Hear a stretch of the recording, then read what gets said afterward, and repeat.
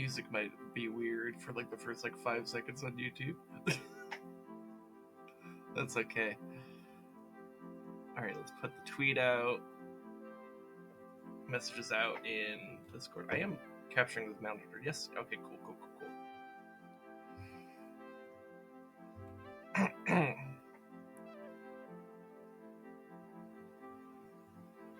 Ay. Man, I'm a little tilted right now, right in like the beginning seconds of my stream, because literally the minute I was like supposed to go live, like I had an issue with the fucking encoder. So that's fun to deal with, you know? It's very, very great. I love having issues appear the exact minute I'm supposed to be doing a thing. It's okay though. I think we're all good. I think we're all fixed. And yeah, we're good. We're good.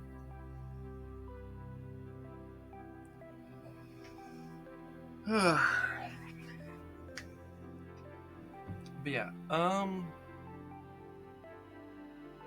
anyways, hi, welcome to the stream. And then welcome to the YouTube archive for the you people in the future. Probably like a week from now is when this will be uploaded, or more. I've been behind, though that was partially because of vacation. I think, in fact, yeah, I'm actually pretty behind because I still have the Together Tuesday before vacation to still archive. So I'm actually pretty decently behind. But I'm going to be catching up. Once I catch up, we'll be golden. That's okay. YouTube of the future will, I'm sure it'll be a great or possibly more hellish place. We'll find out. Anyways, oh, that's not fully plugged in. That would probably help if it was. Anyways, I feel like I should have something to say right now. But I got like so scatterbrained by my encoder not like booting properly that I'm like, fuck, what was I doing? I'm gonna be doing Zelda in like 5 minutes here, but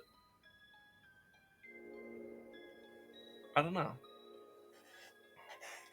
I guess I'm still. So I guess one thing I'm still doing here, that I guess I could just think out loud about, is I'm still trying out this idea of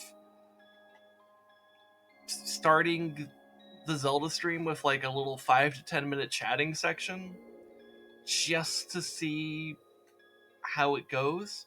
Also because like the title sequence of Minish Cap is like 5 seconds long, so not much of an intro. So I think, but I want to give time for people to show up and to kind of create this more chill vibe out the get-go before we get going into gameplay. And I'm like, well, what if I just... So my thought, like a week or a week and a half ago was like, well, what if I just start the stream with some nice chill Kingdom music and then chat about whatever. If someone comes into chat, we could talk about their day or whatever for like 5-10 minutes or whatever. And that could be a nice way to connect with the viewers. For any viewers that do show up in that time frame. And it could just be a nice way to create some chill vibes. I think the thing that's causing me a little bit of awkwardness is both times I've done this, I haven't had someone hopping in right away, which is fine. Like, part of the reason for doing this is to buy time, but that means that maybe I should be trying to think what is something that could be relevant to the YouTube audience more than the Twitch audience. If I'm buying time for the Twitch audience to show up, the YouTube audience is already there. I don't really know. That's something I'm still working out in my brain. So this might suck the first few times I do this. We'll see how it goes as I go throughout the Minish Cap playthrough. Because, I'll probably be playing this game for at least the next month. if not more. I don't know. I don't know how big Minish Cap is. It might be small, it might be big. Well, I mean, I guess it'd be fitting if it was small but also big at the same time. Be very on theme. But anyways, I don't know. I just don't know. Look, honest thing, I don't know what the fuck I'm doing. I'm just trying to create words because I got scatterbrained, and I feel like there's something I should be saying because it's that little anxious part of my brain that's like, hey, you need to be generating commentary. Isn't that what you're doing as a streamer?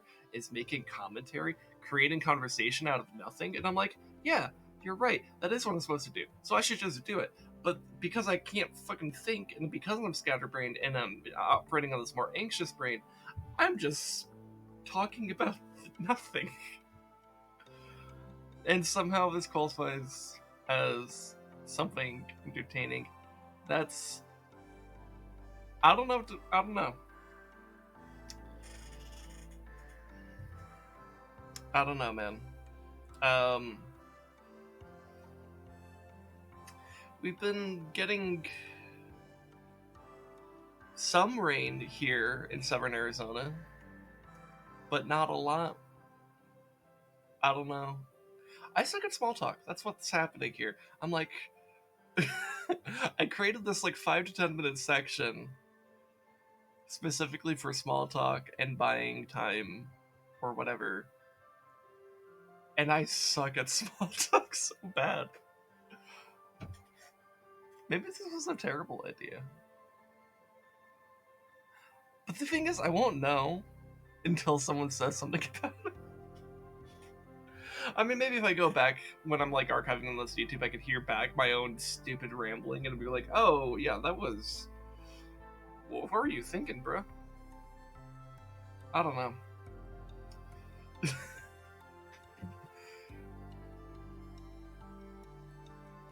Part of me is wondering, like, what would be the mindset of anyone that showed up to my stream right now to hear me talking about this stuff? I don't know. But hey, if someone does come in,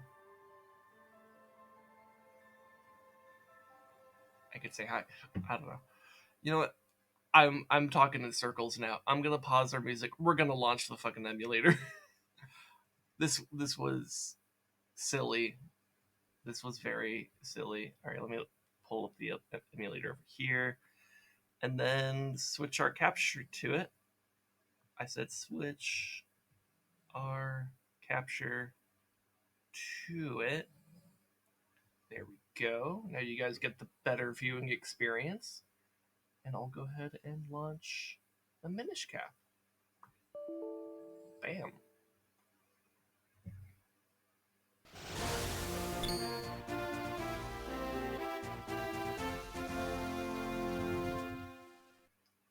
And that's the intro. That's why I'm doing the dumb 5-10 minute talking thing, because I don't know what to do. Oh yeah, that's right. I need to be with that simulator. I need to be using the save files. So load save. So everything that's happening here, it might be creating a little bit of weirdness for me. Is I recently got a new headset, and by recently I mean like 2 days ago. I got a new headset, and so I'm still kind of like adjusting to my own. I'm adjusting to the acoustics of it. Like as I'm talking, the way I hear my own voice feels different because of the way the headphones are actually canceling out more sound than I'm used to, and so that's throwing me off too. Maybe that's what's happening here. But the other thing that's happening is that game sounds come out like very clear to me. Like this is like boom, overpowering. It's like I may want to actually open up Volume Mixer and knock it down a bit. Oh, you know what? I also have my computer volume just kind of in general loud. That would explain a lot. I think I'll still knock the emulator down a little bit. So I don't think we need it that loud. But yeah, alright. Alright, let's see. Do I remember how to move? Okay, I do. I remember how to do things. Okay. Let's see, why are we back in this house? There's a reason why. I think we were talking to the smith about something.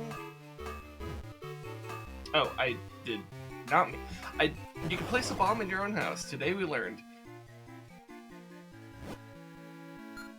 Here, let me just have this equipped, I guess? I don't know. Oh, welcome back, man. My, but you're looking so much stronger. If you get tired, just go ahead and take a nap upstairs in your room. I'm busy making swords for the guards to keep monsters at bay. I wish I could do more, but for now, we need you to save Princess Zelda. Okay. Okay, so I think I was probably in back in the house to, like, take a nap, I guess? I don't know.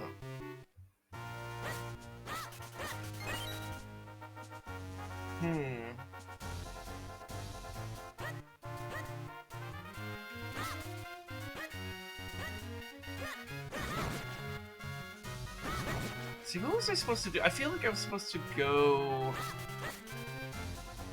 Oh, what is this? What are you? What is... Don't know what it is, but it's dead now.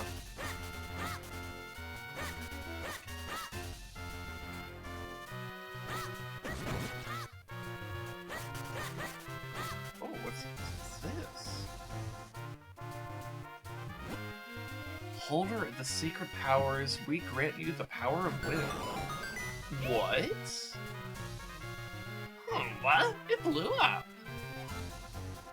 Hey, kid. Look where that stone marker used to be. There's some strange symbol on the ground. Yes, of course. Why, this must be... Well, I haven't the foggiest... To be honest, It kind of looks a little bit like the... Like, it looks a little bit like a treble clef.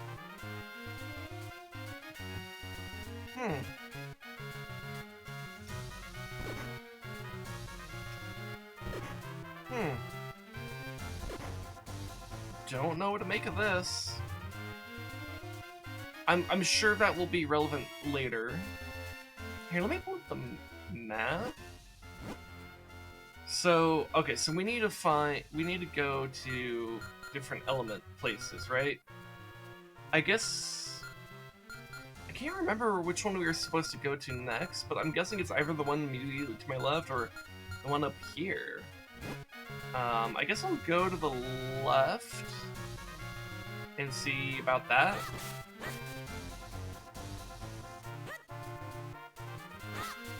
Oh, hey, this is a place I can use a bomb.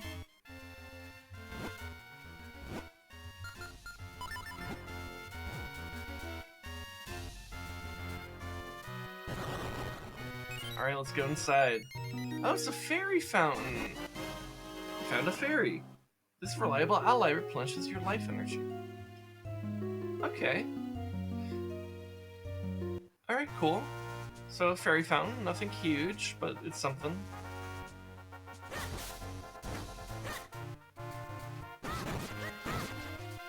Alright, what's down here?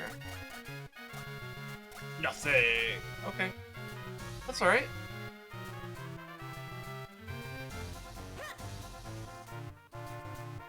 Western wood. Oh, there's moblins over there. Okay. And whatever that is, some kind of fox bandit? I don't know. No, it doesn't look like I could go that way.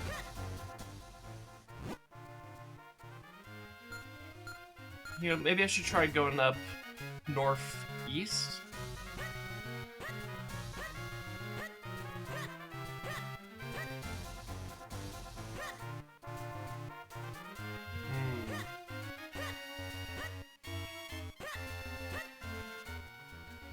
So you're probably up and over. Oh, hey, the carpenters. The name's Muto. I'm the head carpenter around these parts. King Hyrule has entrusted me with the town's reconstruction. This area you're standing in right now, it's a work zone. It's way too dangerous for a little kid like you. Oh, I'm busy, kid. Boss always makes sure we've got our noses to the old grindstone. Oh, shit. I should really unequip bombs when I don't intend to use. Alright, so I guess I need to go around this way. There have been a lot of creatures on the rampage lately. As a result, we're in a bit of a rush to get things repaired around here. Okay, so can I still go up this, or no? Okay. Yeah, so that's kind of stopping me from going up that way. Guess I could still go through the woods, perhaps? But I don't have the ability to swim.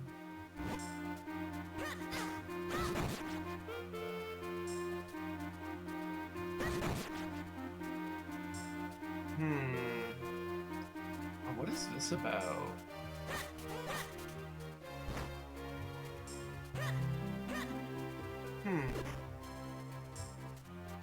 Don't know what that's all about. It kind of looks like a door, but I don't know.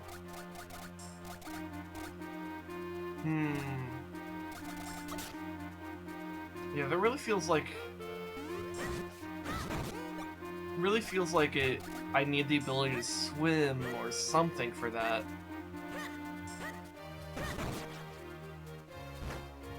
Okay. So where do I go then? Or maybe I could go around through the Hyrule Castle area. So I think I go this way. There should be a way into this, yeah. Okay, so if I go up here and then go to the right.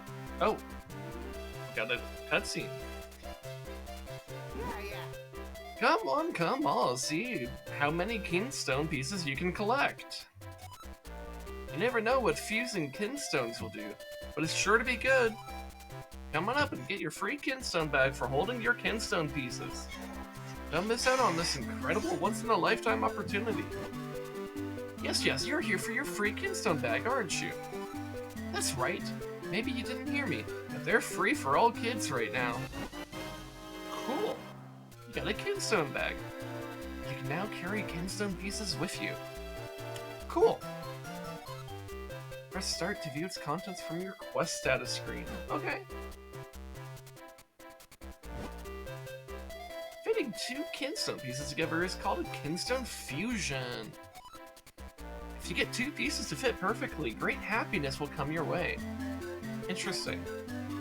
I'll put a Kingstone piece in your Kingstone bag so you can give it a try. Anyone who's ready and willing to fuse Kingstone pieces will look like I do right now. Okay. When you see that look in their eyes, that's when you press L. Use to choose the Kingstone pieces, and press A to try fusing it. Did you catch all of that? Yes. I think. Stand in front of me and press L so we can fuse Kingstones. Okay. Hello there. General Kenobi. How's it going, nurse?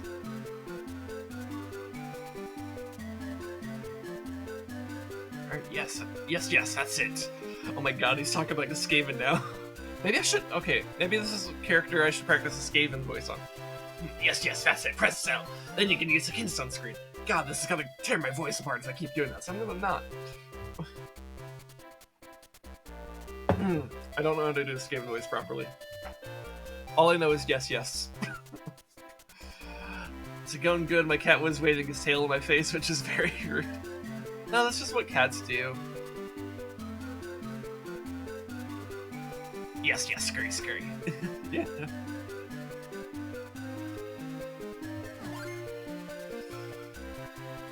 Okay, so... Okay. The two Kingstone pieces fit perfectly. Maybe something good will happen. Oh.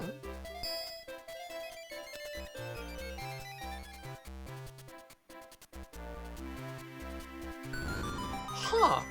So that's how you open those. Okay, so that's the Kingstone thing, not... I thought it was like maybe I would get some kind of like fire rod or something and it would allow me to burn the vines off. Okay. Interesting. Okay. Also, look at this cat. Look at this. Look at the cat. Can I pet it? I can speak with it. Meow. Meow. It's a very cute. This whole game is really cute. Okay, so I think it was it in Maaann Rancher? Oh, hello. Oh no, this is horrible. The cuckoos have gotten out. It's the chicken quest land of Kakariko, sort of. Can you catch them for me? I'll help. Try to catch 2 of them within 25 seconds, please. And you can't go into buildings or leave town. Okay, alright. We gotta find. Oh my god, that's a character we gotta talk to at some point. How do I grab? How do I grab? Oh, I pressed that button. Okay, okay. There you go. It's one. It's one. Golden Cuckoo! Come here. Okay, I got it. I got it. I got it. I got it. I got it. I'm not. No! Bitch! Okay, so the Golden Cuckoo will leave your hands. Okay. This version of Legend of Zelda looks like Pokemon even with the text font is the same. I guess so. Though that could just be because it's like it's a Game Boy Advance game, and so like a lot of Pokemon games are on the handheld devices and stuff like that. So it could just be that. I don't know.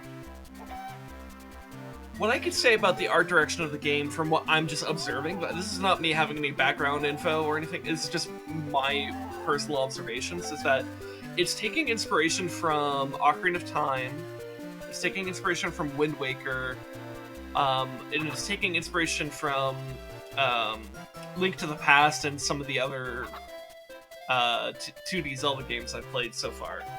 But mostly leaning onto like Ocarina of Time and Wind Waker. So I think that's where that's kind of coming from, and just the Game Boy Advance graphics and just kind of make it look extra cute, I guess. I don't know.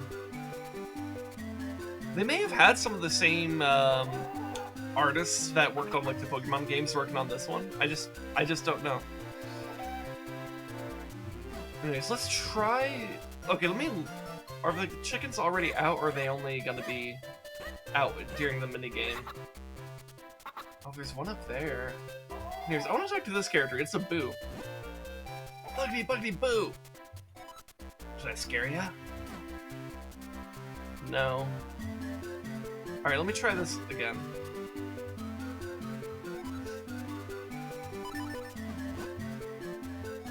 All right, let's do it. Okay. So we got this one again.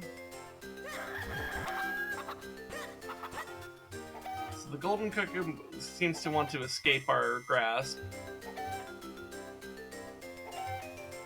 You know what, we'll just grab this one. But I'm sure there's probably something special about the Golden Cuckoo. Thanks, here's your reward. You got 10 mysterious shells. You get 20 rupees. Doesn't it feel good to help out others? I already had a full wallet, but okay. There's also a doggo. Arf. Arf, arf.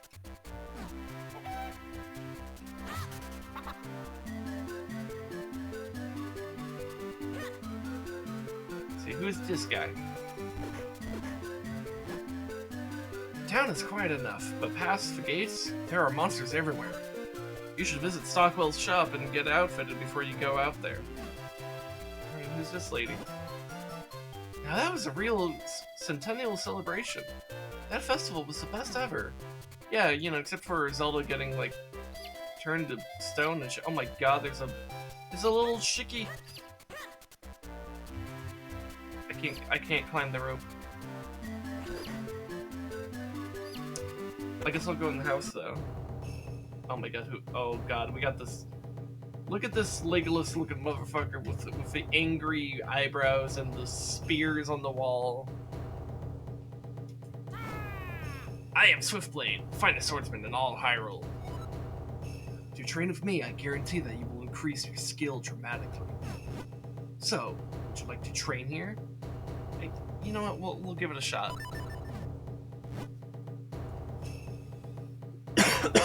Excuse me.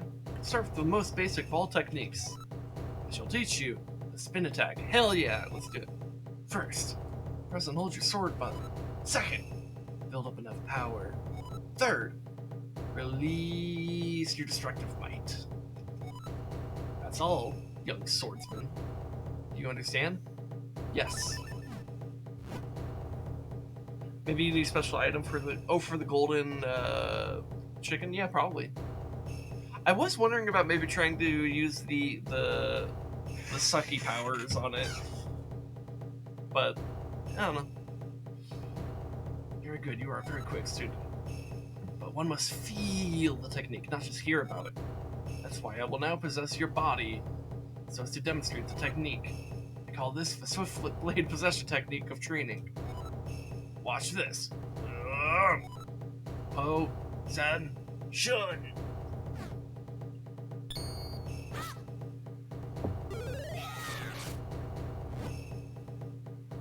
Phew, now you must try it yourself. Press and hold your sword button. Build up enough power. Then release your destructive might. Okay, yeah, we all know how spin attacks work. Super straightforward. Yes, fine work. Your quick study. But I'll give you the Tiger Scroll. If you ever forget this technique, you can review it with the scroll. I mean, do it. Blah, blah, blah, blah, blah. I've learned a spin attack. Yay! I'll try spinning. I hear that's a new trick. It does seem to charge slower than it did in like the other 2D Zelda games I've played. So it might be a bit less reliable, but maybe I don't know. We'll see. Let's see, is there anything else this guy has? There are no more techniques I can teach you with your current sword. Okay. When I have a new sword, there might be something. Let's see, what does this house have? I'm a laid-back, easy-going kind of guy. Not a care in the world. That's just the way I like it. Okay, so it seems like some kind of like bar or tavern thing. Oh my god, is this a milk bar? Dude, I think it's a milk bar. I want the milk bar music from Majora's Mask. I miss the milk bar from Majora's Mask. Let me tell you something, it might come handy someday. You can move bookcases and stuff, try and push and pull different things. After all, you're young, you should be trying all kinds of new things. Cheers! Yay! Cheers! Raise your milk for a toast. I wonder what I should have for dinner.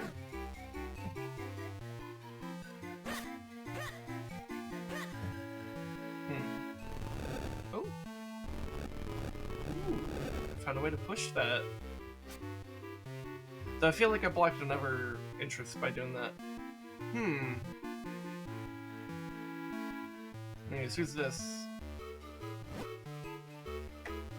Okay. We hear all sorts of interesting gossip in here. Stop by from time to time. Okay. Can I talk to the guy up there? Okay, yeah. Do our best to make this a nice, cozy place where people can relax. Ideal Cafe is a place where everyone can just let it all hang out. Ah, yeah. Alright, and then we got that guy with the fucking things.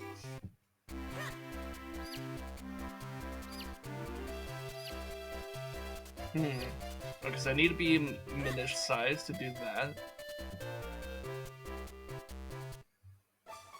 There's a heart piece in there. Okay.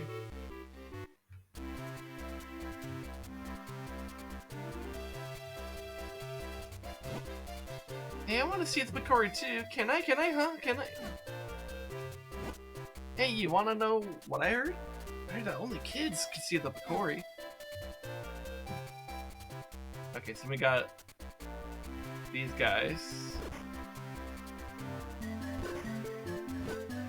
Howdy, howdy. Come get your fresh veggies grown by Annie and Meanie. They're fresher than fresh, folks. They're good for you, too. Hey, fresh fruit. Get your fresh fruit here. Alright. Okay, so this is like a shoe shop. Oh, welcome to Ren's shoe shop. Lately, whenever I take a nap, all my shoes are done when I wake up. Now, if I can make shoes in my sleep, I must be in the right job.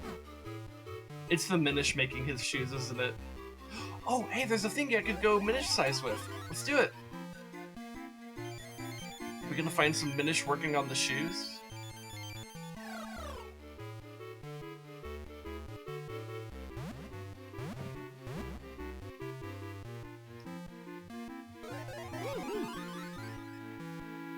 That's right, even some human objects are portals to the Minish world.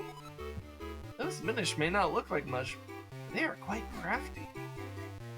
Alright, let's go up the tiny ladder. No, the shoes blocks the path. No. Sag. Well, what if I just... Can I leave the place as... No, I can't. Okay. Maybe if I talk to the shoe shopkeeper, maybe there'll be something where like he moves it. You know, if I can make shoes in my sleep, I must be in the right job. Okay, so no.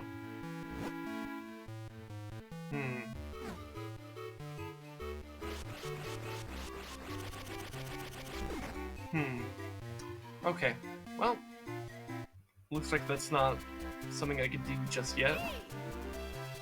That's unfortunate. They're not open yet. Oh, we'll just have to come back later. Okay. Was this the postman? I am the postman, crossing town at incredible speeds to bring you your mail. Cool. You gonna continue running in place?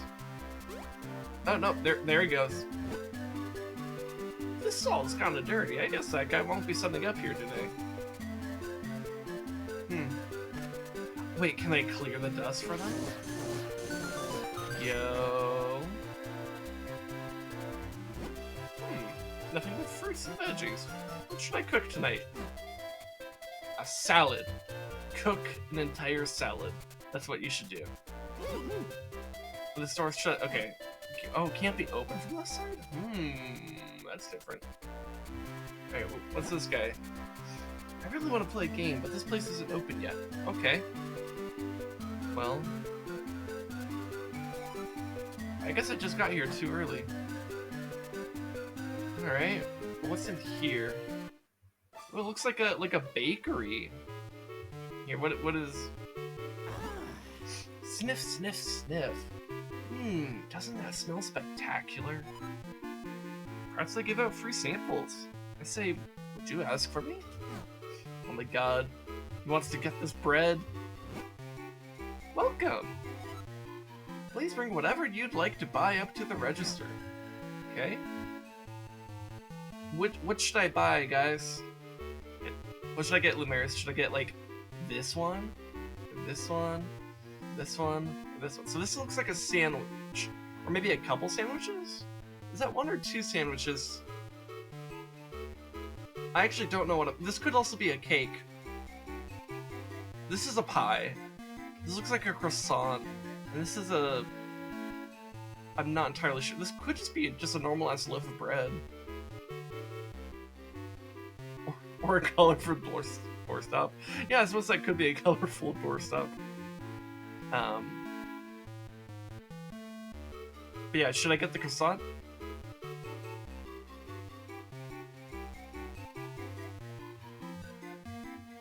I love croissants. Me too, man. Croissants are pog. Oh, just bring whatever you'd like to buy up to the register. I'll be happy to ring you up. Thanks. Is this not the register? I'm confused. Do I have to like drop it here? Or do I drop it here? Drop it here? What's the register? I am confused. Just make deliciousness. What is the register? I'm confused. Can I just leave? No.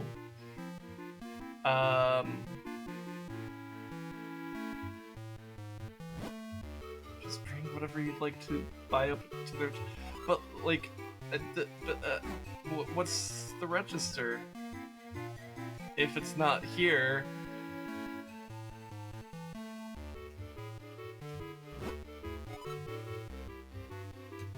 You've come to the one and only bakery of wheat and pita. A special croissant, which may or may not have something inside it, is a flaky, buttery bargain at only 30 rupees. Okay, I tried to talk to her, I swear, with the croissant in my hand. I don't know. I guess I just need to be more specific on my angle. Anyways, I got a croissant. Looks so buttery and delicious. There was a kinstone piece inside your tasty treat. What incredible luck. Okay. You know, I could buy the other things it looks like. You know, let's buy this. Welcome, you've come to the one and only blah, blah, blah. A delicious brioche. Oh, it's a brioche, that's what it is, okay. Which may or may not have something special inside. It's a fulfilling... Okay, yeah, so I guess they may have things like kinstones inside. I mean, the croissant did. Nothing this time, alright. What about the pie? A slice of our fantastic fruit pie, which may or may not have something inside. It's a snacktacular bargain at only 40 rupees. Okay.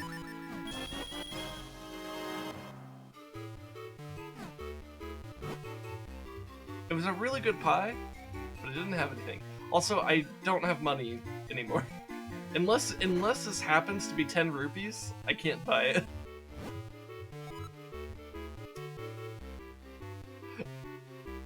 There are loot boxes from before the age of loot boxes, oh my god. But hey, at least I'm not spending real life money on it, you know?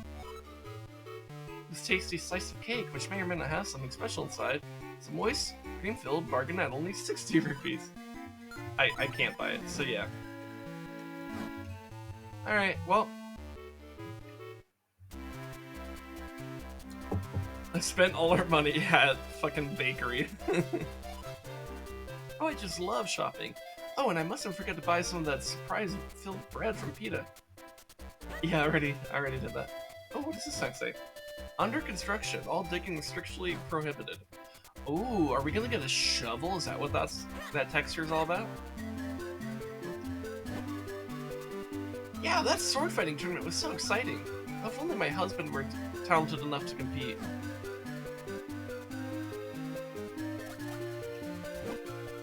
Did you see the tournament? It was incredible. I was out of my seat cheering before I even knew it. Cool. See, what's this? That's unfortunate. They're not open yet. Okay.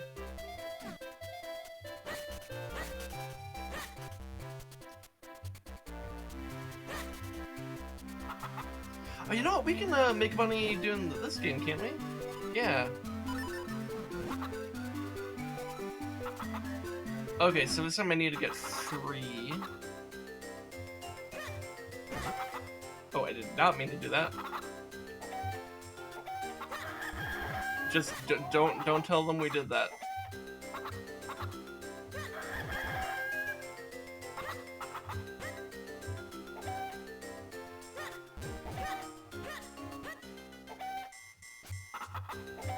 Oh my god, I almost did it. I fucked up the grabbing there.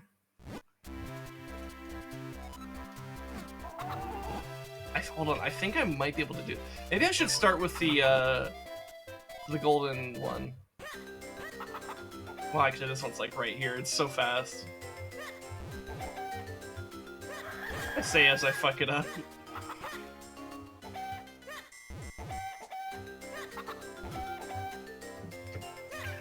Yo, I got it. Wait, where'd the other one go? Where'd it go? Where'd it go? Dude, I'm a fucking gamer.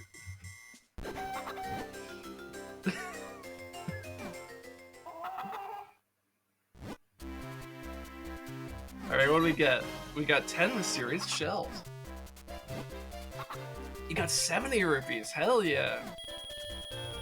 Alright, that's pretty cool. Okay, it appears to be empty. Alright. Alright, the postman crossing town, incredible speeds.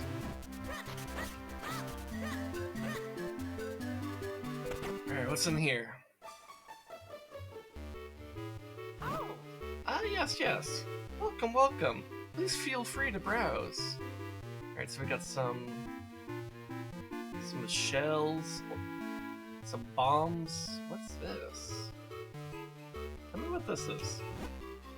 Only 80 rupees for a wallet. They can hold a king's ransom in rupees. You know what? This might actually be the best investment because it'll allow us to go above 100 rupees. Will you buy it? Sure. I got a big wallet. Much obliged, my good lad. Please do not hesitate to stop by again. Alright, and I can get bombs here too. That's pretty useful. Also, I guess if I ever lose my shield, I can get that. Also, I see the little Minish thing in the back there.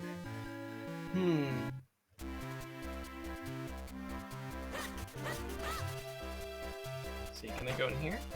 Yes, I can. He's got a doggo. Arf! By the way, have you thought about having chat pop on screen? I have thought about that. Because in some ways it would be... So, like, I'm a bit split-minded, I guess. Because, like, on the one hand it would kind of mean that, like, you know, like, especially for YouTube viewers, like, it would, they would be able to know what I'm responding to at any given moment. But I've also, like, made the habit of, like, trying to, like, read out what I'm responding to before I respond to it to kind of make up for that. But, you know, it still adds additional level of clarity to do that. So that's a pretty strong reason to have the chat on screen. And, like, it can be useful for Twitch viewers too, but honestly, if you're on Twitch, you are in the chat. So, like, it's kind of whatever if you're on Twitch. So I think the bigger thing for me is, like, do I want that on YouTube? And there's pretty strong reasons for it, but I don't know. I also, because you also have to take into consideration where it's popping up, how, like, big the font size is, and whether or not it's conflicting with anything, and, you know, what happens when, like, if, like, I actually have a lot of people in chat. Like, I know that's not really a problem I have right now, but, like, thinking for the future, like, what if I did? Or if I were having a very extended conversation in chat, which sometimes does happen. Sometimes I go on a long tangent with chat, and I'm talking about something, and I'll have to, like, go back and, like, scroll up through chat just to see, like, okay, what did I miss? At which point, what I'm responding to probably wouldn't even be on screen anyways. So it could actually add confusion by having me respond to something that has already faded away from the screen. So I don't know. I guess my thoughts on it is I've always found it visually a little bit more obnoxious to have it there as opposed to not having it there. And it also, if there's anything that's, like, kind of sus or, you know, not so great put in chat, it's at least hidden on YouTube. Not that I've had that issue at all, like, you guys have been great. Yeah, but on the other hand, having the chat there could just make it a lot clearer for people seeing, like, just hearing what I'm talking about and seeing what I'm responding to at the same time. So I don't know. I am split-minded about it. Though maybe the real reason I haven't looked into it with the emulator that I'm using is that by default, the emulator I use doesn't put text on screen. So I'd have to figure out how to do it. Not that that's, like... I'm sure there's probably some way to do it with this emulator, because, like, that's just a pretty common thing. Even if it's not default, it's like it would make sense for that to be an option. I just haven't bothered looking into it because I haven't been personally interested in that myself. But maybe I should be. I don't know.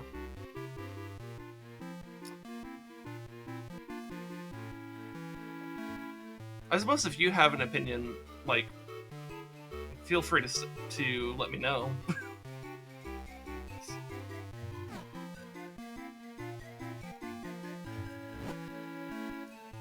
Hey, what do you want? My sister's not here. She's at school. Okay. This guy really just assumed, like, I walked in that I'm here for his sister. That's kind of... I don't know what this suggests about me or this NPC.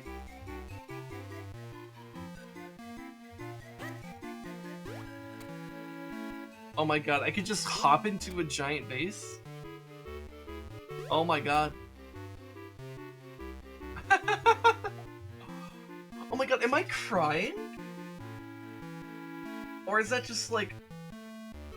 Or is that just... No, that's right. Oh, no, I'm not crying. My eyes are just very blue. And then the black pixel outline on my hands makes it look like I'm crying. Okay, that's what's happening there. But oh my god, doesn't he look like he's crying in there? Like he's like, someone put me in the jar, I don't wanna be in a jar. Oh my god, that's fucking adorable.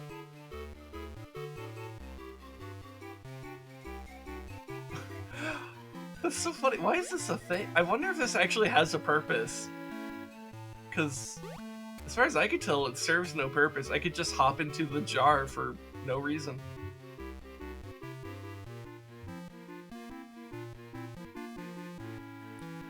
I was thinking, as you said, in relation to YouTube Archive, but also for my personal use, I like being able to see the delay between chat and stream. You know, that's a pretty good argument, actually.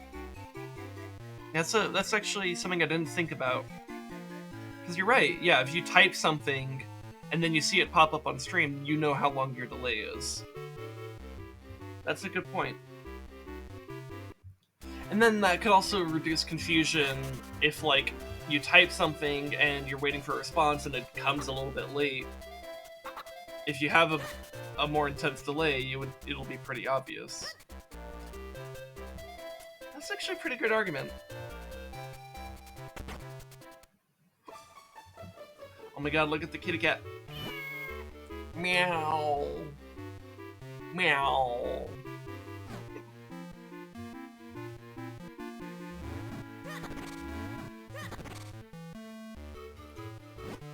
Oh, hello. My brother's at school.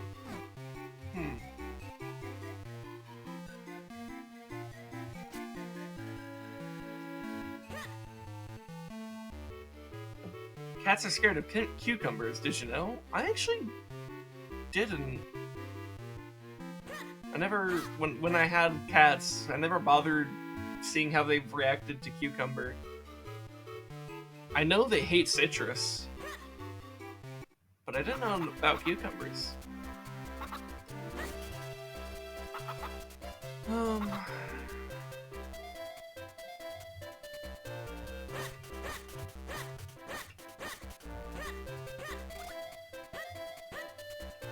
I wonder if there's gonna be anything spooky with the well. Given that this game seems to kind of be like leaning on like other Zelda games of the time, there might be something spooky in that well.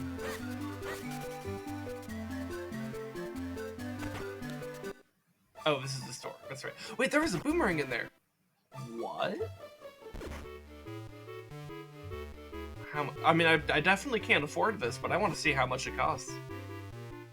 300 rupees. Oh my god. Okay.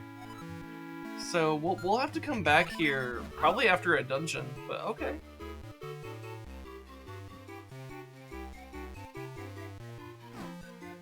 All right. Oh wait, did I not? What did he say?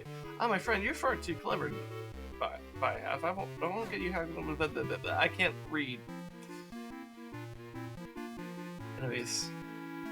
See, I also hate citrus. My mom starts peeling an orange, I just want to leave the room. Really?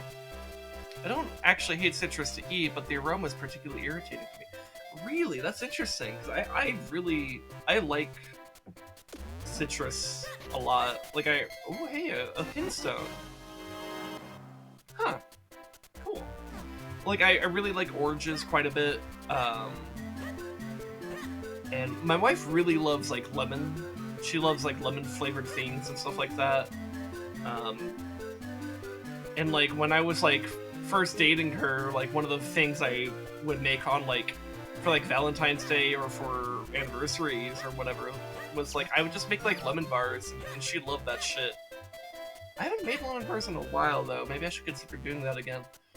But yeah, I mean, look, different people have different tastes and stuff, different body chemistries and stuff like that. So things will just click differently for people. Mandarin oranges are good though. The peel is much more mild and less acidic. True. Yeah, mandarins are a lot better. But I love pretty much all manner of oranges, so long as they aren't like overly sour. Cause like to me, if I wanted like a sour citrus, I would go for like a fucking lemon, you know, like the quintessential sour food. And when I'm going for an orange, I'd want more of that sweetness, which is where mandarin oranges are actually fantastic. There's an old legend that something big will happen when Hyrule's bell rings. Okay. Foreshadowing. Yeah, so that's interesting though, that the aroma, like, is like irritating to you, but you don't mind eating it. That is a little bit odd.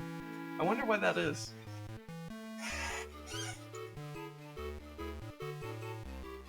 Anyways, that mustache guy strikes me as somewhat unreliable. There's something fishy about this room too. See, we got masks on the sides. Let's see, what's this guy's deal? I am Hagen, mayor of Fairtown. Oh, he's a politician, that's why he's not trustworthy. Gotcha. Mayors are usually very important and busy folk, I'll have you know. But I have a hobby, of course. I collect unusual masks. I just love them, they're beautiful. Simply magnificent, I tell you. Also, interesting to know that there's a mayor for Castletown when, you know, Castletown is like, you know, right outside the castle where the royal family sits. So, like, that kind of suggests to me that there's maybe like a bit of a hybrid, like maybe small scale democracy but grand scale monarchy. See, I think I finally got a good grasp on how things run in Hyrule. Things run so smoothly around here, and I haven't even done a thing. Okay, or he's just like a puppet figure, like a figurehead. And it's really just a monarchy with a veneer of democracy, which is actually much more accurate, isn't it? I wonder how much better this place would be if I actually did anything. Fuck, yeah, that's fucking politician. But look at this. I'm in your vase now. What you gonna do about it?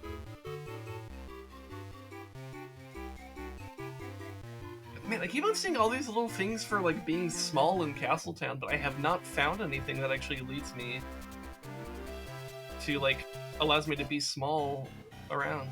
Oh, this guy's got like a fucking like underground dungeon in this basement. Okay. I don't know why, but high frame rate on 2D games always throws me off. Hey Rez, here, let me... Alright, do I have you fully boosted? I do. Okay. I'll boost myself. Yeah. Yeah, I always check when you come in to see, like, is he just tired? Is he just far away from his mic? Or do I have him quiet? You're quiet. Welcome to I have everything tuned for my streams, where I'm at the ideal volume, but apparently it's too quiet for everybody else. It is pretty, like, noticeable how much of a dip it seems to be on my end. Especially when I have, like, my own, like, audio going on. But yeah. Yep. Well, hi, how's it going? Hello, Thunder from Down Under. You got a kingstone piece. These mystic stones are said to bring happiness. Alright, cool. Oh man. Ugh. Today I have to go to work and that'd be paid for because to get my fingerprints done for feds. Fun. Okay, so I think I have to be back here when I have maybe some kind of power glove.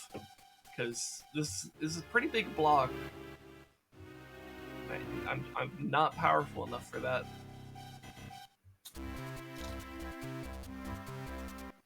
Literally just makes you have to work out Link like it's set for the GTA. Yeah. By the way, so what does it say that there's this like little like mini dungeon underneath the house of the mayor, who seems to have an interest in mysterious and unusual masks, and also made a comment about how things seem to run smoothly here even though he literally does nothing. And he wonders whether or not things could be better if he actually did do something. I just want to know his policies, not his hobbies. Yeah. Well, his policies are do nothing, apparently. And the fact that it's working is disgraceful. Yeah, which, I mean, maybe it's just that we currently have a benevolent monarchy. But, like, you know, the monarchy, the system is still pretty unstable, if you ask me. Even if you do have a good king and stuff like that. Because once they're gone, oh, fuck. Yeah. See, I think the mayor's doing a fine job, no matter what people say. Fucking boomer. But yeah, no, because I was like making comments like, huh, it's interesting that Castletown has like a mayor when, like, you know, it's Castletown. It's an extension of, you know, the royal family, or the royal powers, I guess. And it's like, okay, so I guess maybe it's like small scale democracy, grand scale monarchy. Maybe that's the system they have going on here. And then it's like, oh, he doesn't do anything, so he's just a figurehead. I was about to say, wait, is this like some kind of like hegemonic empire thing? Yeah, well, I think maybe that I mean, I guess maybe that's what it might be on paper, but because the kingdom's also small at this point in time, like, it's really basically just a Castletown and like some like outlying areas. So like, I don't know. I guess the idea is that the kingdom is a little bit more expansive beyond Hyrule Castletown, but it's mostly just Hyrule Castletown. Because like there is like Lon Lon Ranch, and there's like the Smith's house where I live, which is like a little bit more in the rural area of the kingdom. But like, it basically is just like this one town, from what I can gather. Anyways, let's see what's in here. I cannot. Oh, okay. A funny thing happened yesterday. Oh yeah? My parents have been going through the audiobook, the unabridged audiobooks of Lord of the Rings. Oh, okay. Yeah. And my mom was just like, who's Tom Bombadil? Oh, yep. And I'm just like, okay, that's Tom Bombadil, Tom Bombadil. So, question: is it who is Tom Bombadil or what is Tom Bombadil? Because those are two different questions. Both. Okay. One of them is easy enough. Who is easier? It's like, oh, who is like, he's just this like. His boots are yellow, and he's a jolly fellow. It's the jolly fellow in the old forest that basically saves from the trees. And has like apparently like the hottest wife. What he is I don't know, a fucking hippie, I guess, but he's a weird outside. He's a force of good that's outside context. He's just kind of there. Yeah, yeah, and he's a character that most people don't know about because he's not in the movies. Because, well, it turns out he really had like no impact on the War of the Ring. Like, whatsoever. He saved our protagonists' lives, but that's about it. Yeah, and when you're doing a movie, you know, you don't really have time for little side quests like that. But a book, you have plenty of time. Oh yeah, with a book, you have all the time in the world. You can talk about whatever fuck you want in a book. It's great. The Swiftblade school in the south end of town is really awesome. Their teacher Swiftblade has an amazing direct teaching style. I wish I could train there. Yeah. By the way, I've officially learned the spin attack. It's a neat trick. I should try spinning. That's a neat trick. Arf, arf. The dog won't let me pass. Arf. Hey, you. Yeah, you. Fuck you. Says the dog. Oh, who's this guy? I come from a faraway land. You can tell by my clothing, can't you? Is that racist? I don't know. Is it racist if he's the one bringing it up? I don't know. This place isn't so bad once you get used to it. I like it here. Okay. This place is peaceful. It's in heaven. This land is peaceful. Its inhabitants kind. Oh my god. Oh hey, it's the postman. Stamp, stamp, right to left. Or are there two postmen? Is there one running around and one working in the post office?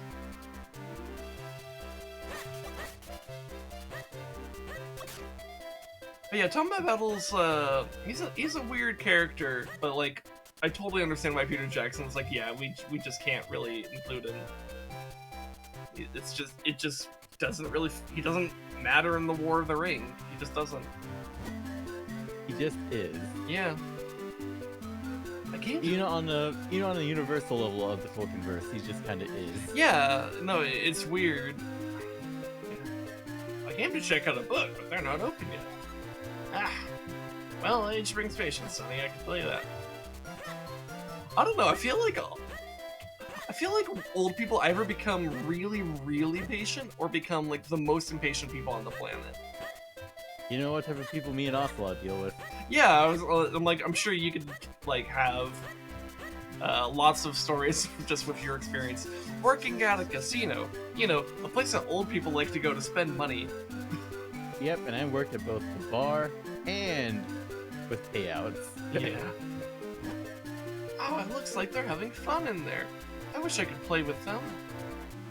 What do you think, kid? Oh my god, it's a snot-nosed kid from Wind Waker. Ew.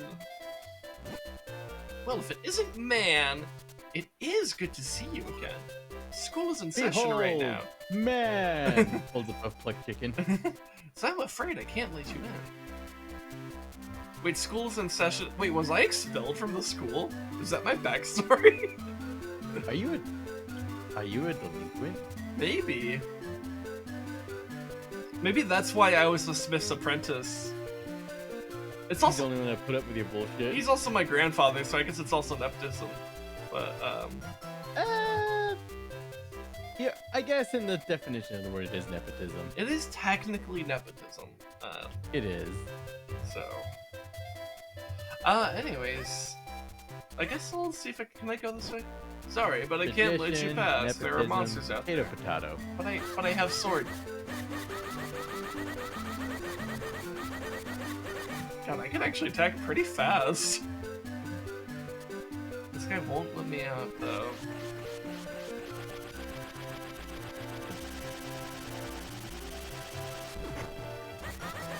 Wow, the guard won't even capitulate to me even if I blow him. That's rude. Guard with principles? I guess.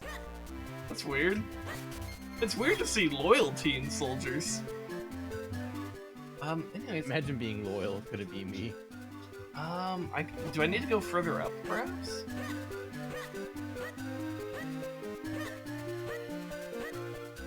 Oh, no, they won't let me pass. Okay. We're working here. Sorry, but we can't let you pass. Sorry. Well, where the fuck do I go? 'Cause yeah, this guy's gonna block me too. Oh, so you learned the spin attack. It's still dangerous, but maybe you can handle it. Let's see how you do. Show me, this is spin attack. Oh, okay. Yeah, that's the one. There are monsters out there, kid. Just make sure you're careful. Okay, so this guy actually will let me go out so long as I do the spin attack. Okay.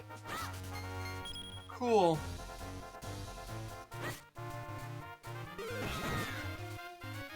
Alright. Here, what's down here?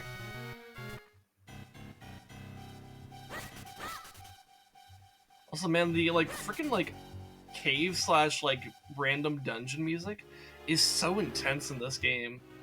It kind of reminds me of like the cave music in Link to the Past, where you'd go into a cave and it's just like intense and spooky and dangerous, and it's like, whoa, okay.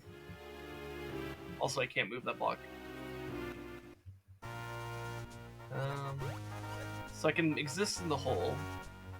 I can't. Down in a hole. Yeah, I can't really do anything though. Losing my soul. Mm-hmm. See, what does this say? Royal Valley, Mount Crenel. Oh, wasn't I supposed to go to Mount Crenel or something like that? I don't know. Here, can I push any of these? I can lift them. Okay. Oh, hey, there's a bomb spot over there. But I need to get over there. Let's see what's up here. Here, hold on. Since I think Mount Crenel's the place I was actually supposed to go, I'm gonna go up this way first.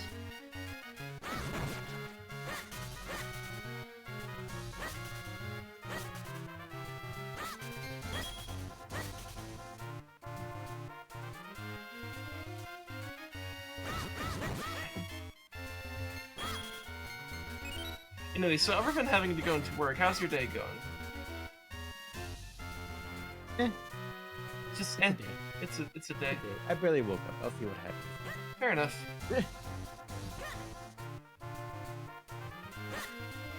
I can't go past these. Okay.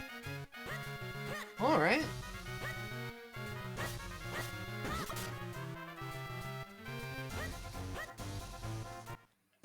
Mount Crenel's base. Wow, Mount Crenel has some very intense music. Anyways, let's see what's in here. How base is Mount Crenel? I don't know yet. Oh, we got a Deku. Okay.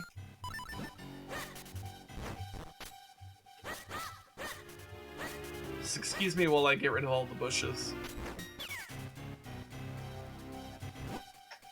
Okay, you got me. I'll make it up to you by telling you something good. A friend of mine in a cave just east of here in Trilby Highlands has an item. If you're planning on going up Mount Crenel, I think you might need it. It won't get you to the top, but it might just give you a start. So, just to the right of here, in Trilby Highlands. Okay. Okay.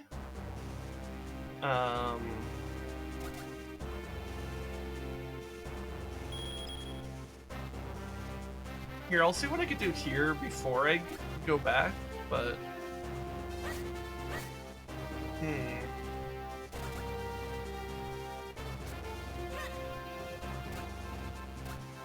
Okay, I guess that's all I could do here, so I guess it's time to go back. So I need to find another Deku in this zone.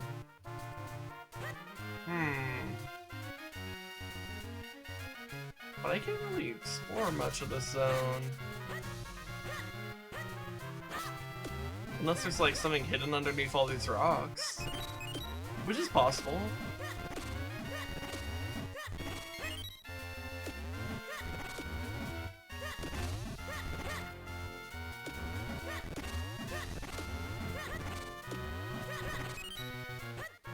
I guess leave no stone unturned. I guess that might be the philosophy here.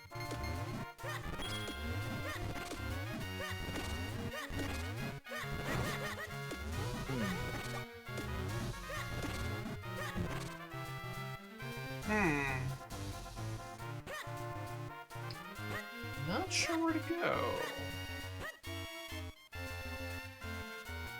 So what's over here?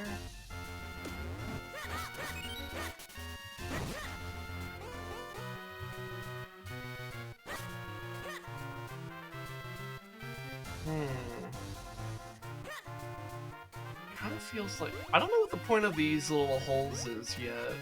Hopefully I'll figure that out pretty soon. Huh. Yeah, I feel like I'm already missing like an item, or maybe I need to be Minish sized already? But like, where do I turn into a Minish?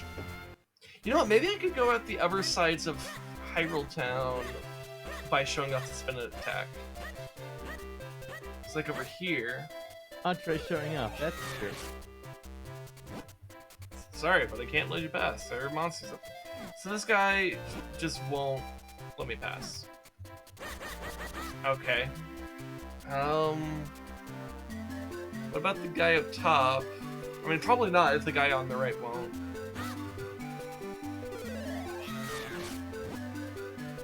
Nope. Okay, well... That's weird. That leaves me unsure what to do.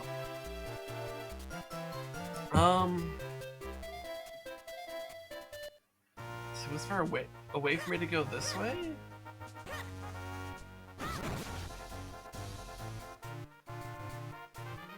But there's a hole here. Yeah, I don't know what's up with the holes. It's so weird.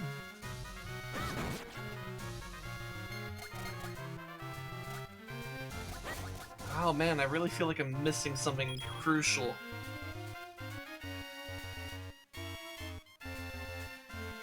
Huh.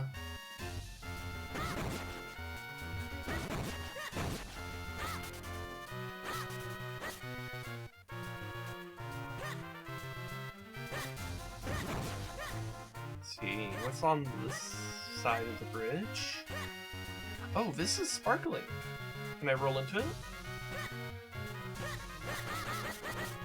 It's a sparkle tree, but...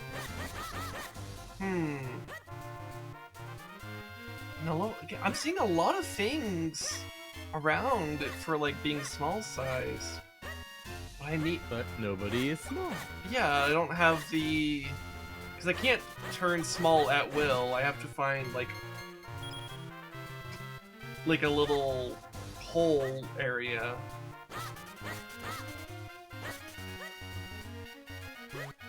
Huh. Do I need to go all the way to the Minish Woods and then come back this way? Maybe. Oh my god, there were bombs there. Oh. Sag.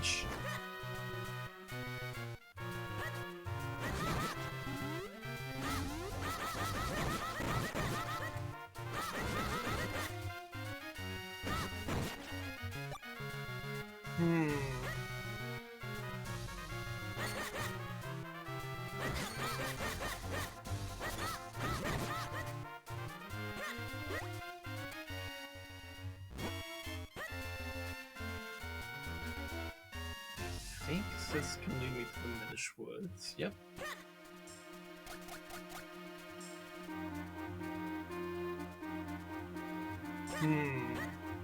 Now all I need to do is find a thing. Oh, what's this? Hold the sacred powers. We grant you the power of wind. Hey, that stone marker crumbled. There's another pair of those symbols. You know, no matter how many times I see that happen, it still rattles me. So we got another treble clef there. Another kinstone.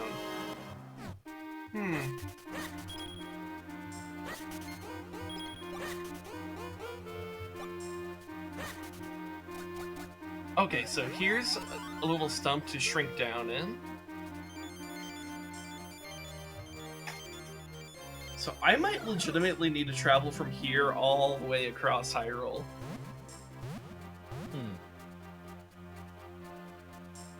I guess we'll just see. Let's see, where's this house I could go into? Wouldn't it be handy to have a bomb that blew up only when you wanted? Is that all you're gonna say to me? You ever just walk into a guy's house and they start talking about bombs? Yeah. Just, yeah. Ocelot.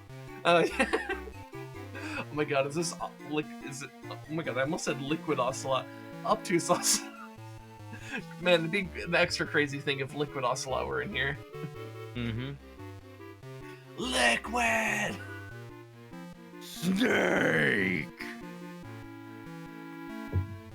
I'm sorry, but I already give you all the bombs I have. Oh, is this the guy that gave me bombs in the first place? Okay. Oh, Man, you haven't even played a Metal Gear Solid game. That's how iconic that shit is. I cannot cross this water. That's a problem. What if I walked all the way this way? Like, all the way back through Minish Village.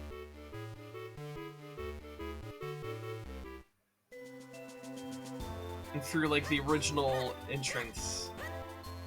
Also, it looked like there was, like, something above? Oh, wait, that's right. Yeah, that's the way to, Yeah, that's the way to the dungeon. Okay.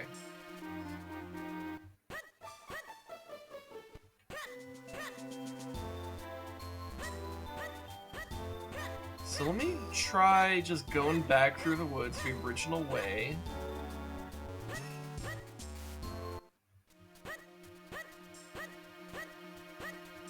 Follow the acorns and stuff.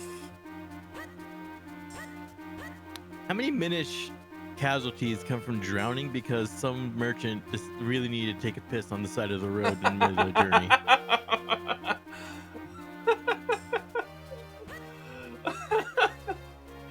I don't know, man. I would think probably a lot. Oh my god, I can't go through tall grass either? Oh my god.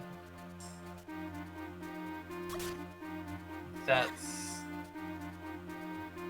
a disaster. Wait, so I came this way for nothing?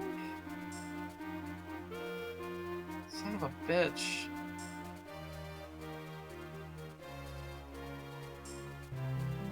Okay, so I really just fundamentally don't know where I'm supposed to go. Which I kind of felt that way when I was like backtracking like this. But like, I don't know, sometimes you find weird sequence breaks like that, where it's like maybe this isn't the intended way to go, but I find a weird way and it works. But it looks like they crafted this area to very specifically not allow you out if you're a Minish. Which means I need to find another place where I could become small. But where? Question, can I grab this? No, I cannot. Huh. And I don't know what this is all about.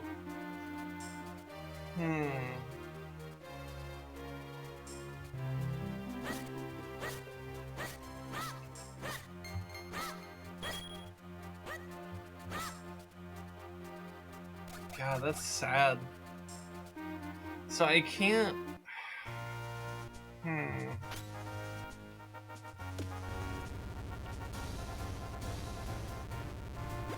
Oh wait, no. There we go. That's how I do that. Hey, what if I cut the grass here and then go in here? Does it reset the grass, or... Because if the grass doesn't reset, then actually I can go that way. That would be pretty useful. Oh no, it resets. Oh, Sag. See, what does this guy say? He just planted a big old bean. Hasn't sprouted yet, but when it does, it's gonna be a big sucker. Okay. Alright, so I can't utilize any of the known places of any of the known Minish portals. Huh. Well, shit, dude.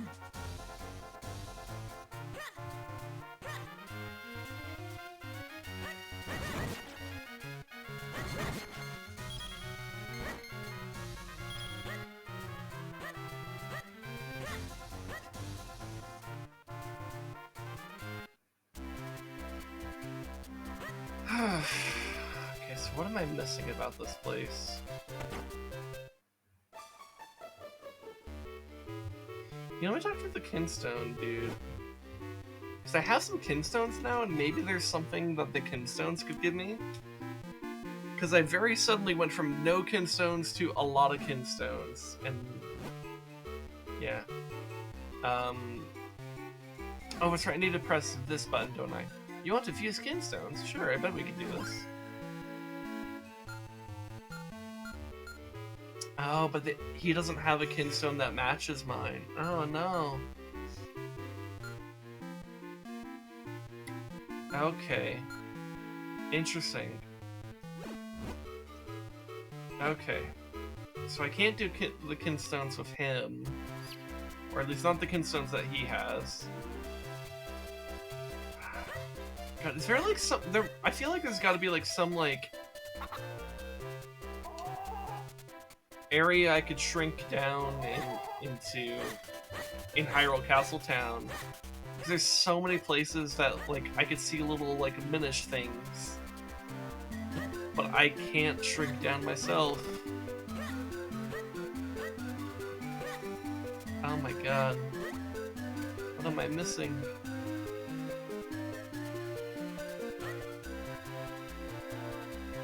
The will to live.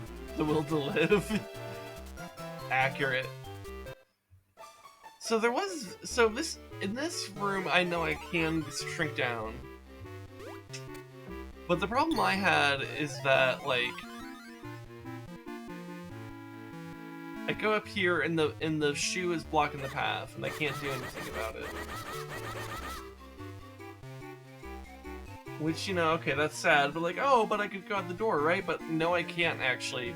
For whatever reason, I guess maybe, oh, you know what? Is this like little like brick texture? Is that supposed to be like a step up? And I'm actually, that's probably what that is. Also, damn, the roll is really good in Minish form. Look at that. Look how far I go. It's insane.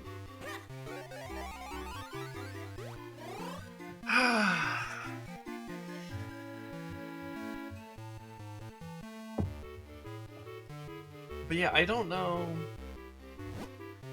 how to get this guy to like move his shoes.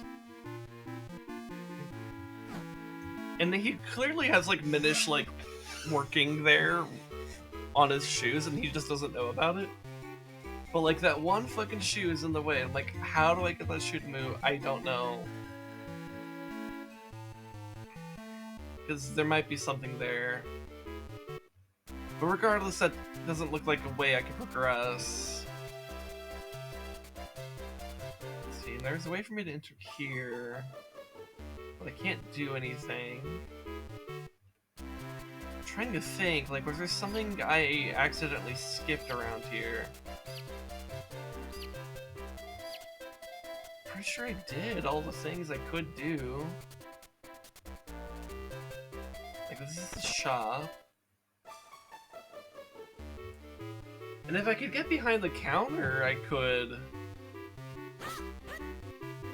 could shrink down. But I suspect I'm supposed to come in through that back entrance. And that's connected here, which suggests that there might be some way to get in here and shrink down.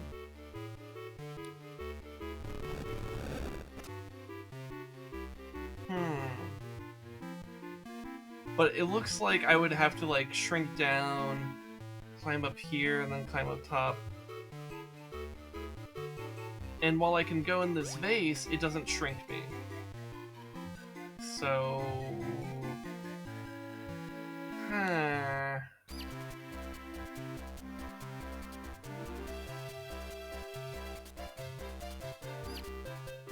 This is a problem.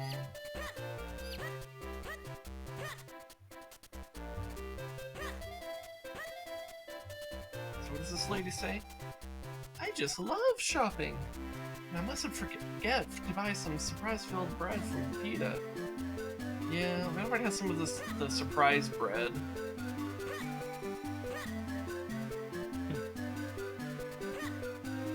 Huh. Yeah, these guys just won't let us through. So what does this lady say? So, but isn't Maaann, it is so good to see you again. School's in session right now, so I'm afraid I can't let you in.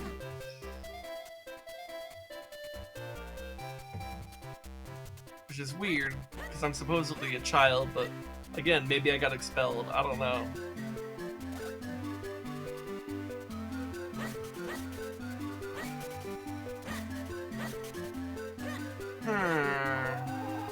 The deep Minish Cap lore. Yeah.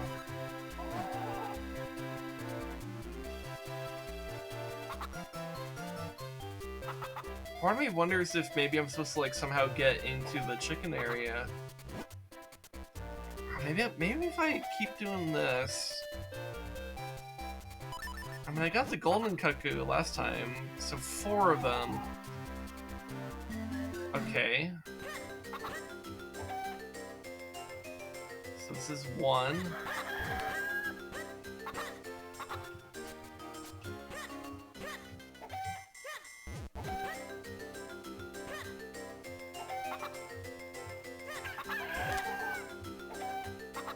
Okay. And then we got this last one over here. Yo, I'm a fucking gamer. Look at that.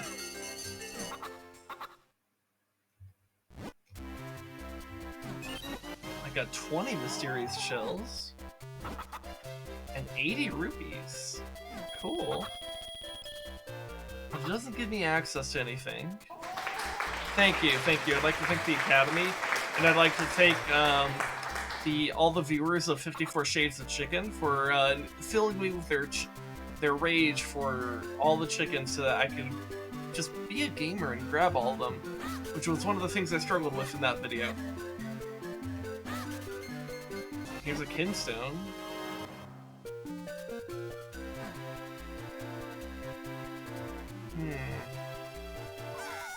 Oh, I can go in the well.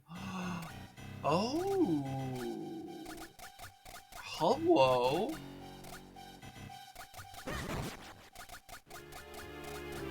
I can't go into deeper water though. I don't think. No, it doesn't seem like there's anything to suck over there.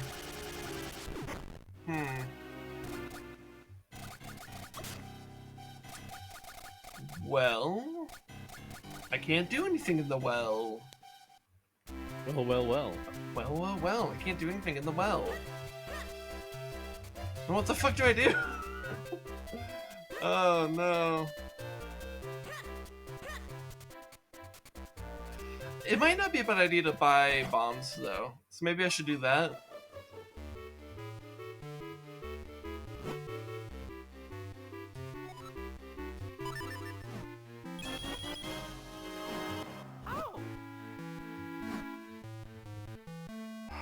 But I'm not sure what to do beyond this. Okay. Well, okay, so I head back up this way.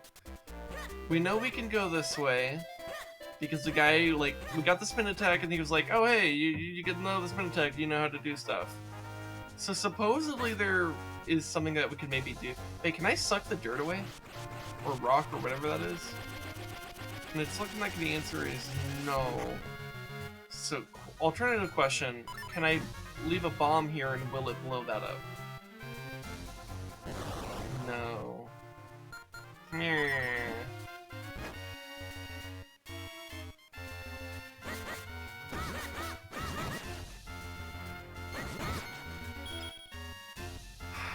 Okay.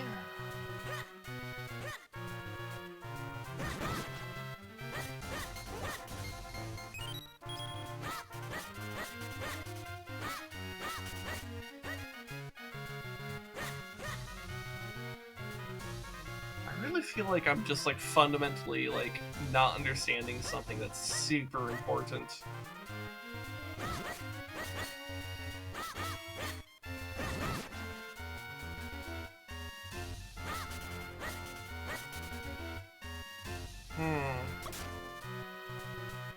They really do just let you walk right off. Okay. I do appreciate that Minish Cap, unlike the other 2D Zelda games, like you just walk into the water, it doesn't actually hurt you. It just resets you. Though that does mean that suicide by water is no longer an option.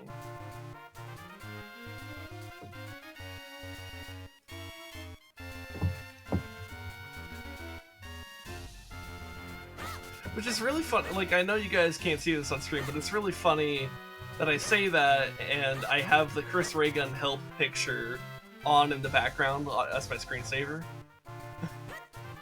So it's just really fitting. I don't know, that screensaver seems to always appear in the most comical of moments. Like, just very on brand. Can I grab this, perhaps? No? Can I suck it? No. Wait, there's a little hole in the wall here. Oh my god, I didn't see this before. Okay, okay. Ah, and here's Videku. Okay. Things are making sense.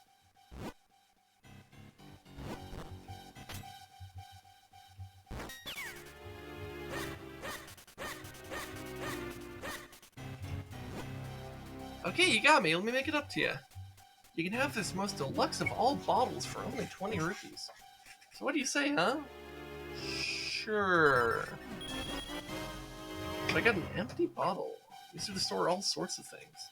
Also, wow, I'm back into games that actually have empty bottles. It's weird after having 3 games in a row that just don't have bottles.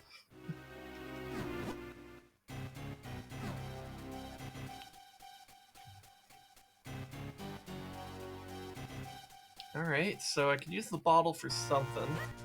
Supposedly this will be important for the mountain area, whatever it's called. I forgot what it's called. Mount Crenel. So here's an idea. Can I skip water? No. Or I can. Okay, if I go to deeper water, I can. You put water in your bottle, sprinkle on different things. Okay, so if I sprinkle on this, it grows. Okay. Can I grab some more in case I need it?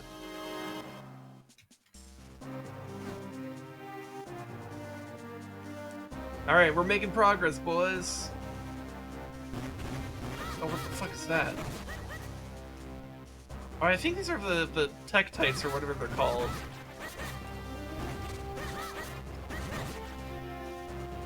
Oh, we got another bomb wall over here. The fuck is a Tektite?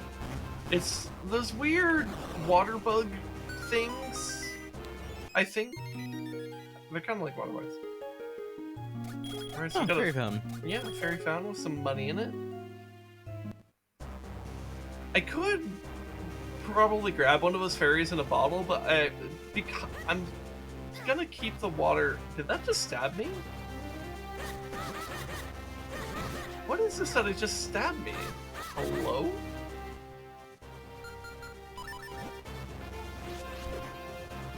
Apparently, is it a spiky plant? I don't. Spiky dust? Because I could suck it away.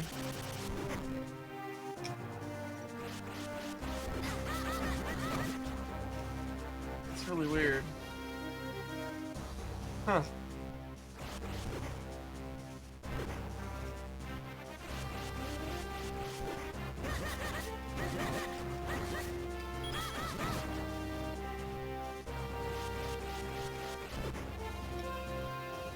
I don't know, whatever this is, the spiky dust, I can get rid of it pretty easily.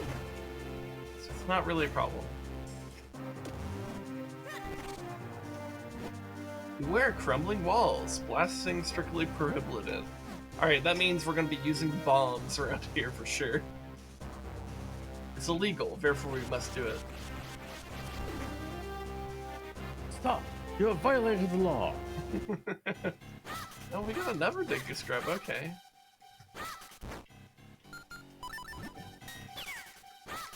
I don't even have to be directly facing it to deflect it, that's kind of sad.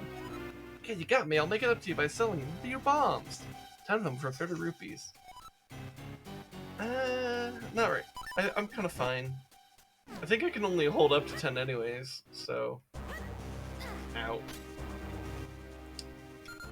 I rolled right into the spiky dust. Is this supposed to be like maybe tumbleweeds? Is that like the logic? Yeah, I can see that. Because...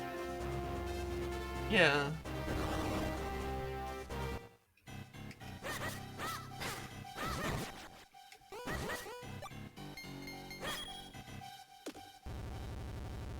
Alright, time to yeet ourselves. Woo. Those little stretchy mushrooms are pretty fun. I like those. Makes me wonder what in this universe causes mushrooms to evolve into I must stretch. I don't know. So once you've pulled off their iron masks, those guys are no trouble whatsoever. So that sounds like... I did not mean to pull up a bomb or drop a bomb. That might actually work in my favor, though. I guess we'll find out.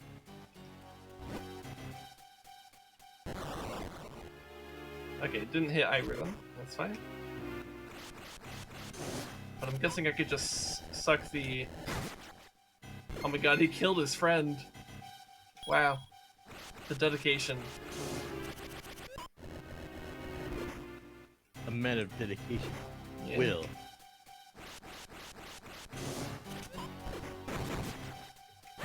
Dude, I killed a motherfucker with another motherfucker.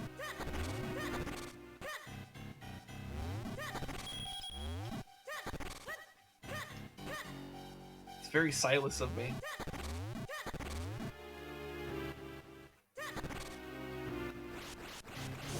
And that's like a reference like nobody here gets. except for you. Yep. Because it's your character. Mm-hmm. To be fair, it's not a complicated reference. It's just literally only you, me, and JoJo really get that.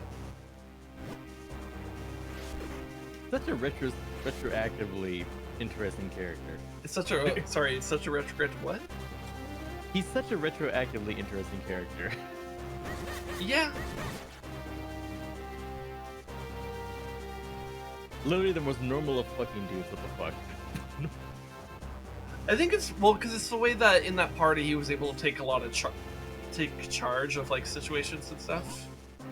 Because like, you know, he has the mercenary background and he kind of knows what's going on combat wise, and basically nobody else in the party really knew what to do in terms of like combat situations, and so he was able to provide that kind of leadership in a pretty useful way. Also, you played him in a very fun and creative way. That wasn't really that frustrating to deal with, unlike the monk and the druid, which I've had a lot more issues with. That's more of just like, how can I make these so broken? Yeah, you really you push the game to its limits when it comes to those characters. Turns out with a fighter, it's a lot harder to just fundamentally break the game. So when you were doing crazy shit, it was just kind of actually, you know, it was kind of whatever. I think the main thing that kind of threw me off with a fighter is like, I mean, it was like they're like shockingly like god tier at like level 1 because everybody else sucks, and then there's a massive drop off at like when like other classes start getting their cool shit, and fighters are just kind of like, yep, I still have sword. Well, it's not really a drop off so much as it is you just gain so much less from the other classes that they supersede you. But then there's like this like point at which like you become such a physical monster that like any type of physical task is like brain dead easy.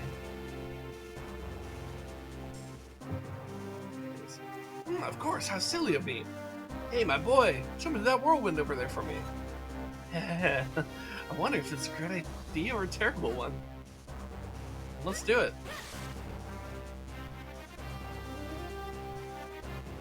Okay. Let me try that again. I think I might... Do I need to jump into it from like this way? I'm a little confused about how this is supposed to work. I guess maybe I go this way?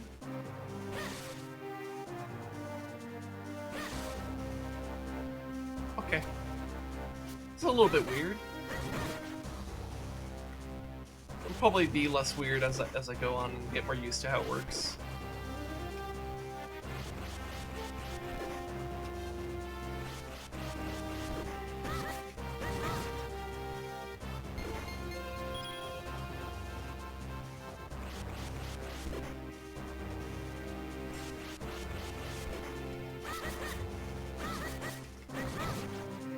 So many tumbles.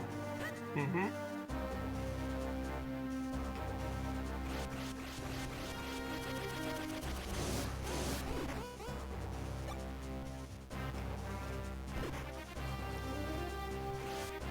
Oh, I found a little hole. And it's not at the bottom of the sea.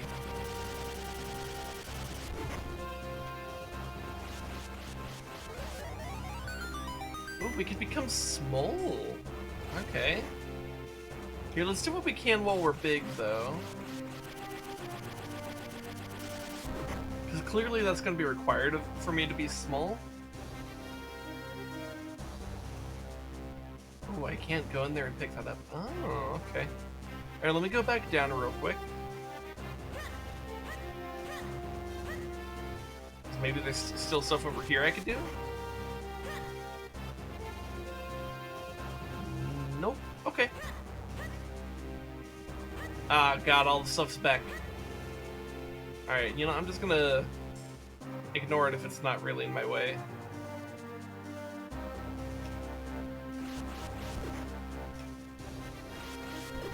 Alright, let's be small.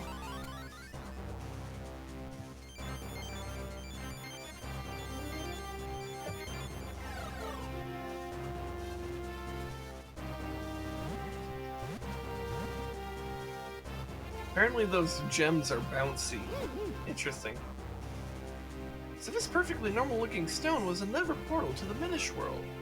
There may be other rock portals. Keep your eyes peeled, my boy. Alright, let's go in this hole.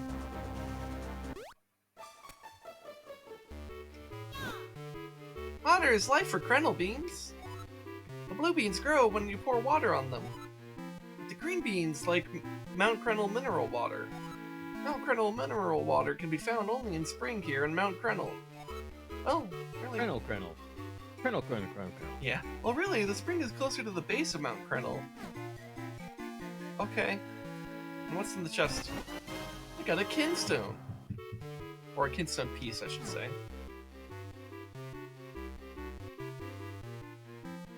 Yeah, it's a cute place.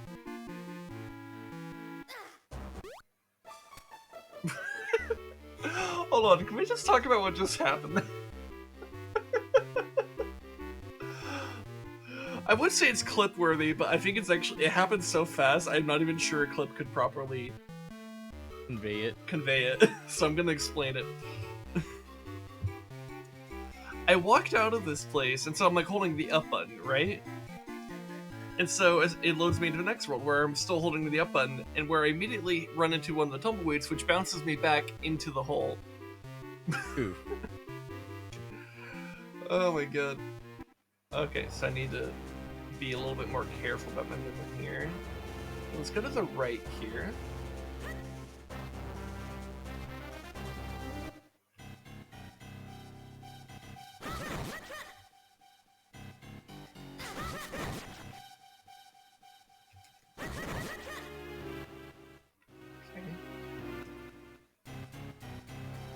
Be very careful about our movements here.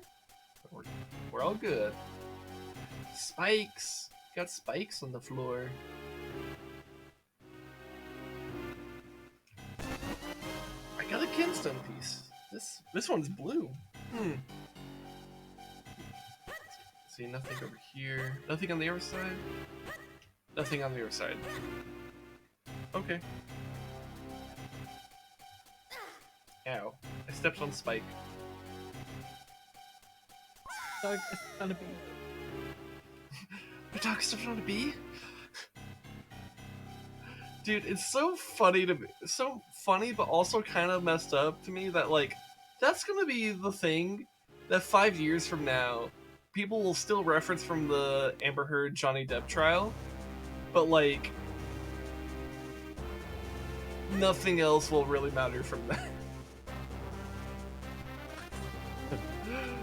I don't know if that's a good thing or a bad thing, but like that's kind of the truth. It's a thing. People are gonna remember that quote more than anything. Man, that whole trial was such a shit show.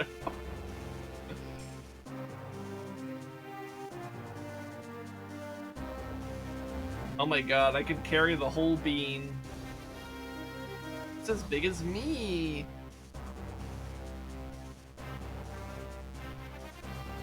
Big bean. Alright, so I presume I want it here. And then I think I need to become big again so I can pour the water on it.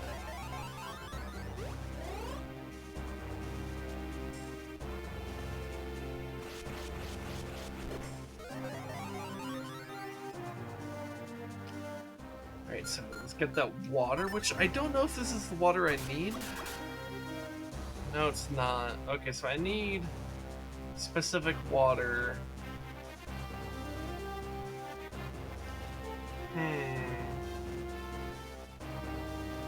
Which, there wasn't water up here, right? Not that I saw. No, okay.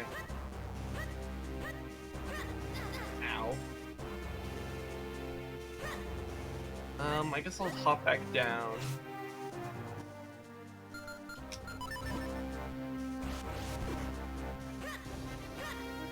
Maybe there was something I missed over here?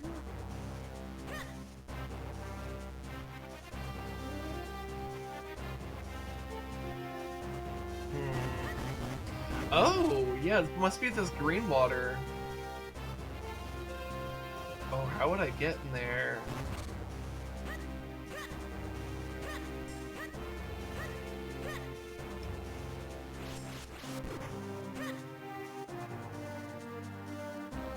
Oh, let's see if I hop in here. Oh, but interesting.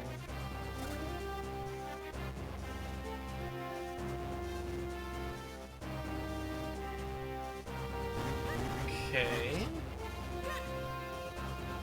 See, what was in here? Fairy fountain, okay. Huh, so I noticed there's a little ladder to a hole there. So maybe I need to find some kind of... Ow. Some kind of little cave? See, what does this sign say again? Beware of crumbling walls, blasting strictly prohibited.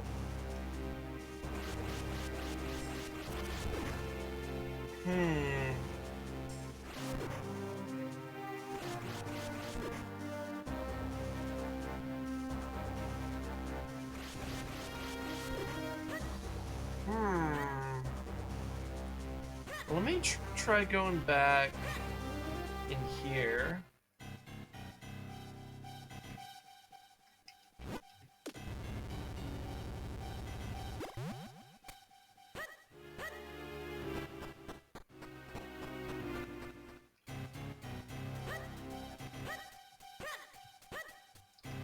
Oh, you know what? Maybe... Do you think it might be possible for me to ride this wind all the way to the right? Okay, maybe not like that. Let me try that again.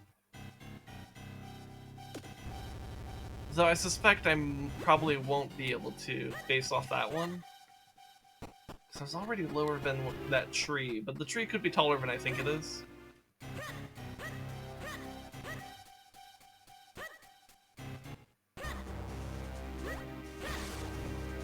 So I'm gonna ride it a little bit lower and then go to the right. Yeah, it just does not carry enough. Okay. What was this through here? That was Videki Scrub. Okay. Okay.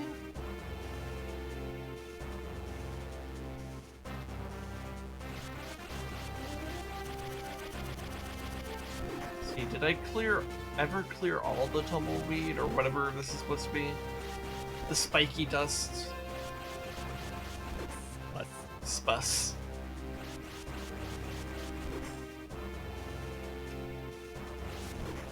Because if, like, maybe they're, like, if it's, like, hiding just, like, a little hole or something like that, that could matter. Maybe.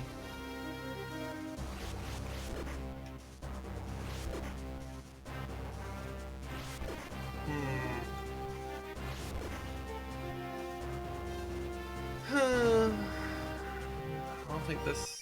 Yeah, this was just a fairy fountain.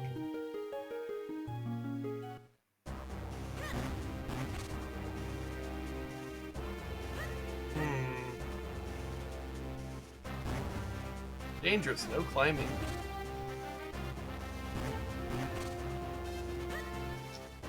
But what if I want to climb? I don't know.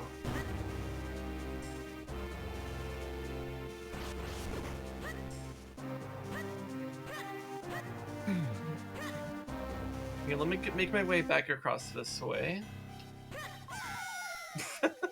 Son of a bitch.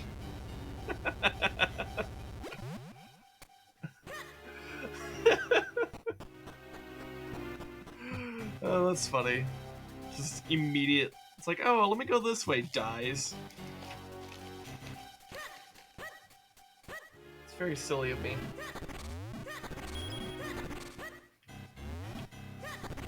Oh, just a heads up, hopefully they deploy a hotfix by then, but apparently Gearbox coconut.jpg Borderlands 1, 2, the pre-sequel, and the Handsome Collection. Wait, what the fuck? What did they do? They literally just deployed a tiny little thing to update the in-game news, and apparently it broke so many things. Oh no. Yeah, hopefully they could get a hotfix within the next, like, 20 hours. It happened like last week, so they should probably definitely have it done by now, but it's just like okay. a coconut.jpg something. Oh, so like happened like right after our stream or some shit? Yeah. Oh wow. Okay. Good timing by us, I guess? Also, do you understand what I mean by coconut.jpg? No, but like based off your tone, I'm able to make some guesses. Also, hi Heartless. Oh, the Heartless. It's a reference to Team Fortress 2 because people in the files, the devs included, discovered there's just a JPEG file of a coconut. Not even an edited coconut, just a plain ass coconut on a white background. Okay. When they remove the JPEG file, everything in the game breaks. What the fuck? Everything. Fucking how? The devs don't know, the community doesn't know. Coconut.jpg holds the entire game together. What? Team Fortress 2 is held entirely together by coconut.jpg.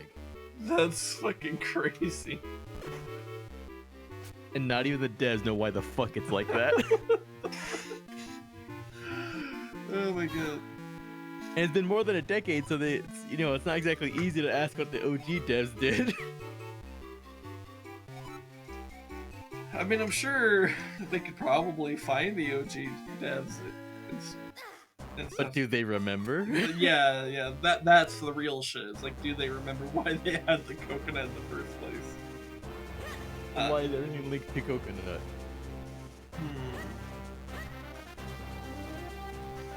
That's so funny. Coconut is critical for the game to function. That's so funny.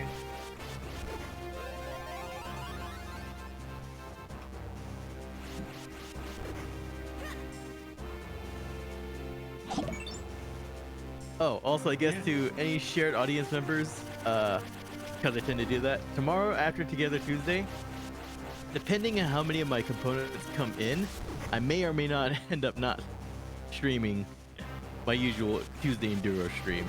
Okay. Also, thanks for the follow, Weeaboo26.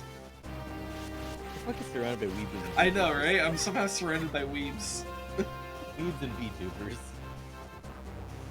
But yeah. I mean, hey, you know what? Whatever works, man. I really am Homer in the lesbian bar. I'm not concerned about all the VTubers or the weebs. I'm concerned about the lack of fire safety. Concerned about the lack of fire safety. I'm also concerned about the fact that I have no idea what am I supposed to do in this mountain. Like, Also, I just realized, isn't Homer like? I'm trying to remember like the deep lore of Simpsons. Isn't Homer actually supposed to be like really competent? so It's just that he's just kind of deliberately stupid at times. I think it depends on which era you're looking at and which writers you're working with. But I think if you go to like, you know, back when like Conan O'Brien was a writer, I think that was kind of the idea that he's actually like he's an idiot, but somehow he's actually good at nuclear physics. He knows what he's doing, but only what he's only good at his job. Yeah, but you know, but a lot of writers since then have made more jokes about how he's even terrible at his job, and it's like an accident that he's even there in the first place. But you know, Or the fact that he caused a nuclear meltdown yeah, when there's no nuclear material. yeah, yeah. Love this game. Probably my second favorite Zelda. Cool, cool. I can point to where you need to go if you like. Yeah, that might actually be useful because I know I need to get to this like green liquid. You know, Liquid! I know I need the Mountain Dew, but I don't know how to do the dew. You know, I see that there's this little vine here, but it doesn't really lead me anywhere. I'm just kind of trapped here. I need a bomb. I kind of figured bomb would be part of it, but I'm not sure where. Oh wait, can I bomb though? I didn't even consider that I could maybe blow up these rocks. God, I would feel so silly if I didn't even consider that, and that's the solution. No, okay, so it's not that. Look at that wall with the sign. Okay, let me get back to that then. Maybe I'm blind and stupid, which honestly, that sounds like me. It really does sound like me to just not see the most obvious shit. It seems oddly specific that one area has a sign. You know what, and it is a bit weird that there's little signposts there. Okay, you know what, so it doesn't have the textured wall, but it does have... Okay. Alright. We figured it out. Wow, that is really not well marked. I mean, there's been Like, more obtuse things in Zelda games that I've done on stream. yeah. Though honestly, I still think the most obtuse thing has still got. I mean, you might remember it because it was so obtuse. Do you know what I'm gonna say? No, I can't remember. Remember when I had to bomb a Goron child? And- Oh my god. Yeah, like in Ocarina of Time, you have to bomb the Goron child to get information out of him. That's somehow the correct solution. Which is so silly to me. Also, your sword makes different sound when hitting Bobble Wall. That is true, and I just didn't bother testing that. Yeah. It just didn't occur to me to even think about, like, bombing this area. But you're totally right, yeah, the sword would have revealed it to me if I had just actually bothered to try it.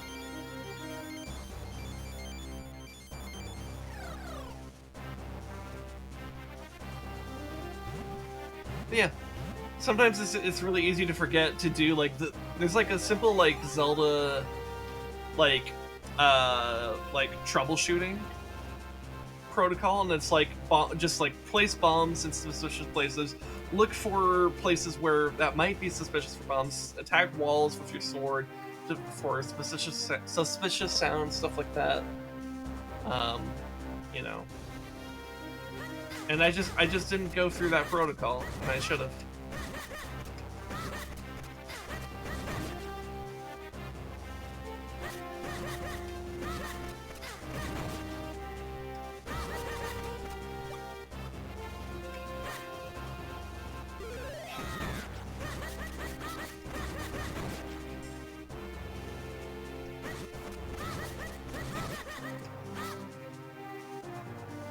Sometimes we forget typical protocol and feel dumb for a bit. Yeah, also, I forgot that I can't go in that water. Oh wait, but I just need to scoop the water, don't I? Yeah. I got Mount Crenel mineral water. Hell yeah.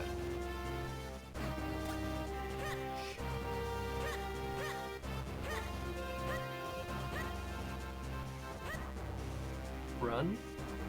Okay. I mean, I'm out. Run. The green water works like hot spring water. Oh, I see what you mean. Okay. Okay, I understand. It will become not good water if I let it cool down. Okay, gotcha.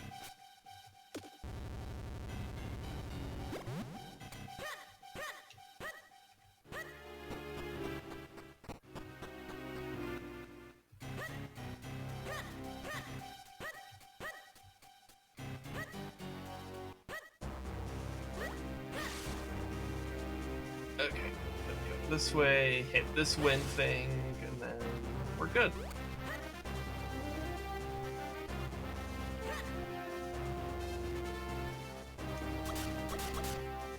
Alright.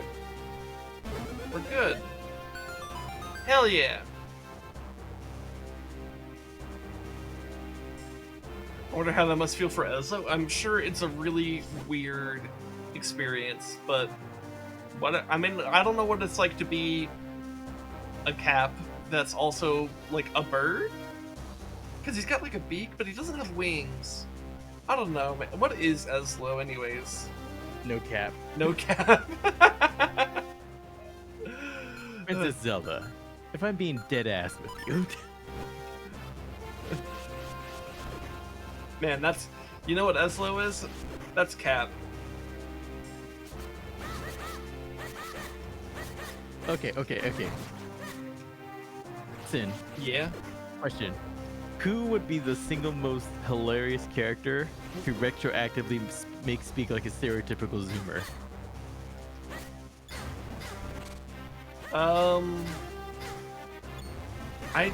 I mean, I guess that would depend. So, like, Okay, yo, Weeboo, I just saw your message and I just like my brain autocorrected Kinstone to Kinkstone. I'm like, wait, what?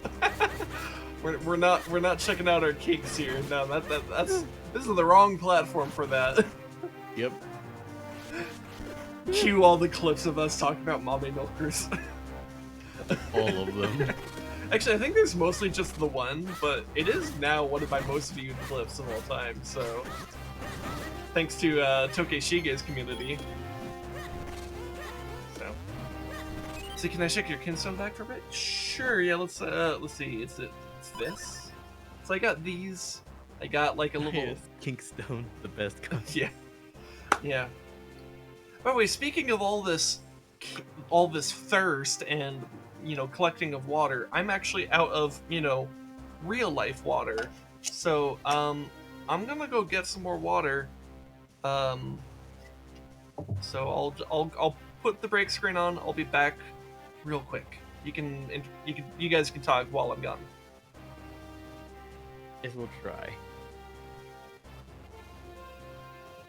I don't fucking burn.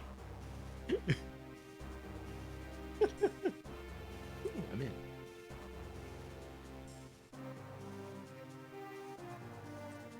You don't have the specific one that is needed for what I'm thinking of. Ah, okay.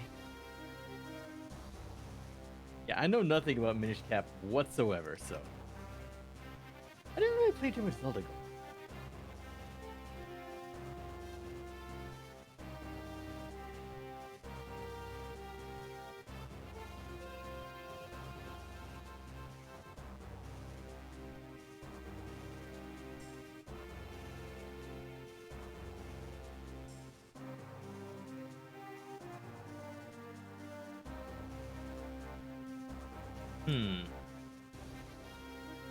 So I'm assuming kinstones are extremely fucking important throughout the game. Jesus, you know, I'm sorry, my brain's like.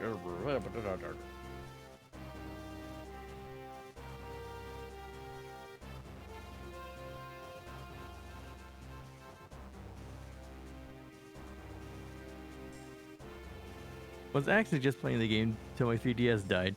Tried no 100% after not playing it for years. Ooh, man. The thing that sucks about legacy hardware, it's like when shit starts breaking down, like that's the part that always sucks. Like right now, like speaking of legacy hardware, I have an OG Xbox, a GameCube, a PS2. And like I need to get some capacitors and some other stuff to actually be able to start restoring them to proper functionality.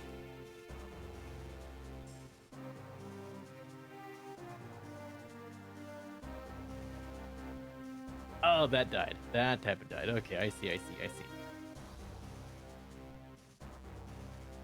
Still though, that's like oof. Like, yeah, going in and it's just fucking like oh. Ooh, your PS2. Yep.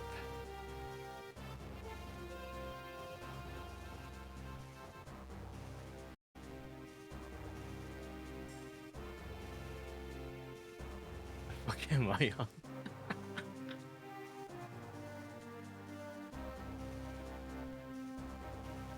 What up?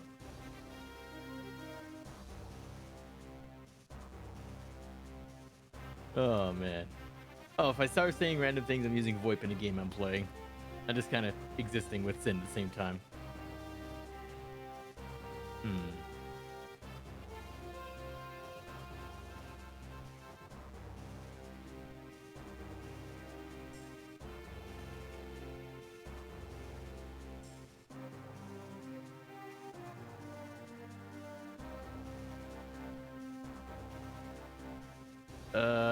My guy, I'm looking for Tarcolas and Max Energy? Well, not Max Energy, the Hot Rod Energy. Okay, I'm back. What'd I miss? I see that you guys were talking. Oh yeah. Let's see. Hey, you have a good one. Oh, sorry, I was using VoIP in Tarkov. Okay, cool. that would explain why I was a little bit. I got confused there. Yeah. All right. So Yeah, I was negotiating with another player scavenger. Gotcha. All right. Oh, okay. So, what a weeb here was saying that you're missing one particular kinstone. I almost said it again. Kinstone. But that kinstone is apparently part of a missable quest. Okay. I mean, if I have to backtrack a little bit, I'm okay with that. But you know, I mean, look, I mean, this is my second stream of this game. There's gonna be plenty of time for me to like, you know, come back and figure stuff out, right? Yep. So I'm not gonna worry myself with it. If I find it, I find it. If I don't, whatever. I'm just gonna keep going at this. I'll send you an awkward moment. What? When you get into a close quarters fight and you fire and you forgot to turn your gun to full auto. Okay. So you just awkwardly fire one shot while the other guy's blasting you. Yeah.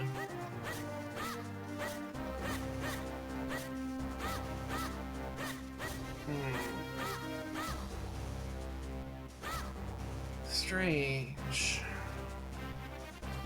What's going on here?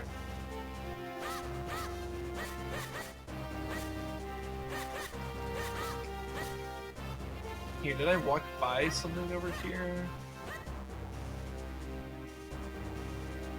Oh, it has to be charged to make a sound? Okay. Let me try that then. Because this area is kind of sus. Sussy.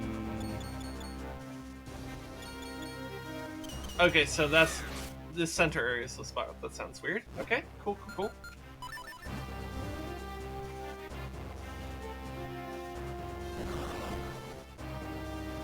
Alright.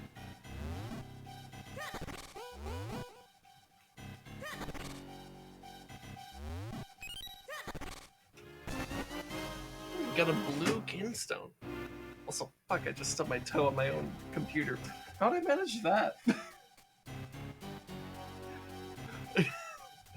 You see, this is why I put my computer on top of my desk. So that when I kick something, it's actually my desk or my record player. I mean, honestly, it's better that I hit the computer because I have it like slightly elevated on some bricks. The bricks would have hurt a lot more. Oh my! I forgot we elevated your shit on bricks, dude. Yeah, no, because like the power supply has the fan facing down for some reason, and it's like at the very bottom. So like we need to elevate it so it actually, moves air. Oh my god! I forgot we fucking did that. Yeah, no, I have a curse set up over here. Why bricks? Because I needed to find something, and that's all I had. Also, don't ask why Sin had bricks in her house. So, well, yeah, we have a lot of bricks in our backyard for some reason, just like spare bricks. Do we lack tables? So, we have tables. What I lack is space for a whole ass table, or space on the said table for the tables. Like the desk I'm using doesn't really have room for the actual PC itself. It has room for the monitors and like some other bullshit, but like it doesn't have room for that. Like Sin, my desk setup. Mm-hmm. Yeah, I'm gonna have to. I think I'm probably, once I get my shit built, I need to literally spend like probably an entire fucking day reorganizing my entire desk. Mm-hmm. Because also the case I ordered, just let you know lengthwise. Just giving you an idea of like lengthwise. So lengthwise, my case is designed like on the top you could mount a 2-slot radiator for like liquid cooling and all that. Yeah.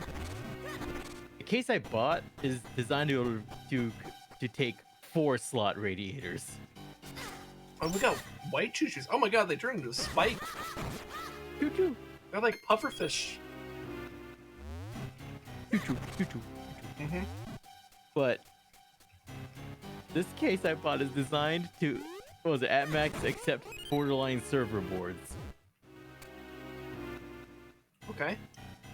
It's massive. It's a big motherfucker. It Yeah. weighs like 30-something pounds empty.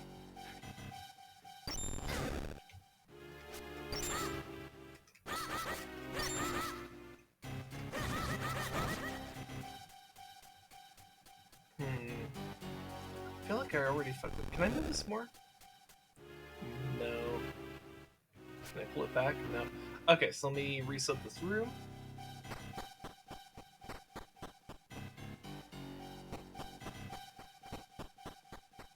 But yeah, anyways, my setup is just cursed, and it always has been. But honestly, this is... And Rez could definitely like attest to this. This is honestly a massive step up from where I was previously.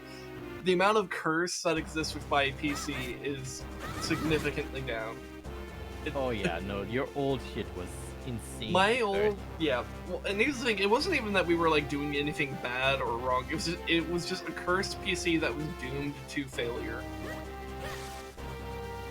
And the curse slightly rubbed off on your new one, but not as bad. It's really not that bad, actually.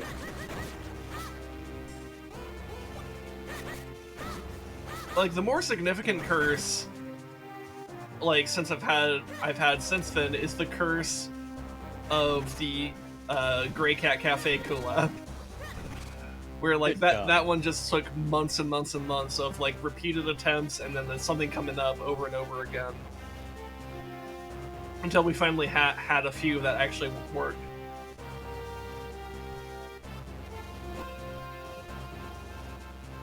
Crenel Mines, Crenel Wall. Alright. I won't criticize anyone for having a cursed PCs because my old setup was no. Yeah. We're not even making fun of the setup. It was just cursed. Yeah, so my old PC, I swear to God, it was like it was a suicidal PC. It just wanted to fail. It was a huge pain. Why would you let me die? Yeah, like honestly, like I feel like I needed to not have like I guess maybe it's good that I didn't start streaming until after I got rid of that curse, because my god, I think I would have just like completely lost it if like I were like streaming and then like shit with that computer came up.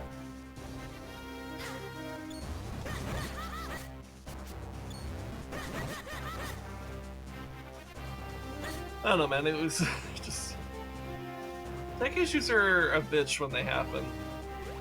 Oh yeah.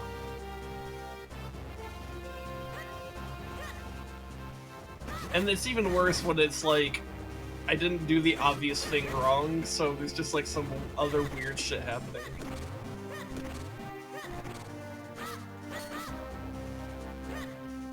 Like, I swear to God, like, most of the time when I have, like, a tech issue, it's, like, never the, like, in, like, the top, like, Google searches. And it's like, how the fuck do I manage to be that guy that just doesn't have the typical problems? Like, what the fuck?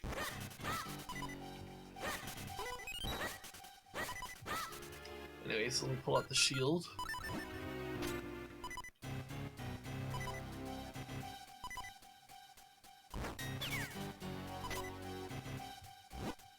Okay, you got me. Let me make it up to you. Got this fabulous grip ring. Ooh, okay. It's just perfect for a young mountaineer like yourself. Okay. Climb in style for only 40 rupees. What a bargain. So what do you say, huh? Sure. Alright, cool. Huge ass laptop batteries, best it could be slick.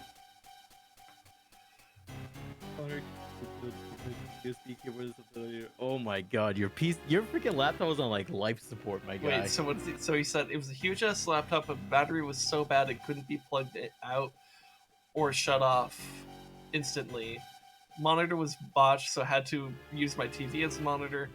Keyboard failed at some point, so I had to get a USB keyboard, and then later, same with the mouse. Okay, yeah. Here's an additional layer of curse I have on this. I have a USB setup for mouse and keyboard, right? And so when you know how when you buy a USB mouse and keyboard set, like you have one little USB thing, and then like it plugs in, and your mouse and your keyboard are supposed to like connect to that USB device, right?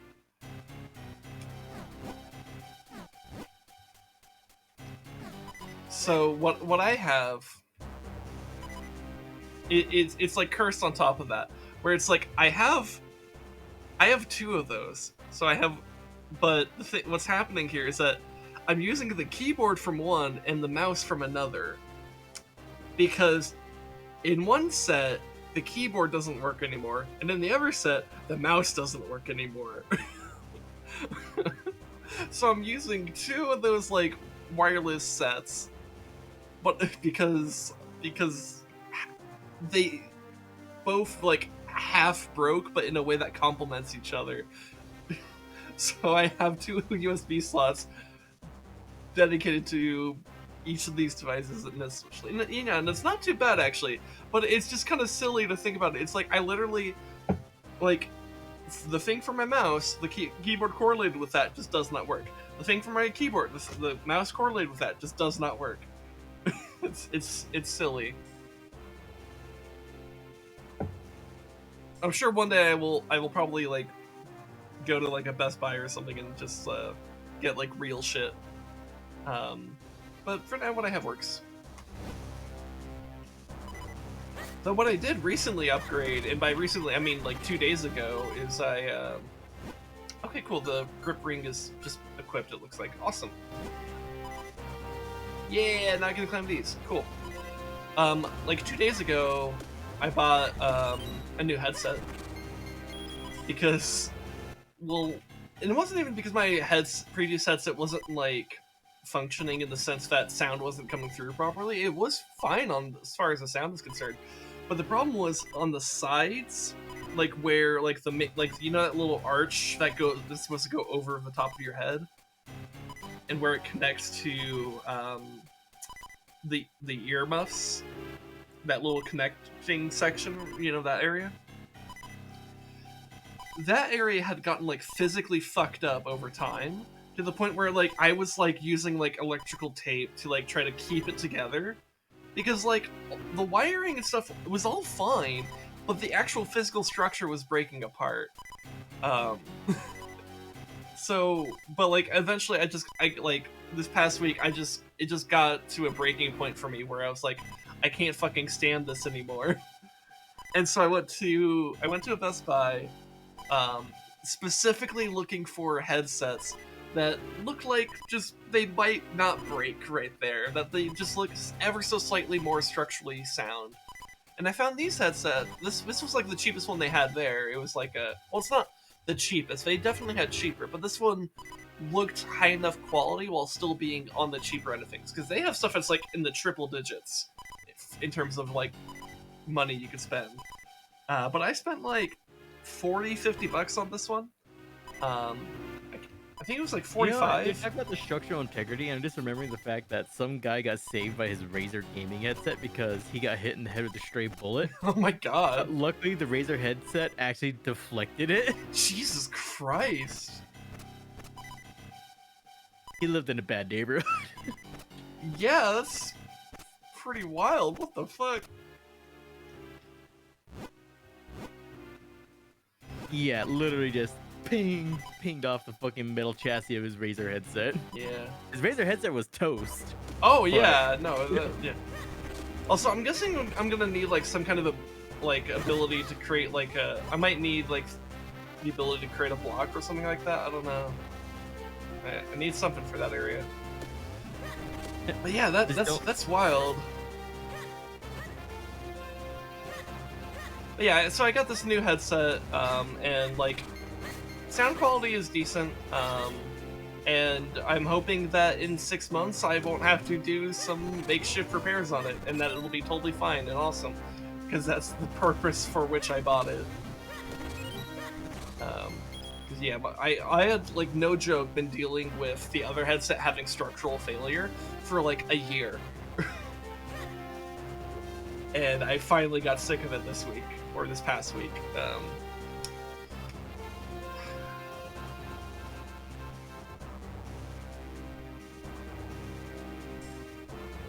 Electrical tape gets so much usage. Dude, well, to put it in perspective,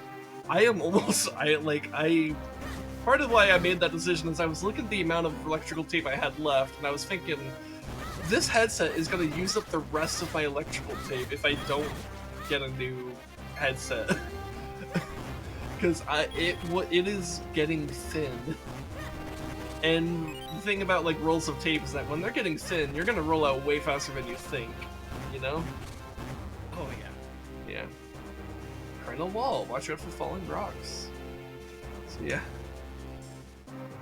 Yeah, the things snap down to sell together by electrical tape and hope. I know that feel, bro. And that's not even getting into how it charges or what had to be done to the battery. Yeah. Yeah. I think one of the main disadvantages of the headset that I did get is that it's still a wired headset, so that means the wire's probably still gonna get caught in bullshit. It's probably still gonna piss me off. But like, I needed something that was relatively cheap, functional, and looked like it could at least not disintegrate after 6 months of use, or a year, or however long. I don't know how long I need it to last, but I needed something, and that was like the best option in terms of like balancing quality, sound, structural integrity, and price. So that's what I have.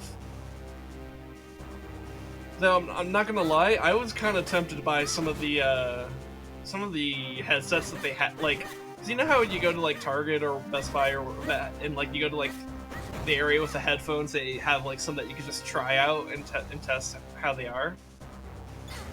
I was pretty tempted to buy some of those, but the thing is, the ones that they put there, they're always going to be like their most expensive stuff. Like, we're talking stuff that was like $150, $200 type stuff. I think one of them was $250. And like, these... Just hearing shit about expensive headsets, me just kind of quietly scoots out of the way. Yeah. Like, those headsets were all really good, and I genuinely like considered buying a $150 headset, but I was like, I really shouldn't. As someone who like recently quit a job, I probably shouldn't just buy a $150 headset. I should maybe be a little bit more frugal with my money.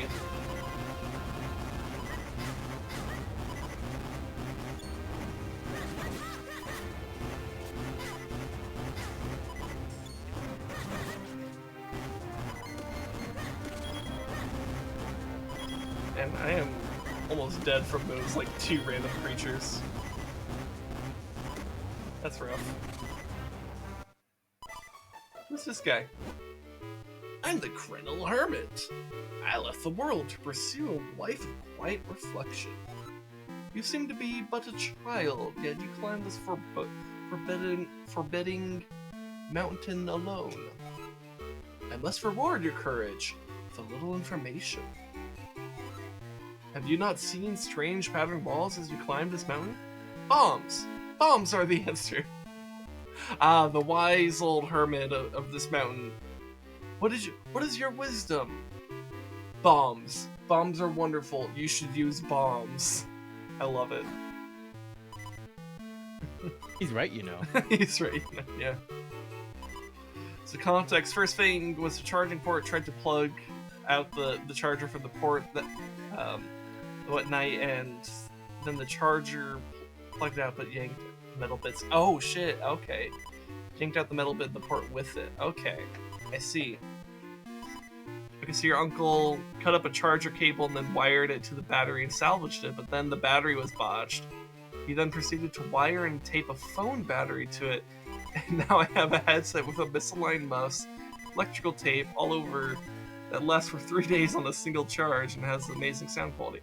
Somehow that actually worked out. That's wild.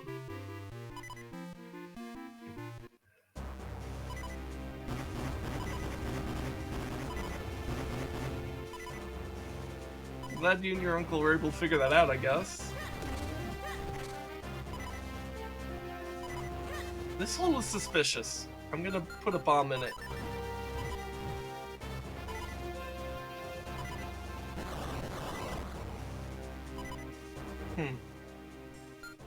Didn't really seem to be anything. Let's see, was there something else down here? No, that's right, that was the Crenel wall. I need to go this way.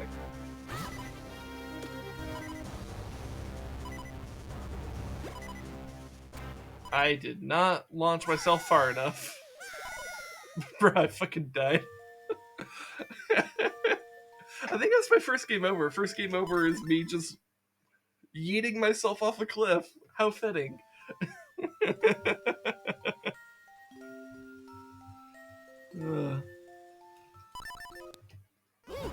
Oh no, it starts me at the base. Oh, that sucks. Well, that's a shame.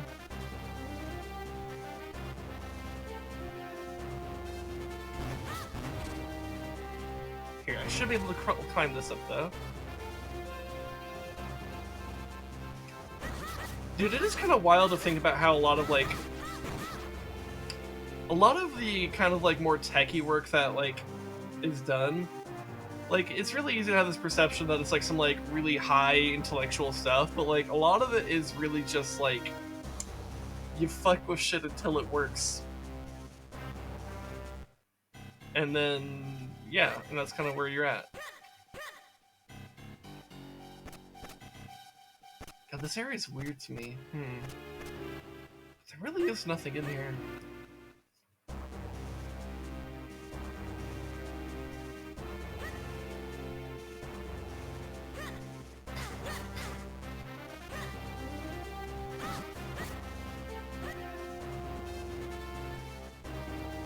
It's not up here.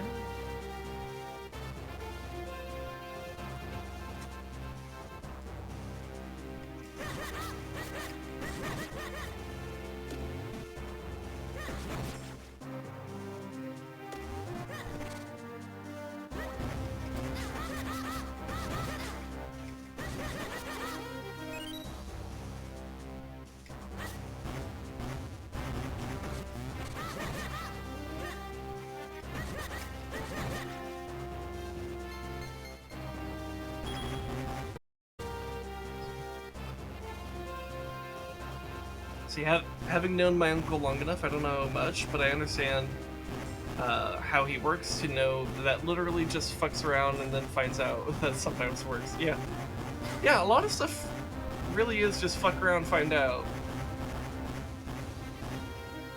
Like it seems silly, but that's just how things work. Can confirm.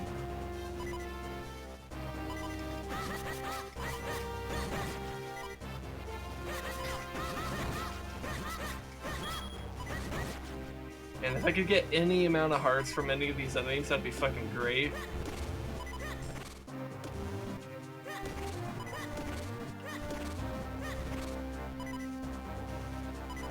Here, get rid of these, right? Yeah. Okay. Oh, hey, a heart. Cool. Alright, so let's pull this back even further. Alright.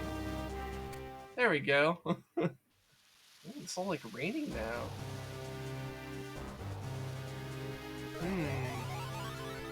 Okay, well, I guess we'll go ahead and shrink down.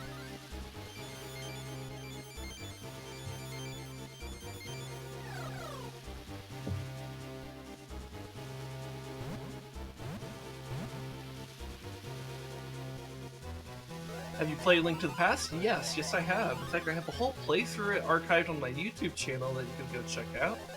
Oh, I did not mean to unshrink. But yeah, I've been kind of going through a lot of the different Zelda games. From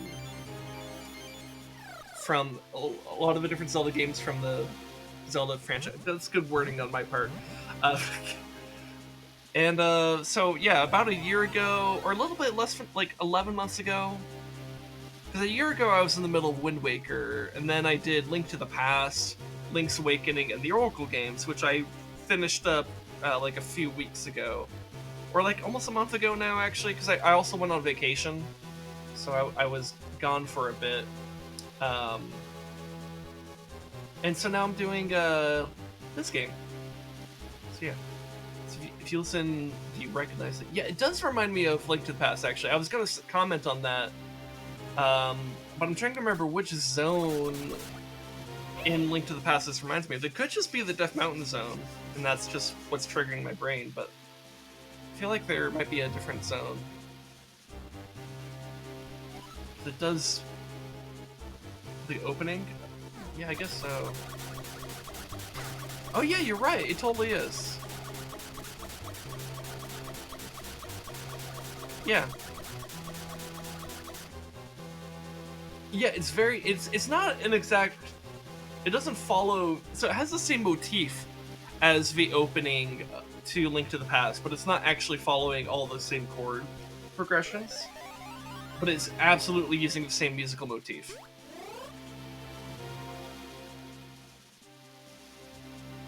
It uses the start of the track from when Link wakes up and is walking through the rain. Yes. Yes, it is.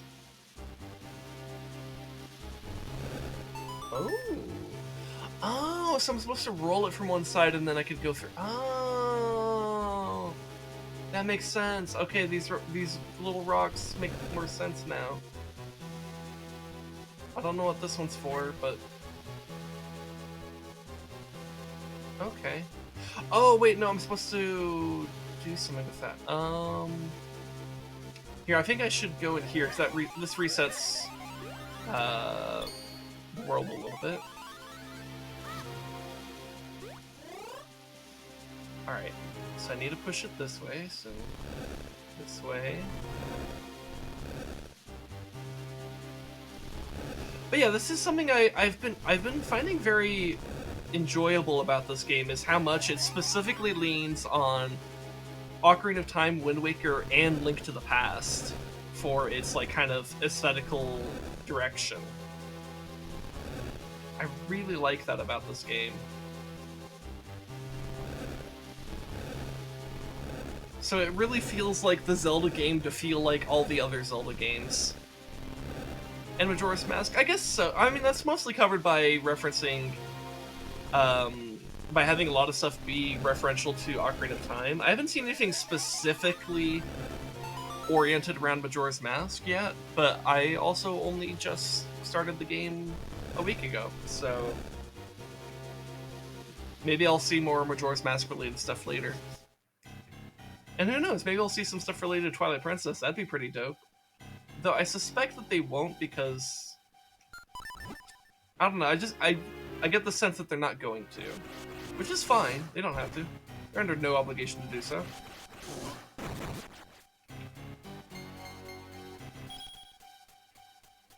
I say Majora's Mask because Vati's laugh is an edited Happy Mask Salesman laugh. Oh, okay, fair enough. Oh, I can't push these. Oh, I can push that one. Okay, okay. So some of these can be pushed, I guess.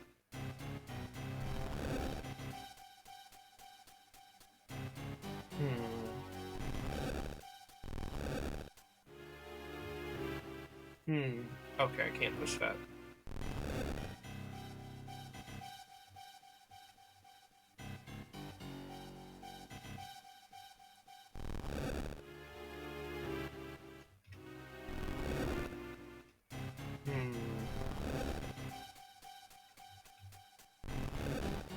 There we go. Yeah! There's no reference to Twilight because it came out before Twilight. Of course, you're right. I'm silly.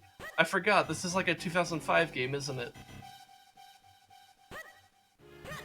Or it's 2004? Okay, yeah.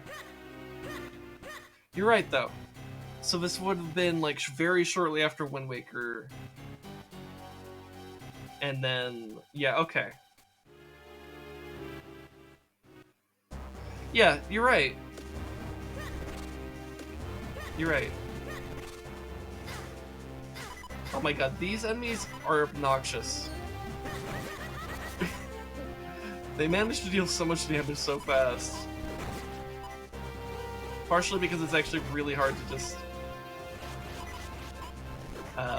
get the rock off of them.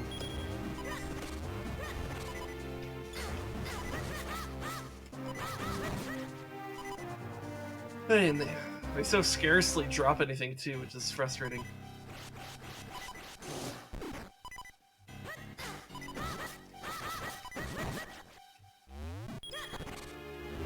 But yeah, this game does reference the other big hitters of the series so far, which would be the Ocarina games.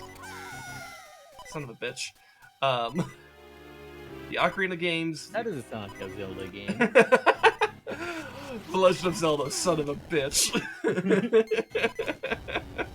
When the dev was just tired that day.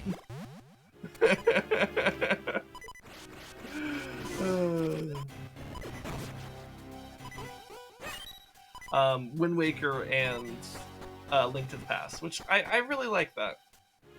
Especially since I think those games all have actually pretty notable, like, different vibes. And somehow this game has managed to kind of blend those vibes together while still feeling unique in its own right. Like, it doesn't feel just simply referential. It still feels like this game still has its own feel so far, and I like that.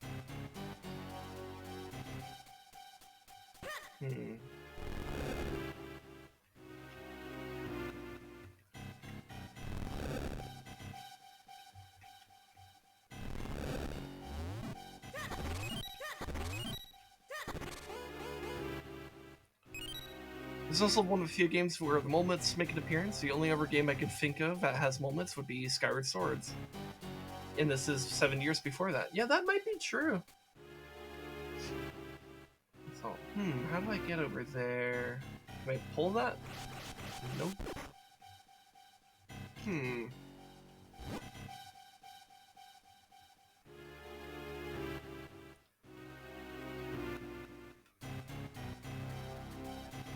Oh, you know what? I was probably supposed to... Maybe I was supposed to throw a pot over there?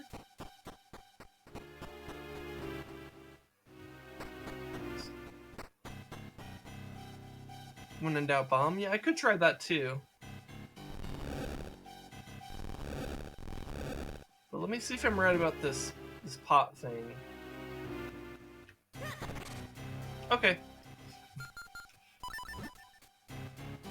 Wait, but I can't throw bombs, can I? Well, I mean, I can still see how that works.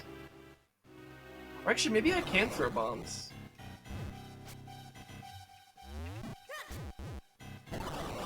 Oh, okay, cool, that works.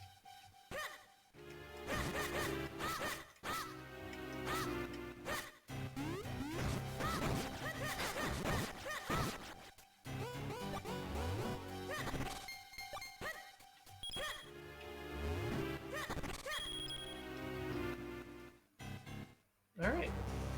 And then let's pull out the gust jar.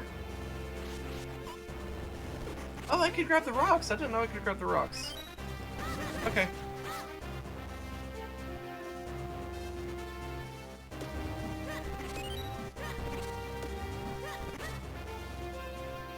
What made you think you couldn't in every Zelda game before this? I don't know. I didn't. I guess it's just something about the manner of how instantaneously he placed the bombs on the floor that it just like felt like, I don't know, man. Maybe I'm stupid. Maybe that's the reasoning. Oh, I'm supposed to push this in there. Okay, so push this.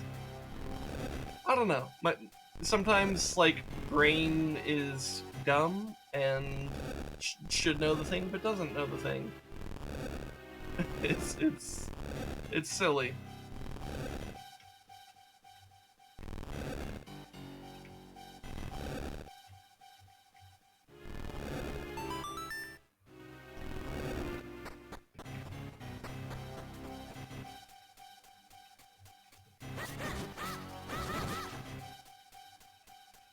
All right.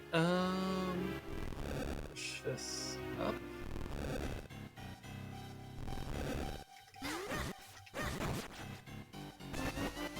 I got a kinstone piece. All right. So it's another blue one.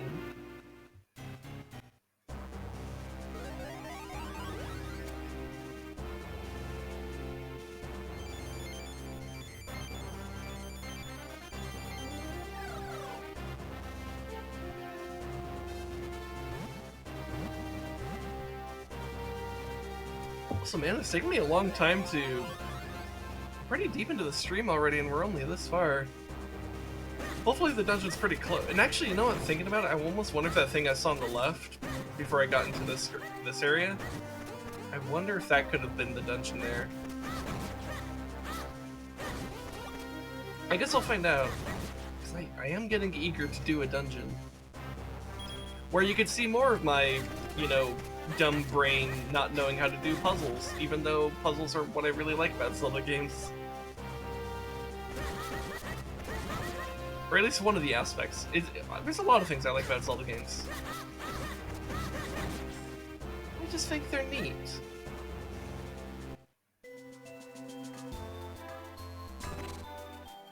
Ooh, we got a Minish Miner. Ting along, tong along, dig along for iron. Not laughing at you, I was caught off by the tone of your voice when you defended your voice, because the sound of you trying to figure out before realizing that you had no answer as well was just so genuine. Yeah, I mean, I just think out loud.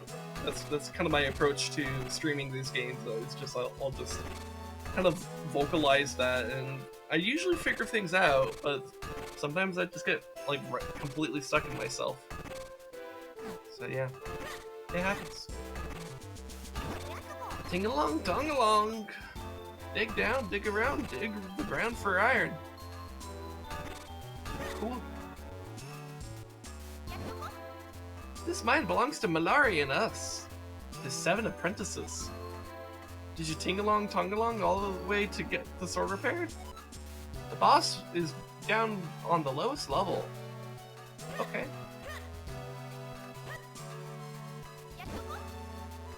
Ting tong tong along.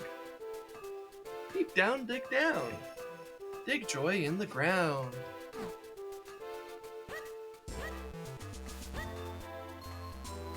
I can't blame you, since if not for how well I know this game, I'd be stumped with the puzzles as well. Yeah, no, I mean, I'm sure that's definitely a factor here, because like, yeah, I don't know what's going on in this game, so I have to like actually think it through very freshly. Whereas if I went back to something like Twilight Princess, which I've played through like a bajillion times, I would probably just like casually do some really complex puzzle without even thinking about it. Though it has been a bit since I played that game. I guess actually I haven't played it for about a year and a half now.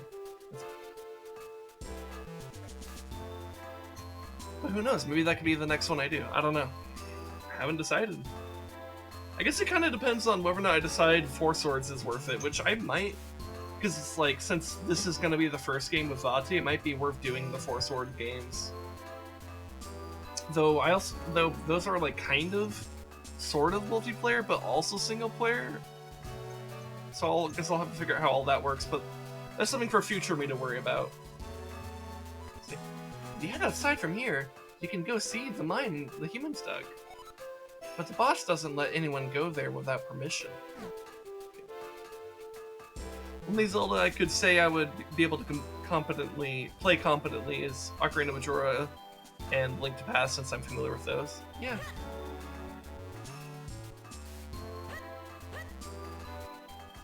Wait, no, I came from this way.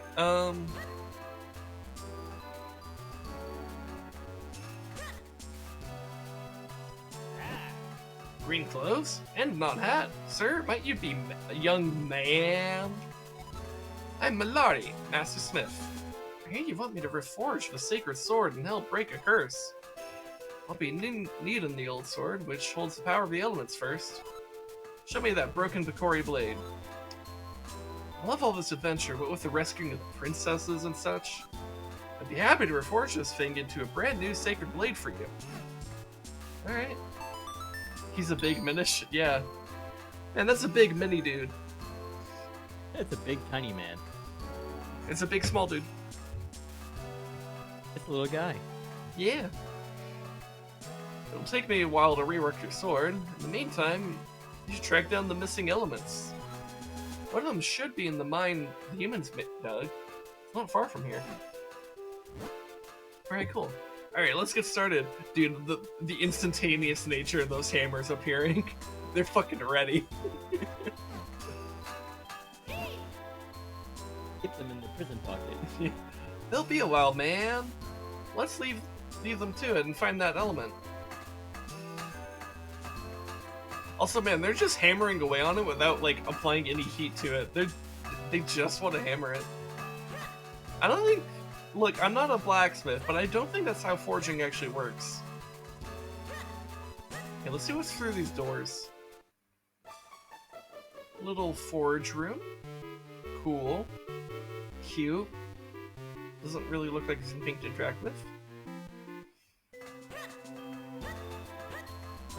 See what's over here. Looks like a kitchen. Cute. Don't question the big tiny man. Fair enough. Who am I to question his ways? Alright, we got a big bedroom with a lot of beds. 1, 2, 3, 4, 5, 6, 7 beds. Ah, for all the apprentices. Gotcha. Okay.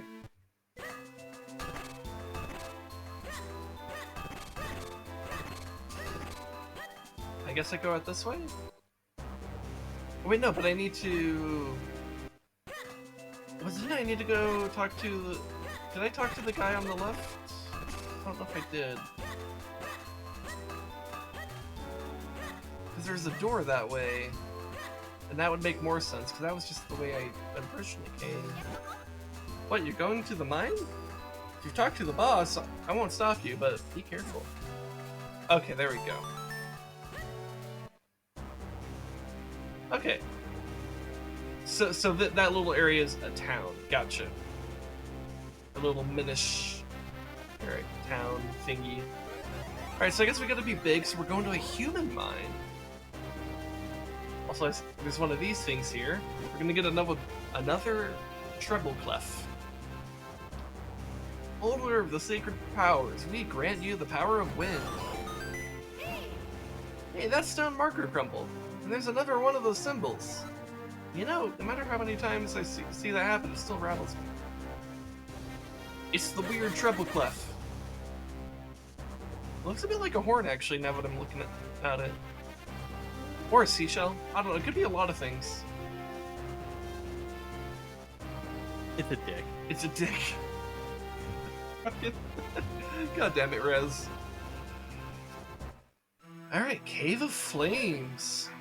Wow, it's hot in here. Come on, let's not stand around wasting time.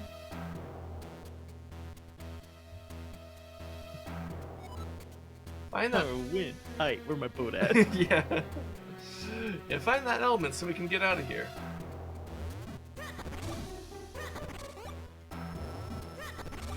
Your hat's a bird. It kind I of just realized that. yeah, no, that's kind of what I was talking about earlier, where it's like it's got like a beak and shit. Those are bob-ombs. Maaann, can we have Banjo Kazooie? No, we have Banjo Kazooie at home. Banjo Kazooie at home. Oh my god, it kind of is. Oh my.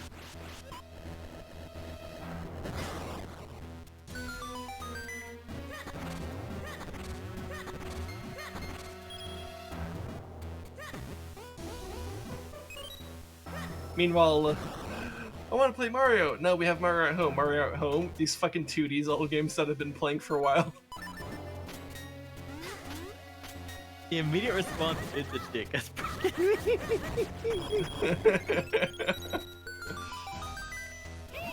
Yeah, welcome to Rezdog, where he says shit like that. If you hit the bob-ombs twice, they stop moving. Okay, that's useful to know. Thank you. You got the compass. All right, cool.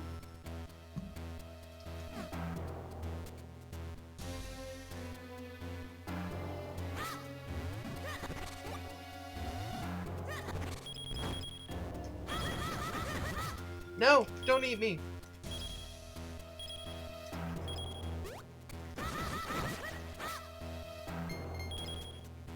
I guess I didn't get eaten. That's good.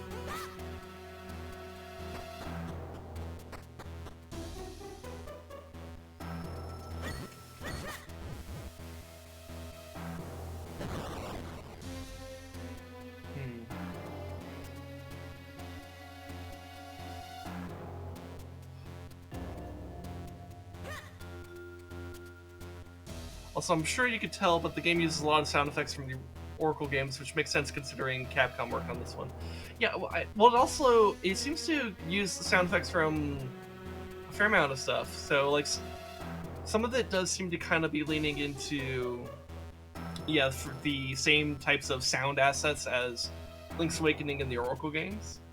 Though some of it's definitely based off, like Link's sounds are very much based off Child Link from the Ocarina games. But yeah, a lot of this feels very familiar coming off of Link's Awakening and the Oracle games, so.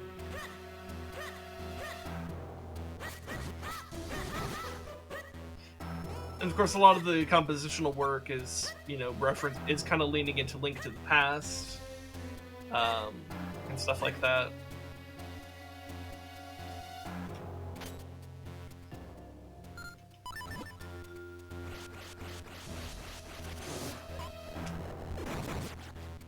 God, I kind of love that you can shoot enemies at each other with that weapon. It's very interesting. This must be what the humans who built this mine used to get around in here. Maybe we should hop in. What? After all this, you don't expect me to believe you're scared? There's nothing to be afraid of here. Come on, let's go. Alright. Oh my Jesus Christ. Whoa. What the fuck? Whoa. Whoa. What happened? That was insane. The speed at which that minecart goes. Oh my god. I had a heart attack. What the fuck? Sweet jumping jellyfish, that was awful. Hey kid, what are you smiling about? I knew it was madness to risk our lives in that rickety human contraption. From now on, let's stick to our feet. Well, I mean, your feet. Holy shit. Like, I was kind of used to, like, the way that, like, Link's Awakening and the Oracle games handle minecarts, where you just kind of, like, it's a very leisurely kind of journey on the minecarts, where you're like, yeah, you're just kind of going by, it's fine. This one's, like, fucking, like, zooming by. Holy shit. Wow, that caught me off guard.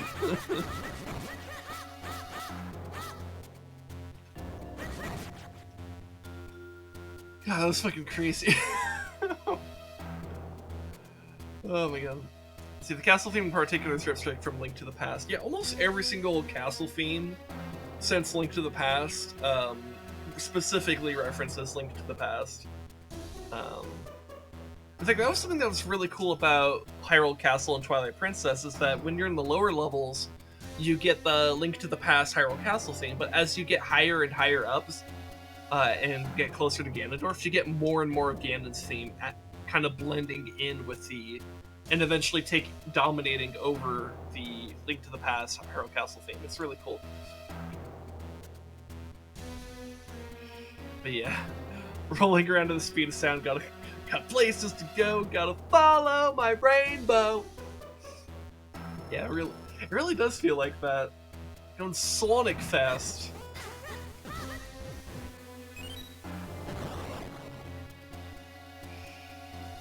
Also, don't feel bad for your typing. I can barely read. So... And it's not because I'm like too dumb to read, it's because I'm too dumb to read. I don't know.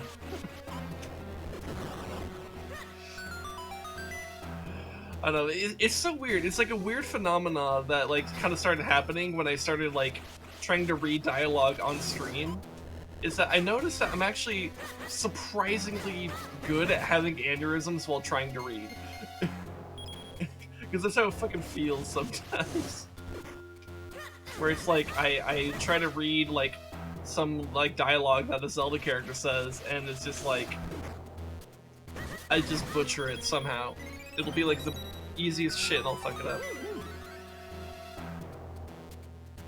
Our DM just dropped an entire PDF of naval combat rules. That's ominous. All right, quirked up white girl. I guess that is something that I would find interesting if your DM just dropped that on you. So hi, how's it going? Oh, I didn't read whatever Eslo just said. Whatever you want me to shrink. Oh, okay. It's just like here's a little portal to shrink down. Cool. I guess we're gonna do that. I mean, if you're giving you combat rules, that means someone's gonna die. Not necessarily. It just means that you're gonna do some weird shit.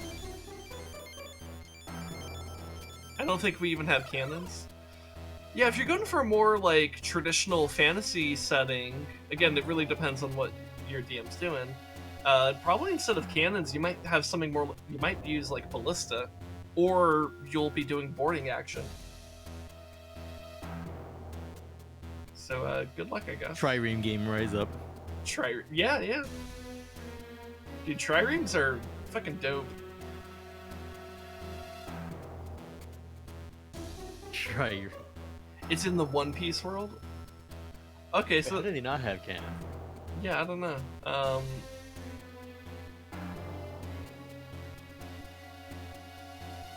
Wait, can I place bombs as a Minish? Oh, I can't even go on the other side of the tracks. I'm too small. Okay.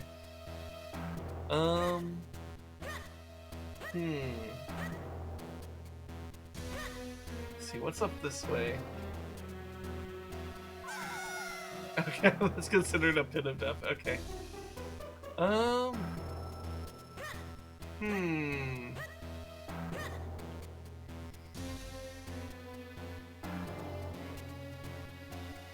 Wait, I have double fruit if our ship sinks. I'm fucked. Okay. Okay. Cannot use items as a Minish, technically. Okay.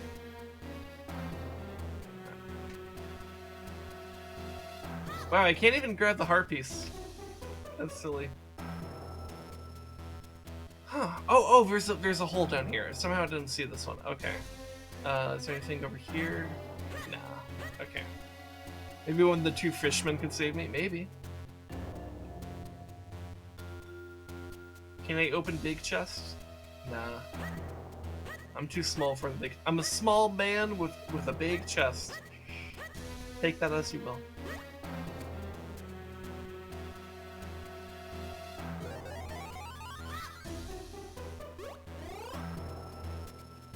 People who have devil fruits, if they're submerged in water, they go into a catatonic state. Fun. So, yeah, that's right. That's right. If you have special powers from the devil fruits in One Piece, you literally cannot swim. Not a case of you forget how to swim. Because oh, you're in the water? Yeah, your body freezes up. Man, just don't get wet, lol. Just be like Ben Shapiro's wife, dry as fuck.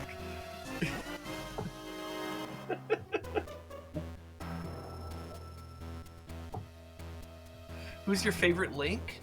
Oh, that's an interesting question. So like, the bias in me wants to say Twilight Princess Link because Twilight Princess is my favorite Zelda. It's straight up my favorite game of all time, actually. I really love that game. But I want to try to like set that bias aside and think about it. So, because what I do like about Twilight Princess Link is that he's a very empathetic person. He cares for because he's like really goes out of his way to like care for the children in the village. He was already like being a very good like friend to the children before the adventure, and like when they're in danger, he really goes after the Bulbins to make sure that he can save them and stuff like that. He's a very compassionate person, very empathetic, but also very responsible. And obviously heroic as shit, but you know that's like all the Links. I really like how his influence, he has a very positive impact on Midna, because like she witnesses his empathy, his heroic acts, and it creates such a transformation in her that she changes her opinion of humanity in the light world. I don't know. There's something I really admire about Twilight Princess Link's courage, bravery, and like responsibility paired with his compassion and empathy. And I know a lot of people have this kind of like stereotypical perspective of Twilight Princess Link of being kind of just like this edgelord furry, but like they do. But it's like really, if you actually play the game, he's actually a really soft and empathetic type of person who's willing to get serious when things hit the fan, you know? I guess another Link that comes to mind would be the Hero of Time, for the tremendous influence that he has, especially when you factor in the influence that he has in a game like Twilight Princess, where he's the hero's shade. So he literally teaches the hero Twilight these hidden skills that help him on his journey and stuff like that. And it's kind of implied that he also like the Hero of Time worked with the Skull Kid from Majora's Mask and had him guard the Master Sword. So it's really interesting how like the Hero of Time saved the world in his own time and then set up the world to be saved again. But met some kind of tragic fate somewhere along the way. Here lies the Hero of Time. He never scored. He is a nerd. That's a really good self-referential type stuff. Go back to my Ocarina of Time playthrough and you'll immediately get it. But yeah, and also so what I also like about the Hero of Time is not just what he did in Hyrule, but what he did in Termina. The level of compassion and empathy he had, and willingness to like just go to the ends of Earth and back in time repeatedly over and over and over and over and over, just to help everyone else out with every little issue they had. Like, I think if it weren't for Majora's Mask, I think the Hero of Time would kind of be whatever. Like, he'd be fine. But my opinion of him is highly elevated by Majora's Mask, because in Majora's Mask, especially if you do the Fierce Deity questline, which I did, you really get to explore so much of Termina. You get to know so many of the inhabitants, and you help them with all their little troubles, and you heal them spiritually and stuff like. It's such a big deal, and that's something I really admire a lot.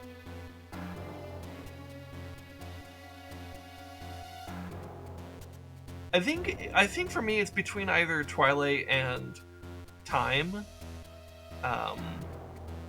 But man, I think any answer is good here. Like if you go with Hero of Legend, like that's like he's the guy from. I mean that's actually the Hero of Legends, the guy I just finished playing with the Oracle games, because it's all the way from Link to the Past to Link's Awakening to the Oracle games. And there's a lot of really cool stuff that the Hero of Legend does. From Skyward Sword, Link is really cool, and also in his own ways and stuff. Wind Waker Link, Breath of the Wild Link. I think every single Link is a good answer. It's just, I don't think there's any bad answer, I guess, is kind of what I'm thinking.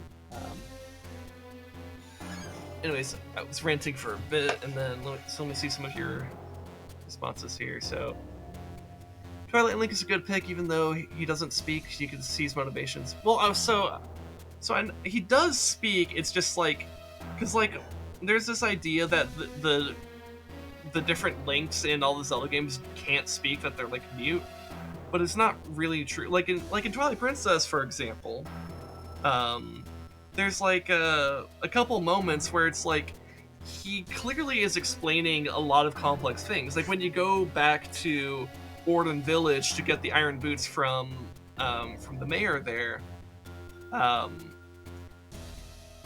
he basically conveys all of the information about like finding all the children in Kakariko Village with like a nod. He's not really communicating telepathically. It's just kind of like implied that he just explained it all, and we're just not hearing the explanation because they didn't want to have Link be voice acted, you know, or give him any kind of like formalized dialogue or anything like that. And then also in Skyward Sword, there's a similar scene where like he explains the existence of the surface to Groose after Groose follows him down. And then Groose is like, dude, you're totally imploding my mind right now. Because Groose is a wonderful character and I love him. Don't at me. And then like also if you look at like dialogue options throughout like, you know, Ocarina of Time, and especially in Breath of the Wild, and of course a lot of the other games, there's like always, you will frequently find dialogue responses that are kind of sassy or silly in their own ways. And that's kind of the game trying to express the character of Link through dialogue that he's supposedly speaking. He's not voice acted, he's not really given intense amounts of dialogue, because the whole idea is that you're supposed to kind of put yourself onto the character. Like, he's like, I don't know, he's like supposed to be an avatar for your personality, I guess. But like, he does speak. Anyways, that was maybe a bit too long a tangent for such a small comment. But yes, but Twilight Princess Link is pretty damn expressive, even though they don't give him any actual like formalized dialogue. It's all in those like soft facial expressions, and that's what I really, really like about that character and that game. That game in general, I think, is really good at using facial expressions and body language to convey a lot about characters' feelings and emotions and stuff like that. It's great. Anyways, Hero of Time is my favorite Link, if only because of Majora, and Twilight fleshed out so much of him that you wouldn't expect. Yes, so that's why I was pretty heavily considering the Hero of Time there, because between Majora's Mask and the Hero's Shade, I think there's a ton of really interesting characterization of the Hero of Time that I absolutely adore.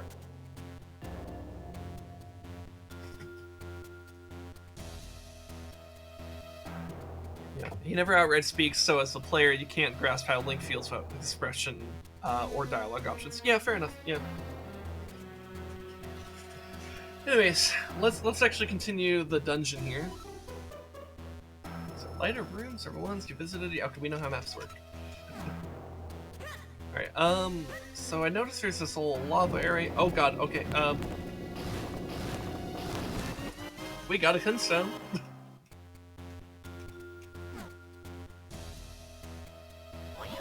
Oh my, it looks really, really hot in that lava. Really? You think the lava might be hot?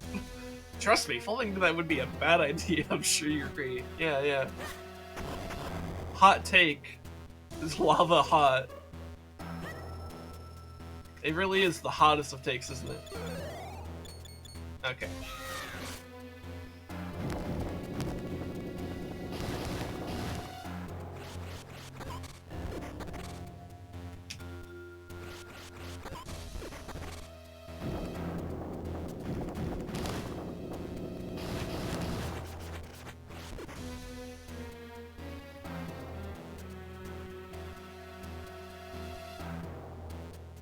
Oh, how does this work? Okay, so the rocks actually last longer than they seem. Okay.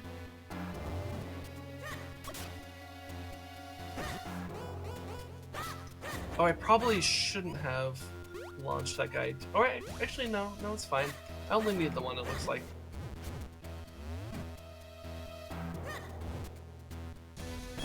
Okay, cool. Oh gee, Yeslo, touching the lava is bad? I never knew. Thank you for enlightening. Oh, wise one. Yeah, I know, right? I'm trying to, it's also been a while. It occurs to me, this is the first game in like a year I've played that actually gives you like a companion.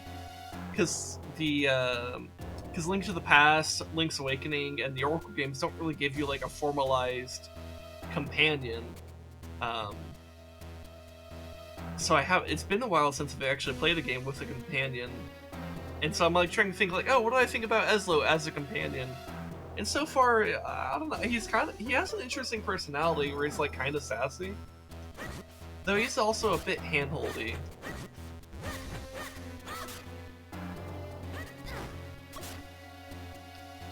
So I don't know. Also, I probably shouldn't have killed all those guys. This is awkward. Okay, I guess I need to leave the room and then come back.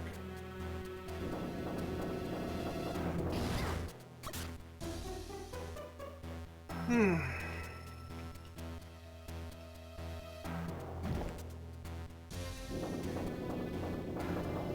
so let's leave. And then come right on back. And maybe they'll be respawned, hopefully? Yeah, okay.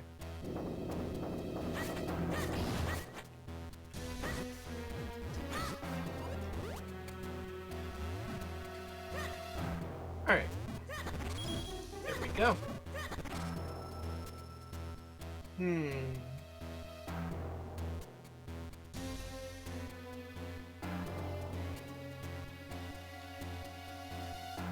Eslo is actually a pretty good companion for what the game is, despite falling into the issues of, unless you just mash select a bunch, you don't really get to see any dialogue from him that's not handholdly outside of cutscene dialogue. Okay.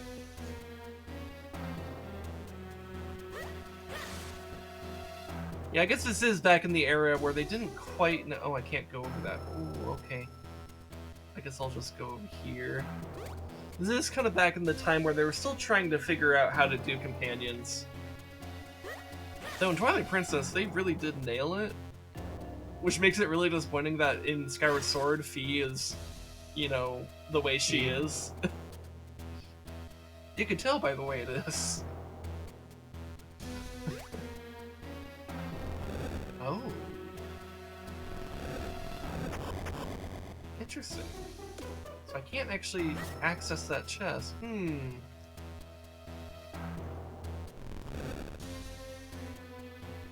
Favorite companion character is probably Midna, though. I will admit I am biased since Midna, it's been about... I can't fucking... This is me not being able to read comments properly. But can you blame me? She gets the most screen time? Yeah. Well, and also they gave her more screen time, but also they actually make two things. One, she will help you when you actually need it, but she's not really overly handholdy. She will actually kind of let you figure things out. And then the other thing is that, like, they actually give her a character arc that's really interesting and really fascinating. To the level that many people consider her like the most well-written character in the entire franchise, and I might agree with them on that.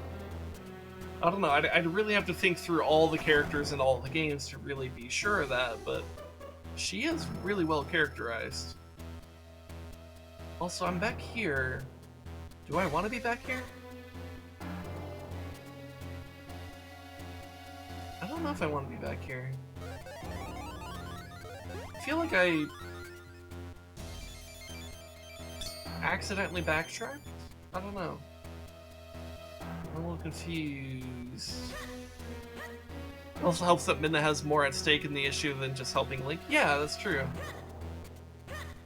She has actual proper character motivations. It's what works so well about her.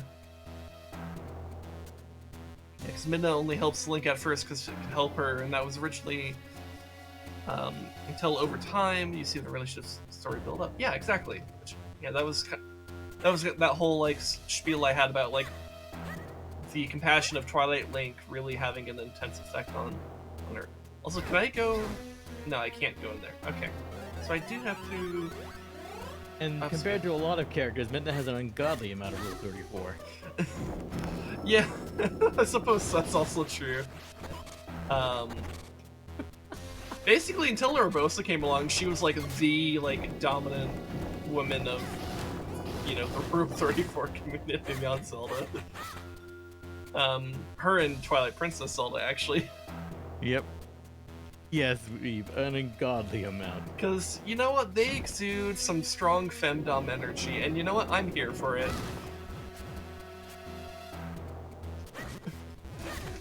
In fact, maybe it's a bit of a typecast, but I feel like people who like Twilight Princess love powerful women. Midna got people in the short stacks, I swear. Because, funnily enough, most of it's of her imp form, not much of her actual form, which disappoints me. I really like her Twilight form. I think it's actually very... it looks good. I'll put it that way. But it's like, why is there so much of her imp form? Why? I think it's because there's this little part of people that just kind of is a bit silly and fucked up in the sense that like they want to just literally destroy her with their dick. That's my hypothesis. I don't know. I'm not someone who's into short stacks, so I personally don't get it. If someone does understand it, then feel free to explain. But I'll fucking get it.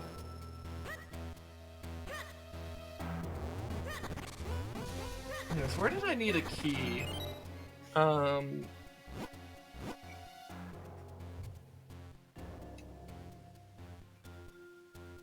Probably up top? So I probably need to be Minish again. Okay.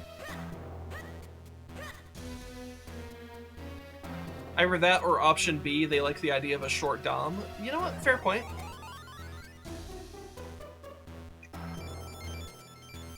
Maybe it's a bit of both.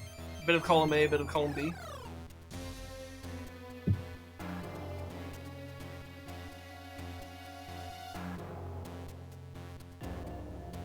I go up this way, what do I see? Nothing I can work with. Okay.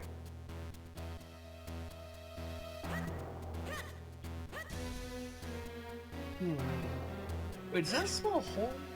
Or is this just the texture? That's just the texture. Okay.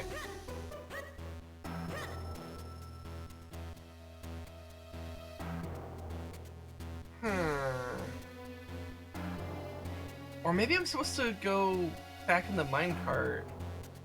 You know what? Actually, maybe I'm supposed to go back in the minecart. I don't think there was any locked doors in the bottom. Yeah, because I was able to fully move around there, so I don't think there's any locked doors down there. I think I actually need to go back in the cart. Oh my god, the fucking thick-ass turtle. Blocking my way with its thick ass. That turtle's a thick ass boy. Not as thick as Browning's ass, but you know, still pretty thick. By the way, I found out on Saturday that apparently Browning wasn't following me, until Saturday, because he hit the follow button on stream on Saturday. Oh my god. Oh my god, fucking this is terrifying. The whiplash would probably kill Link. Oh my god. Alright. Instead, Link is having fun. I guess. Probably. Maybe? I don't... Concussion probably is messing with their mental state. I think his brain might be liquefied at this point. Jesus Christ, that's so intense.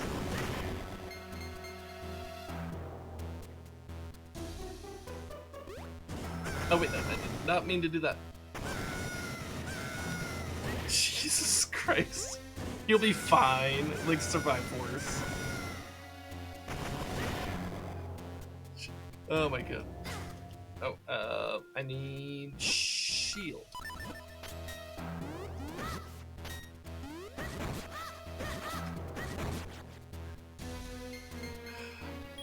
But yeah, it's always kind of funny when, like, you realize, like, oh, someone, like, just never bothered to hit the follow button. Oopsies. I mean, I've definitely been on the other end of that where, like, there's been, like, some people I was like, oh, I thought I was following this person, but apparently I wasn't. Oops.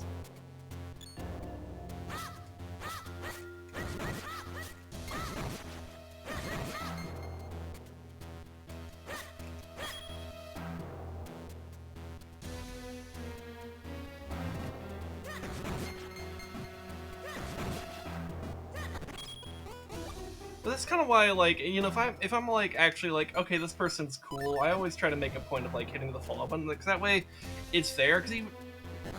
Because that way, even if I don't end up watching them frequently, it's like it's there, and all I have to do is just remember, oh yeah, that's right, that's a person, and I could, like, if I happen to be checking Twitch and I'm a little bit bored, I want to watch something. If I see them there, then hey, that's a great time to start watching them, right? Which is why I consider just any new follower just useful, because it's like that could happen for anyone who hits follow on my channel, right? It's that, like, even if they don't become a regular viewer, they might just open the stream every now and then, and that's pretty useful. Alright, I guess this looks like an area where I'm about to fight a mini-boss, so let's see. Oh shit, we got spiky shoes. How dare they ruin my spin attack.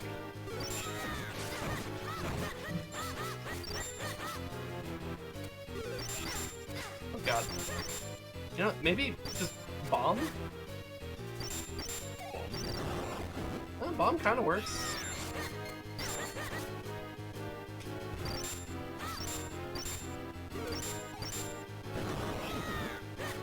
Bomb worked pretty well, actually.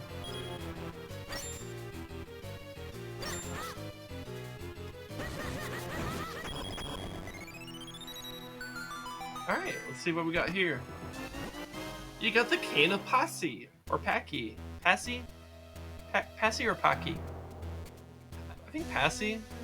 Pachi, if we want to go more Italian, even though I don't know Italian, like, at all. So if I actually try to speak like an Italian, I will be awful at it. This Mystical Rod has the power to flip things over. Use it to charge up energy in holes and then flip up on out of it. Interesting. I guess I'll have to see how that works.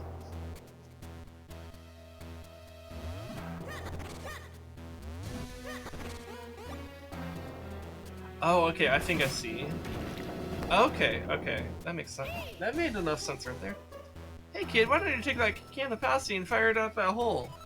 I mean, you never know what'll happen until you try, right? Yeah, let's do it.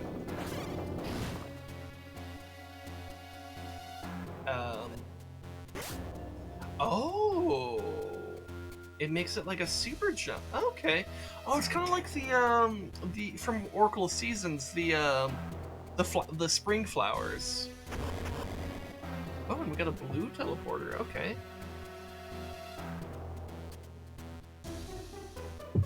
Okay, so that takes me here. Was there anything else here? A locked door. Okay. So here, where is the teleporter?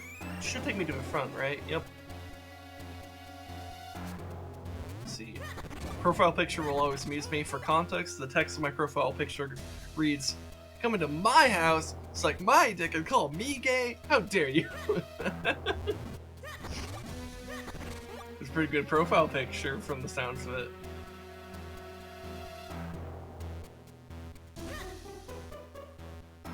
See, I don't think there's any reason for me back in here, right? Yeah, I think the teleport is just there for convenience.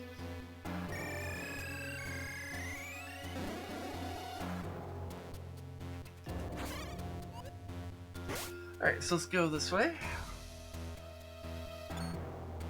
Oh, and then I can flip this, and then, you know, die again from the fucking whiplash. My god, that's so ridiculous.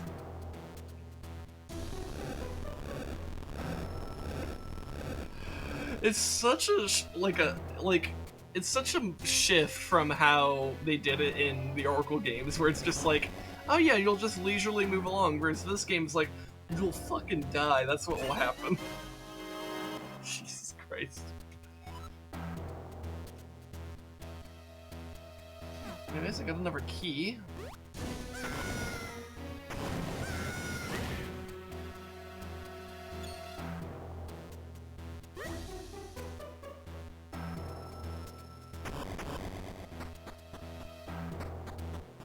Alright, so what do we got down here?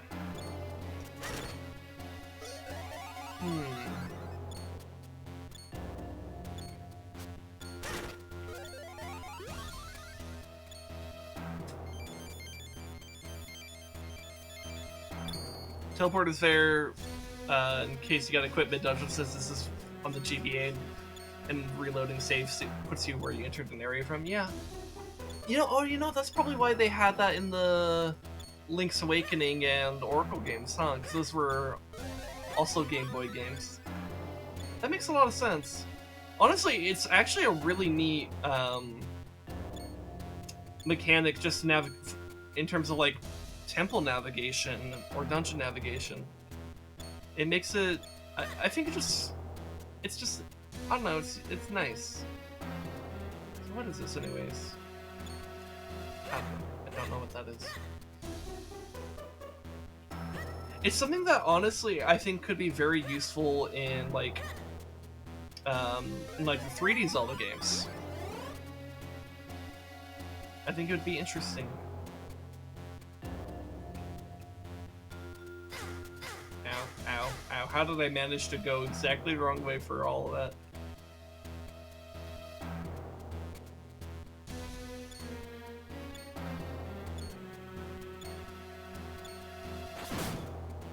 But yeah, no, it makes sense that for the like battery situation of the Game Boy that they would kind of have it function that way. Makes sense.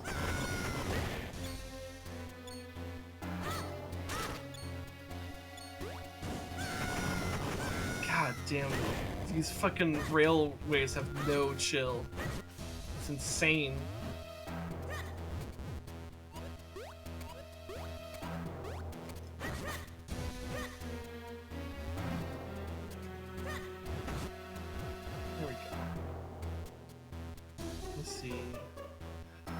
Wait, I probably didn't want to use it there, didn't...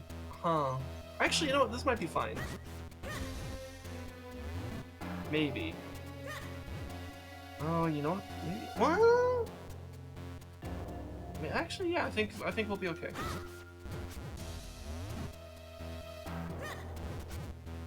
So I'm looking at the amount of holes we have here, but I think actually we'll be okay.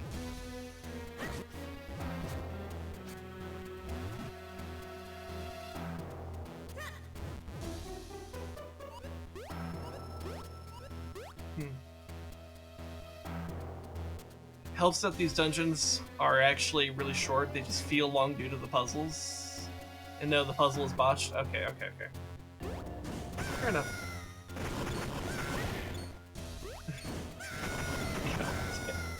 It's so intense. I will say this though, I do kind of appreciate how you don't really have to wait around for the minecart to get to your destination, because it gets you there so insanely fast you'll have trouble even comprehending anything.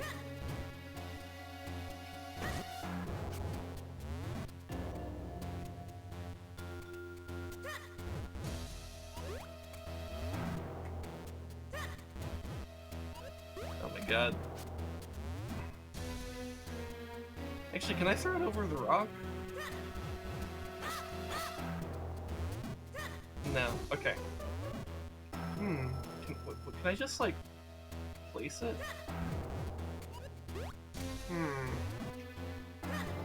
Oh, there we go.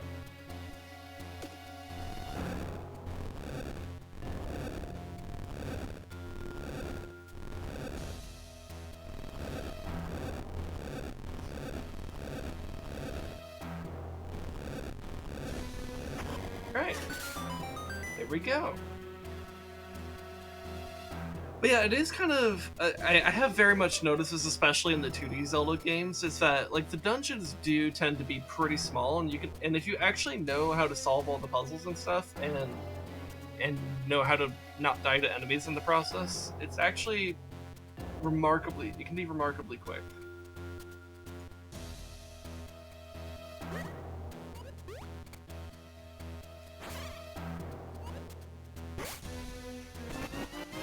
Got a kinstone piece. Nice.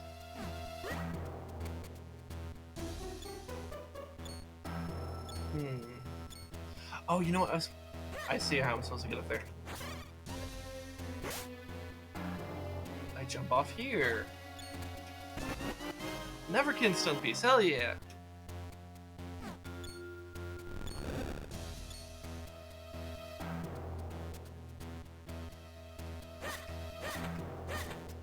I do appreciate that you could just cut the fire away. That's useful. Okay.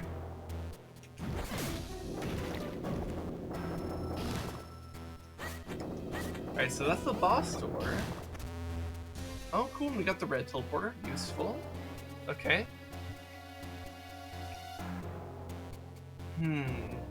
Okay, so I guess the red teleporter is mostly there to just,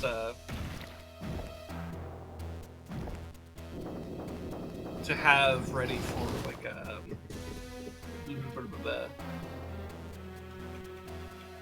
convenience. I don't know. Words are... my brain no worky. Son of a bitch.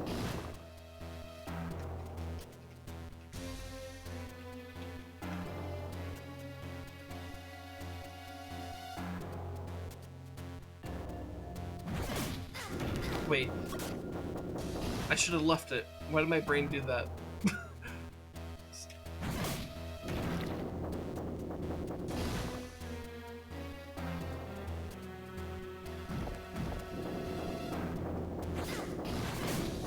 Come on. Let me on! Let me on! Damn it. Okay, I know what I need to do here. I just need to not fuck it up in the process. And if I had a jump button, this would be easier.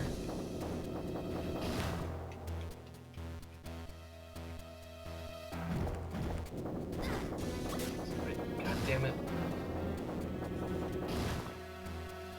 Well, I do appreciate, though, that the cane here is not, like, boring like the cane of Samaria from, like, Link to the Past and Oracle of Ages. Because that was kind of, like, very... I wasn't a huge fan of those items from those games, because it was just, like, the puzzles created from it were pretty dull. And this one actually seems really interesting.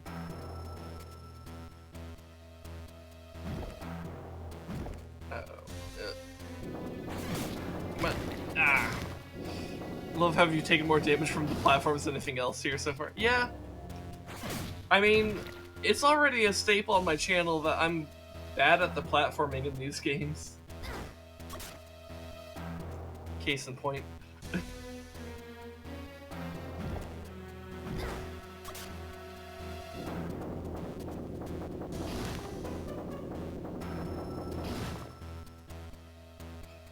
I think I'm letting myself get a little bit too impatient.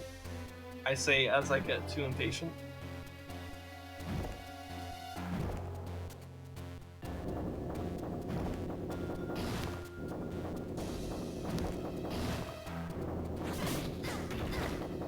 Fuck. You know, in a weird way though, it's actually kind of useful to get to the end, fuck up, and then come back, because then, like, that last one is still flipped over, which is pretty useful.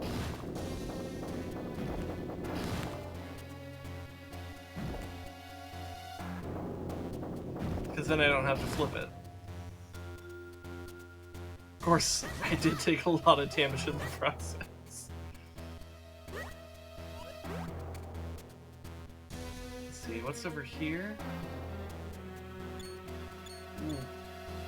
Here, okay, let me check this area out first.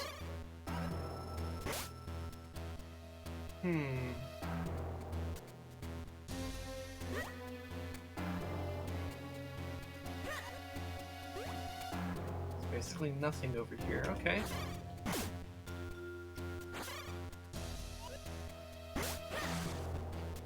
Can I go here though? Oh, I can, okay. That's useful.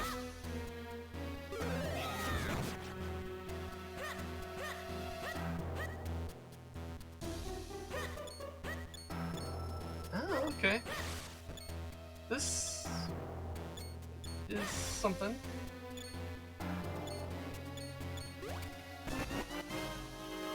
Got a kinstone piece.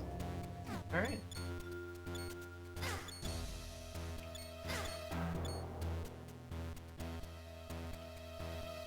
Okay, so what am I actually supposed to do here? Or like, where am I? I mean, that was just a kinstone piece. So I need to go down. Because there's some chests down there. So this was just for the kinstone. Okay. You were meant to fly farther? Really? I didn't see where, but maybe I'm blind.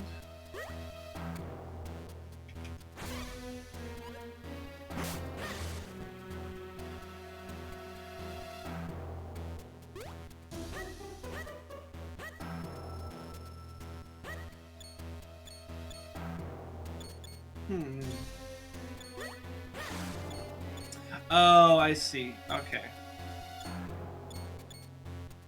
Alright. That makes sense. Okay, and then I hop in here.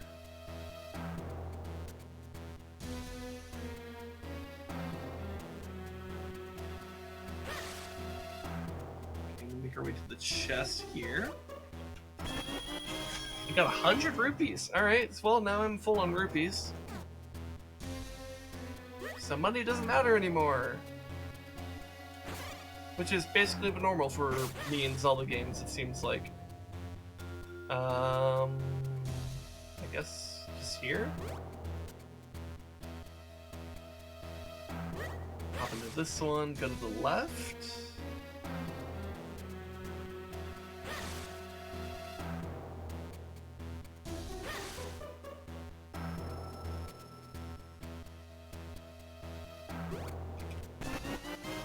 Alright, another kinstone.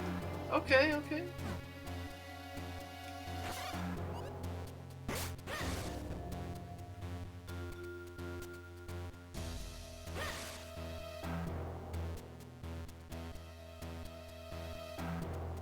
Ah, big chest. The boss key. Alright, cool.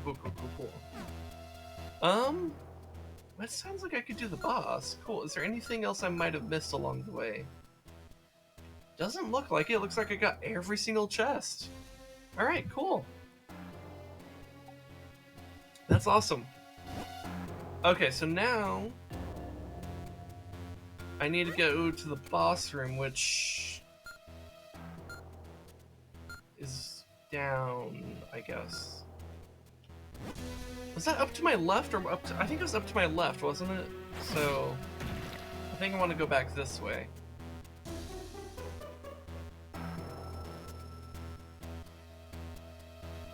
Oh, actually, you know what? It occurs to me. I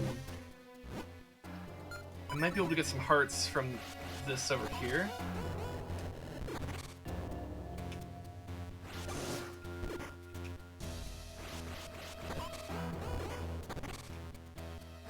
Okay, I got a couple hearts.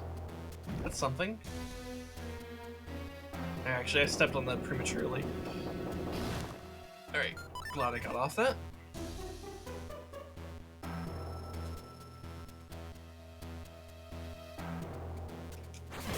No need to worry about hearts. I mean, with how much I've walked into the lava and the spikes here, I feel like maybe I can't be too cautious. I am gonna die here though, that sucks. That timing is unfortunate.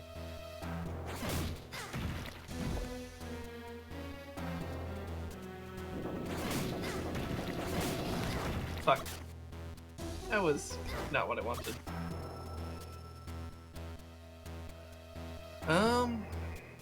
I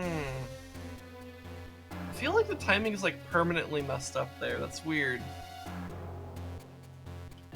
Is there a better way up there? I don't know.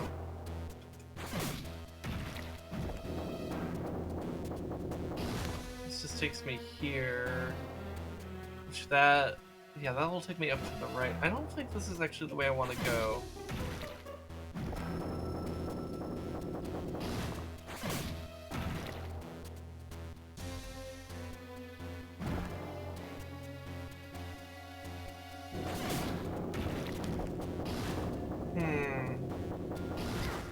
Game expected you to jump backwards when you jump from where the chest was? Oh, yeah, that would make more sense. Yeah. That's a shame.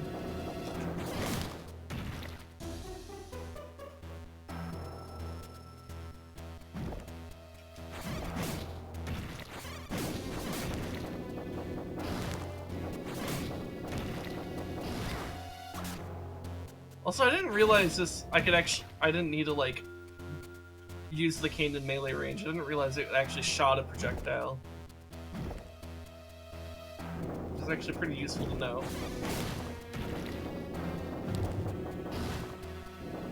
Makes this whole puzzle a lot easier, actually.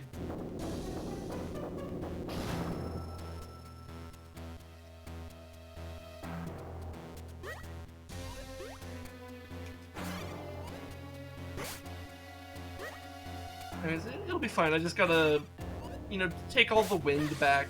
It's fine. It's a bit tedious, but I can do it.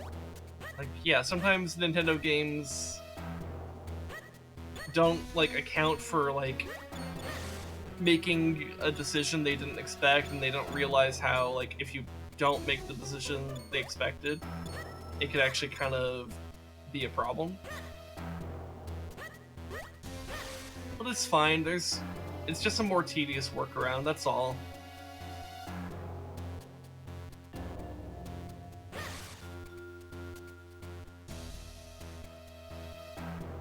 Oh wait, no, I need to go up.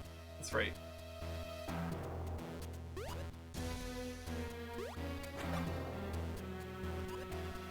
Yeah, apparently you can just land on the fire and it'll go out. That's useful.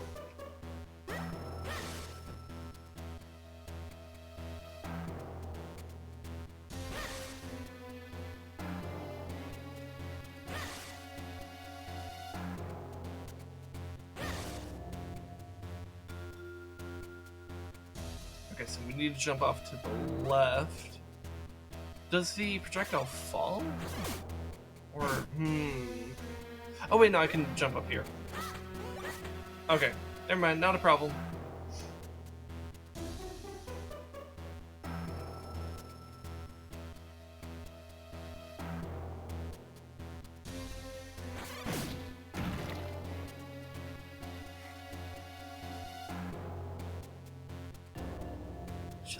Just waiting for the thing.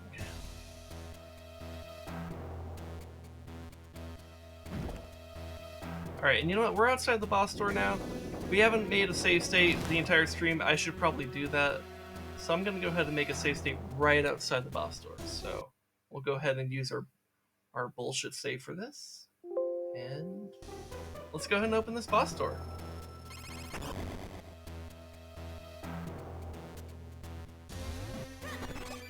Oh, that was a fairy. Maybe I should have my bottle ready. In case I find another one. Hopefully that wasn't the only one. There could be one maybe over here.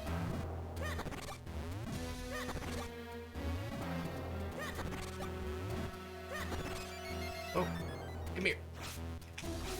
Yeah! I got a fairy! Hell yeah. Okay.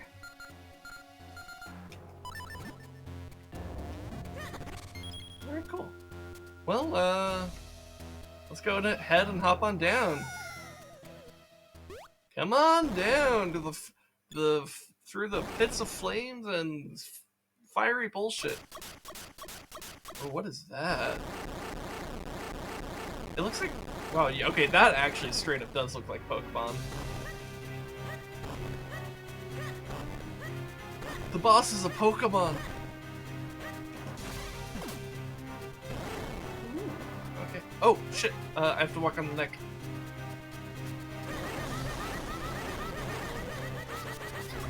Ow. Meet Gleerock, he wants to burn you? Yeah.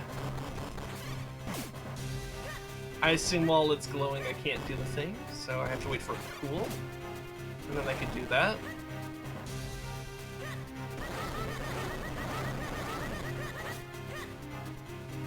Alright, cool. I think I get this boss, pretty straightforward.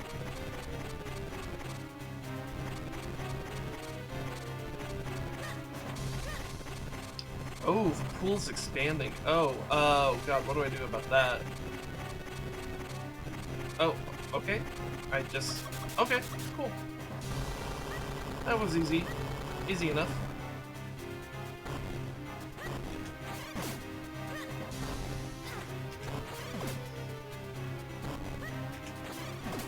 Got him.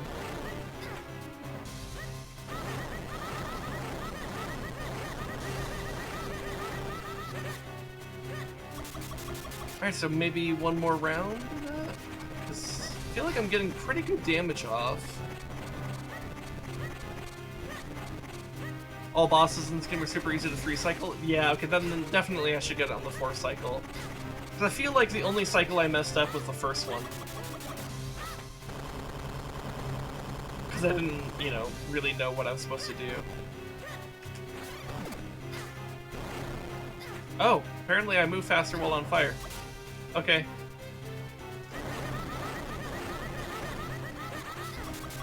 Okay.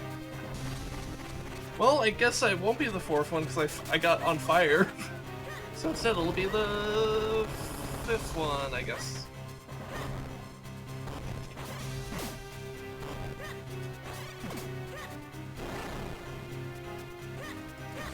Oh, yeah, literally one hit.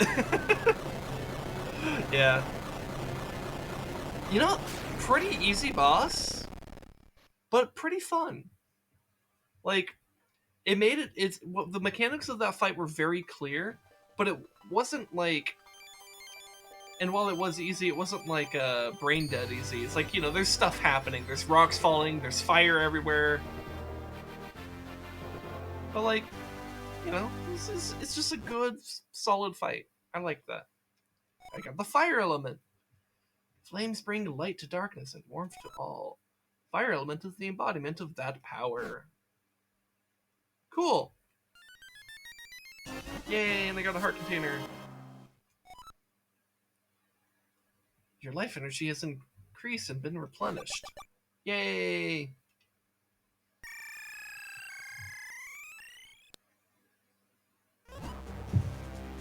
Oh, that was hot! It was so hot!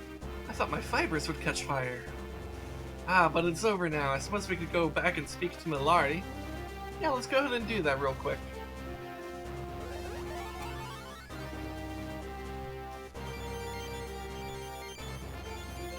Time to make the Master Sword equivalent, kind of.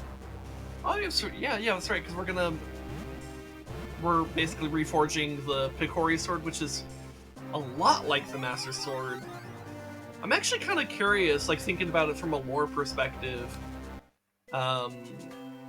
what the significance of the Picori sword is and how that ties into. Because it's like it seems to have very similar background story to the Master Sword, but like I don't know, it's weird. It's also weird how like the Master Sword doesn't seem to have any relevance to this game, even though the Master Sword should exist. Though maybe nobody knows about it. Maybe that's what's going on, because it was kind of just left to be protected in the sealed temple in the woods. Maybe nobody knows about it. Maybe that's what it is. Ah, that was fast work. Not so fast that I didn't finish your sword. Here, take a look. I call this new blade the White Sword. You got the White Sword. Its beautiful white blade sparkles with light. You can put away your grandfather's sword now. Once you infuse it with the power of the elements, it will become a sacred blade. Alright. Cool. The Force Elder no doubt told you this part, but if you want to infuse the sword, you must go to the Elemental Sanctuary. The Sanctuary is a strange realm, trapped between two worlds. It is the bridge between the Minish world and the human world. The doorway to the Sanctuary opens only once every 100 years. You'll find that door hidden within Hyrule Castle. Once the blade has been filled with the power of the four elements, you should be able to break the curse on your princess. I know you can do it. After all, you made short work of that human mind. Let me tell you about a shortcut you could use to get down from Mountain. You'll find it right in front of the entrance of the mine you just explored. Just follow that, and you'll be down in no time. Good luck. Alright, cool. Well, here, so here's my thinking. So, Rez, you still here?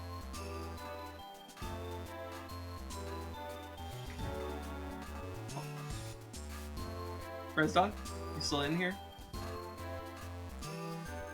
I still want to call in Discord, but he's not. He must have walked away for something. Okay.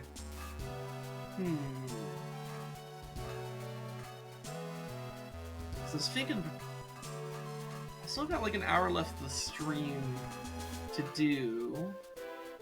So I was thinking maybe we could do some like, switch to some other game together, but kinda need him to be here before I could confirm that.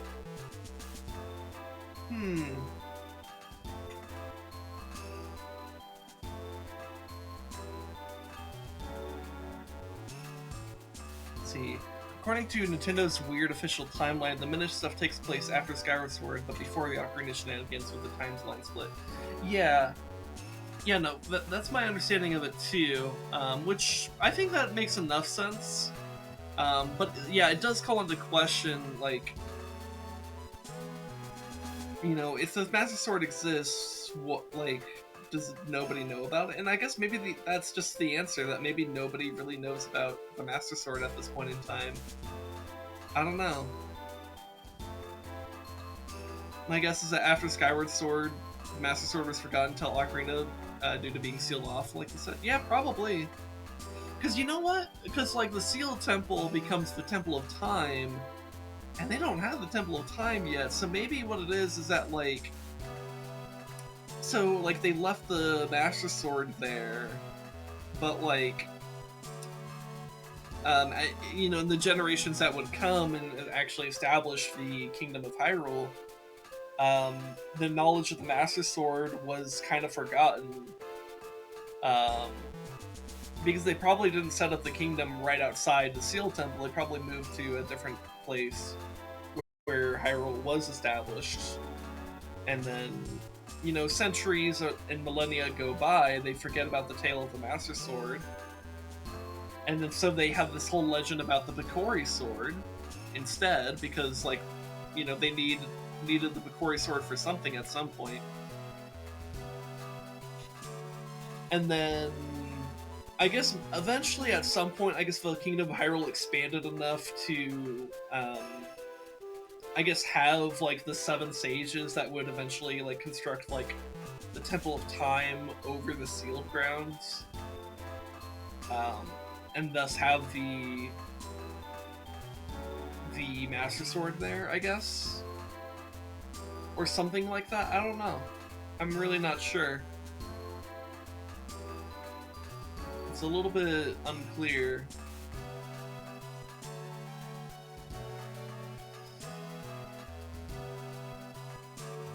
But then that brings up the separate question: where did the Four Sword go? Yeah, I don't know. I haven't played the Four Sword games yet, though I do know some of the lore. But like from what I understand, the Picori Sword eventually becomes the Four Sword, which becomes, you know, the MacGuffin of the Four Sword games. And yeah, it just kind of is used for the Four Sword games and then disappears entirely. Honestly, this little like it's a really the Four Sword games, and I guess Minish Cap for that matter, kind of exist in a weird space within the Zelda timeline and Zelda lore, because like there's it has its own story with Vati and the Minish and the Picori Sword and all that stuff, and it kind of almost feels like its own like offshoot like timeline in its own way. Let me take a sip of water. But yeah, going off on the timeline, Hyrule had to be united, so it could easily be that it was not only was Master Sword forgotten, but the people in this Hyrule could have easily not even heard about it since they were in this time where Hyrule was still kind of budding. Yeah,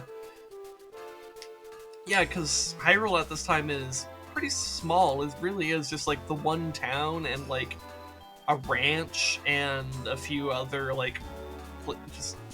It's basically just like a city-state more than it is a proper kingdom. But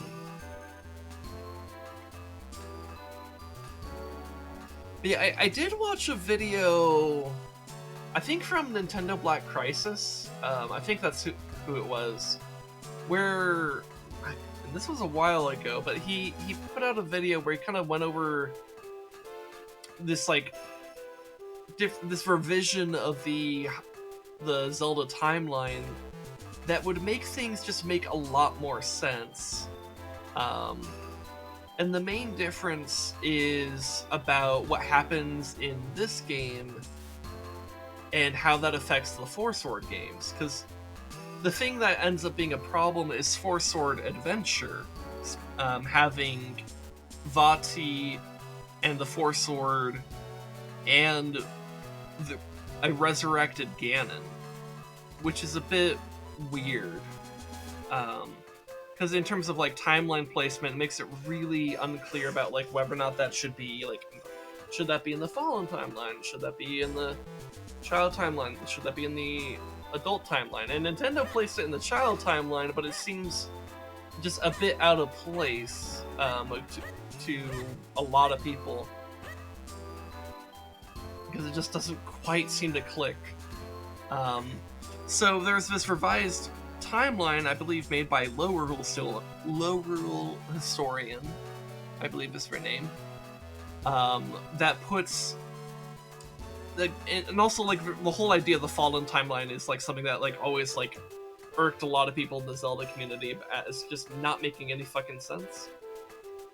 And it kind of fixes that, so it gets rid of it keeps like the Adult timeline and the Child timeline, and has like the Wind Waker, Phantom Hourglass Spirit Tracks in Adult timeline, Majora's Mask and Twilight Princess in the Child timeline, and then it has a third timeline, not after Ocarina of Time, but actually after Minish Cap,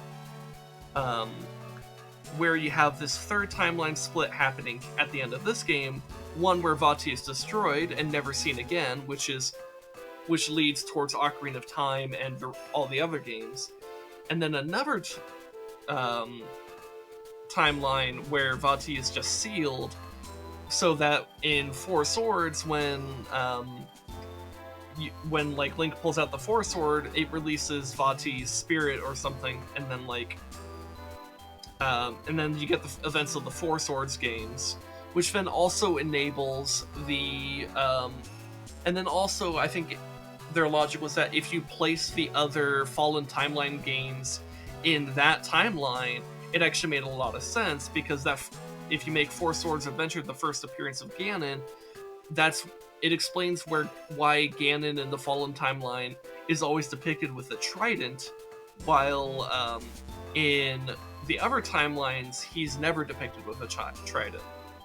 And I thought it was a really good video to kind of explain a lot of the weirdness of to fix a lot of the weirdness of the Zelda timeline in a way that felt very cohesive and didn't require massive leaps in logic. And I really liked it.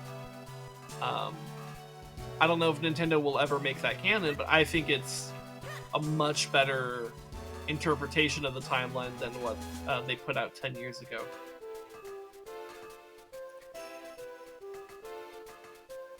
But yeah, for some reason, the last Minish related game ends up being the end of the child timeline. Yeah, it's really weird. It kind of just makes no sense. And separate question, if Link to the Past is the start of a downfall, why would Ganon need to resurrect? Yeah, but that timeline revision is easier to grasp. So yeah, if we accept Nintendo's interpretation of the timeline, I think the idea is that the Ganon in Link to the Past, he doesn't need to be resurrected, because Ganon in Link to the Past is already alive. In fact, he's literally, because like the logic from Nintendo is that after he succeeds in Ocarina of Time, he turns the Sacred Realm into the Dark World, and then like later the Seven Sages kind of like trapped him in the Sacred World, which was now the Dark World. And then Hyrule was able to recover in that time frame. And then later, he infiltrates Hyrule with his alter ego Aghanim. And then the events of Link to the Past play out, where you kill Ganon, and then later Twinwara tries to resurrect him with like the three flames of like sorrow, destruction, and despair, I think is what it was.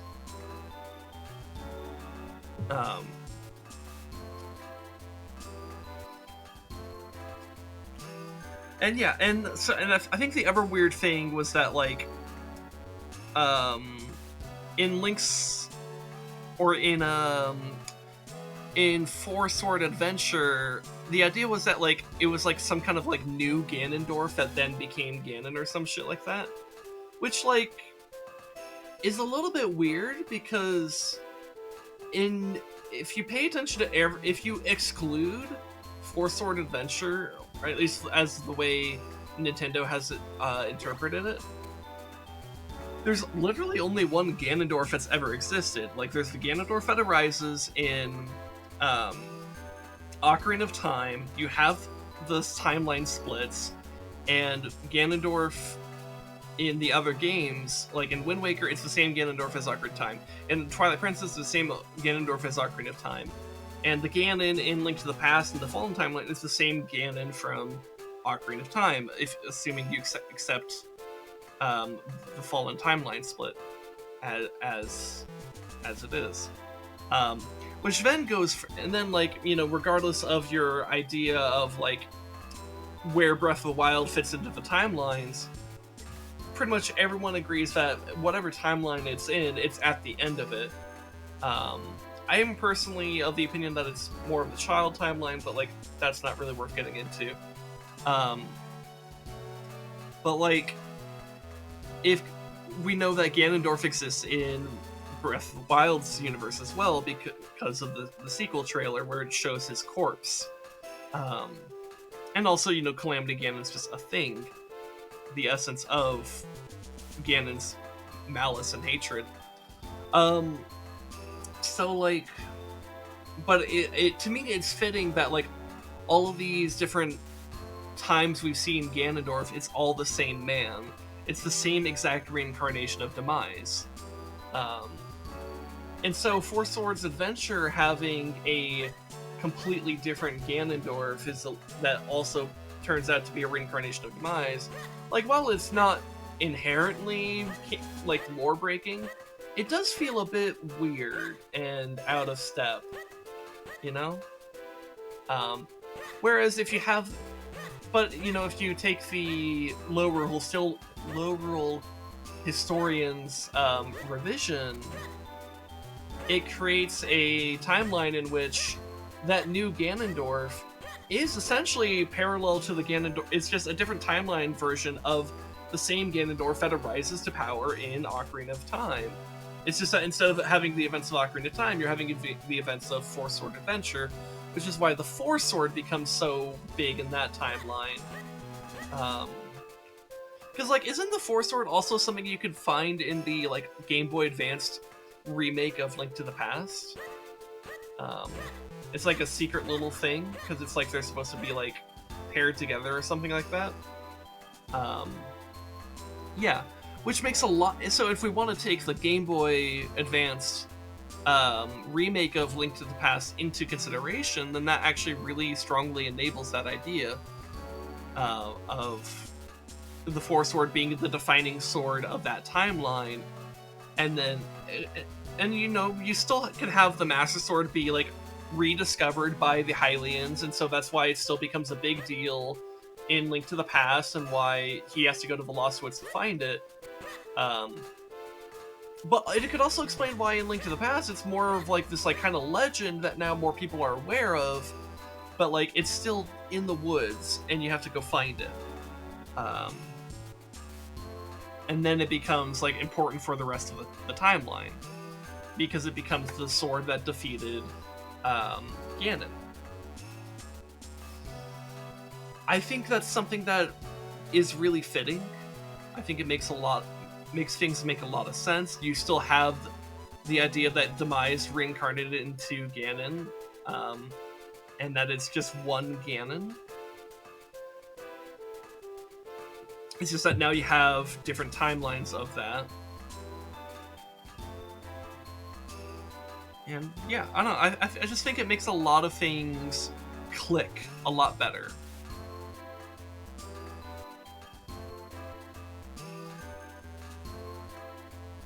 But yeah, that's right. There's a bundle. On the Game Boy Advance. There's a bundle of, like, Four Swords and Link to the Past remake. So, like, yeah, they as part of that they put the Four Sword into Link to the Past, which that would make a lot of sense. The other thing is that the Picori Sword / Four Sword never ends up mattering or being even mentioned in any of the other timelines, nor do the Minish, which is kind of weird. But if all their events were kind of relegated to one timeline branch, that would make a lot more sense, right?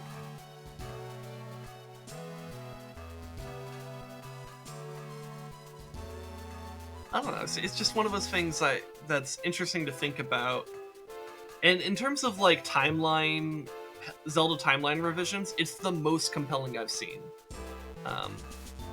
So if you haven't seen the video I'm talking about, go to, I want to say, you know what, maybe I should look it up.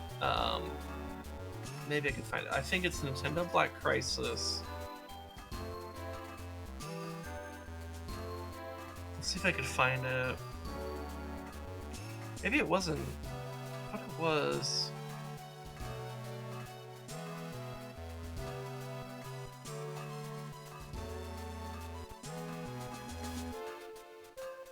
Oh, I don't know. Let me see. Oh, no, I found it. Okay, yeah, okay.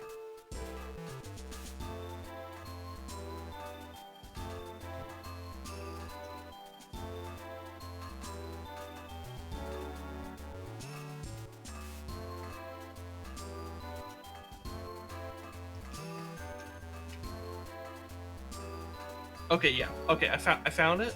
So I'm gonna put it in chat for you guys. You should go feel free to go check out this video to kind of get an better understanding of what I'm talking about here. because it really does do a very good job of explaining the timelines in a way that makes a lot more sense than what Nintendo has laid out. And I think I really, really like it. I think it's very interesting. I think it's very fascinating.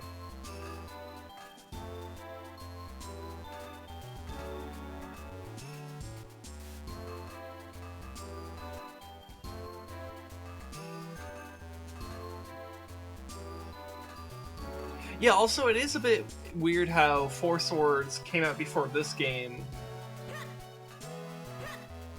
I don't know, sometimes that happens where it's just like they make a game because they have an idea, and then they're like, hey, maybe we should create more backstory behind this, and they're like, okay, and then they do that.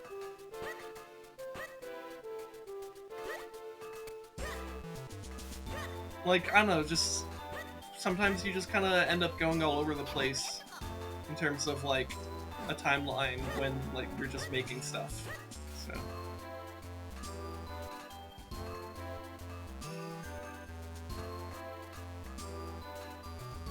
anyways, I'm trying to figure out, so like I typically go for 5-hour streams and we're slightly over 4 hours in, and like it doesn't really make a whole lot of sense to try to do a whole nother section of this game. So it would make a lot of sense to maybe try to switch off to another game, and I would, you know, do something with Rezdog, and he's still in the Discord call, but he's walked away for something, and I don't know what. So I was going to suggest maybe doing a game with him, but if he's not even around right now, I don't know what to do. I think what I could for the next hour. Here's what I'll do. Well, first of all, I should make a save state right here to make sure that I don't lose all this progress, because that would be bad. So I'm going to save Minish Cap. And then maybe I could take a bathroom break and then come back. If he happens to be back, then great. I could suggest like, hey, do you want to play a game together for the next hour? We could do that. If not, then I'll figure something else out real quick, and maybe that could be the rest of the stream. It just feels so weird compared to others, because with Four Swords and Minish Cap, you can tell the Four Swords came first with how tied together the plot is, which for Zelda, barring a few exceptions, isn't normal. Yeah, no, that's definitely true. I mean, but you know, they just, for the game devs, what happens sometimes is that they have an idea for a game, they make a game, and while they're making that game, they get more ideas, and they decide to make a whole nother game with that different set of ideas, and they connect the two games together. And it happens pretty frequently. So like, you know, they like with Link to the Past, they came out with that game, and then decided they wanted to try something a little bit different, and they did Link's Awakening, and then like they also did a similar thing with the Ocarina games, where they had Ocarina of Time. They had a lot of ideas, and then pretty soon they were able to make a second game afterwards. You know, and then also like speaking of Link's Awakening, the Oracle games are really kind of just they're a gameplay sequel or game design sequel to Link's Awakening, because they use a lot of the same assets, they use the same core gameplay ideas and systems and stuff like that. It's just a little bit updated and with different ideas in mind. It's pretty common across their time playing or designing the Zelda games. And stuff. So, anyways, I'm gonna just do another save state here because I can't remember. I swear I just did this, but I'm doing it because my anxiety brain is gonna just like freak the fuck out if I don't do it right now. So I'm gonna do that.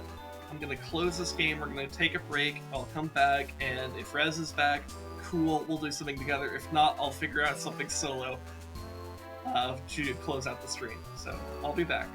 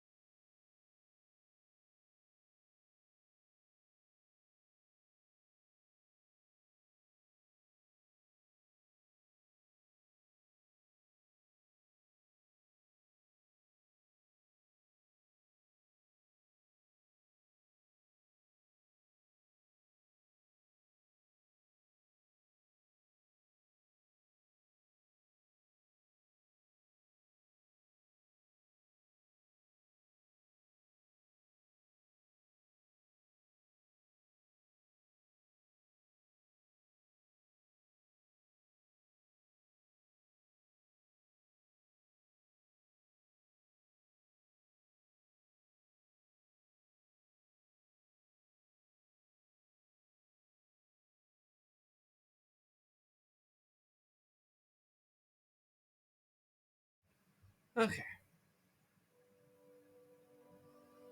So, figured out what we're gonna do for the rest of the stream, but it's gonna take some.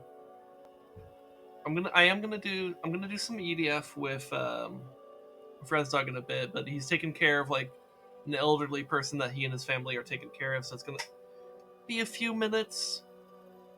So I figure I could just kind of vibe here and just be chill for a bit. Here, I guess I could change title and category to like, I don't know, just vibing.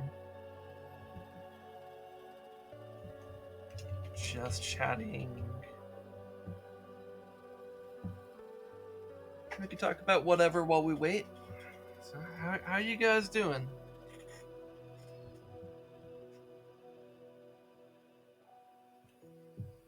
Hope things are going well in your lives.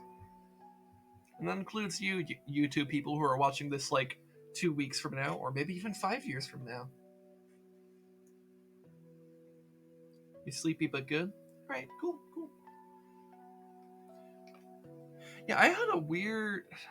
I often have a lot of troubles with sleep. It was a little bit. It was a little bit weird today, because like I woke up intermittently, here and there, because I needed to go to the bathroom a couple times. But like I did end up getting a decent amount of sleep, but not a good amount of sleep. I got maybe like 5-6 hours. Sleep more, bitch. Hey Rez. And then I kind of just like one of the times I like around 11 I woke up to go take a piss, and then I came back, and like typically for these streams, I start them at like 3:30 a.m. my time. And so I'm usually aiming to be awake a little bit before 2 a.m. And so I was up basically like a few hours earlier than I usually intend to, and I'm like, do I try to like get these last extra couple hours for some like some rest, and or do I actually just try to be awake? Because part of what was also going in my mind is that like, well, this is about the time that I would want to be awake for a Together Tuesday stream, which starts right at midnight. So like, maybe it's not so bad. Maybe this would actually help make it tomorrow easier. I don't know. Um, so my wife suggested actually just like, since like my brain was kind of awake but my body was still like kind of meh, just letting my body rest and just like look at like Twitter on my phone and stuff. And I was like, okay. And so I did that and just kind of stayed in bed till midnight, where I then got up, watched some videos on YouTube and stuff. Um, and then yeah, and then got ready for stream and stuff. And I'm actually happy that I haven't been so tired throughout the stream, because I was a little bit worried, like, well, I got less sleep than I usually do. Am I gonna be more tired? I'm like, I think actually what ended up happening is that because I had more time between me waking up and me actually doing the stream, I actually ended up being a little bit more awake. Maybe a bit more scatterbrained. I think I am more scatterbrained today than I typically am, but like, you know. Hey, if there's anyone watching this 5 years from now, here's your glimpse into the past of and how a different computer looked, which probably ain't much. Yeah.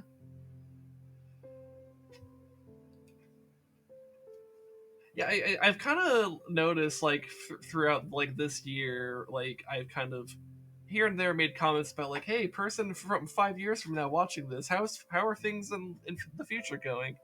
And, like, I kind of hope that there is someone 5 years from now who will, like, kind of just be going through these archives just out of curiosity, just some random person, and that like I hope that they do like type in the comments and say, "Hey, I'm that guy 5 years in the future watching this, and here's the situation that's going right now. Do you remember the things that were going on? Man, what you remember that how the fucking 2024 election went? Man, that was crazy. I'm sure you know now because now it's the future." But in the past, you had no I idea never what was thought going. Vermin Supreme would be president. Yeah, who'da thunk? You know? Anyways, I'm hearing your bedoops for an invite, so Yep. I'll go ahead and um, I guess I'll go ahead and mute my chill music here, as chill as it is. Unmute EDF, and then go ahead and switch to EDF. and also get the capture actually on EDF. That would probably help too. Screen share. EDF. And now it's time for EDF.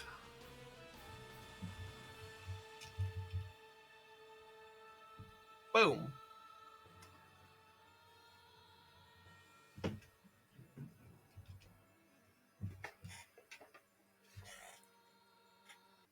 Alright, so for any of you who don't know what this game is, because it's it's kind of like Starship Troopers, But anime. but anime.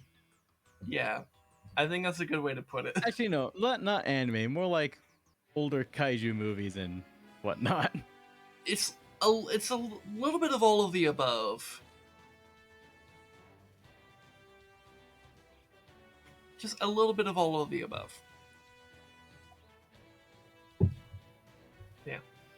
Alright, so Under Siege. Let's see, have I done this one as a wing diver yet? I have not. Alright, time. Looks like we're back to doing stuff on my main. Hey! Other characters are actually fully caught up now. Good God. Yeah. Alright, so I have Dragoon Lance and Geist equipped for some reason. I was probably doing some meme thing last time I was playing this character. I mean, let's see. This is the one where you start in the center and there's just like a bunch of transports around, right? I think so, yeah. Yeah, so okay, so Dragoon Lance would be good for the frogs, but I need something that's good for the crowds. Maybe a grit shot? Or maybe a plasma bird cannon in general. I feel like some kind of...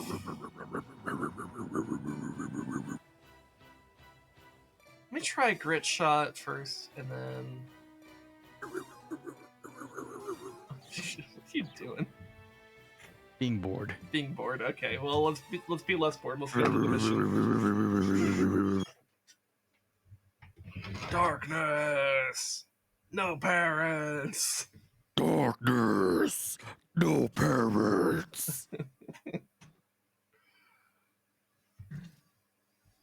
Oh, yo, speaking of no parents. You know what? I actually ended up looking up because as a child, I never finished the series and always like, my brain's like, hey, you remember that thing that freaking ate the back of your mind? Yeah, it's back again. Oh, I'm not sure what you mean, but okay. What the fuck was VFD in the series of unfortunate events? The what?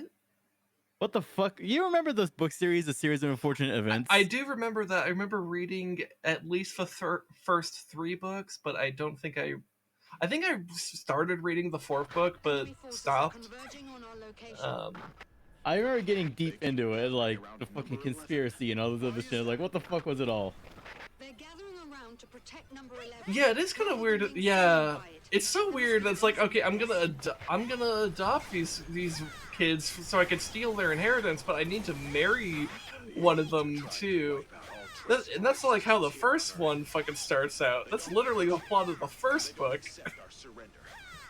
They will keep attacking until the last man on Earth is dead.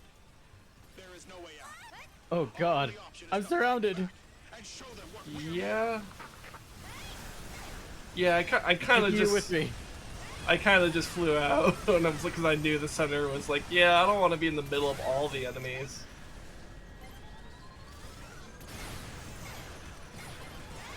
All my strikes are up, so.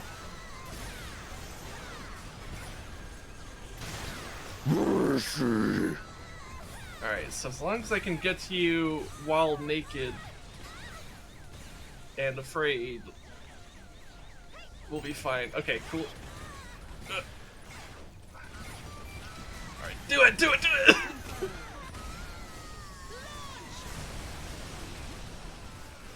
Okay.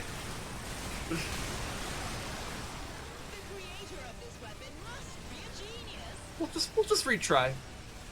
Yeah. I don't think we have a bad loadout. Oh, shit. I think it's just literally we just kind of hopped in here and didn't really have a plan.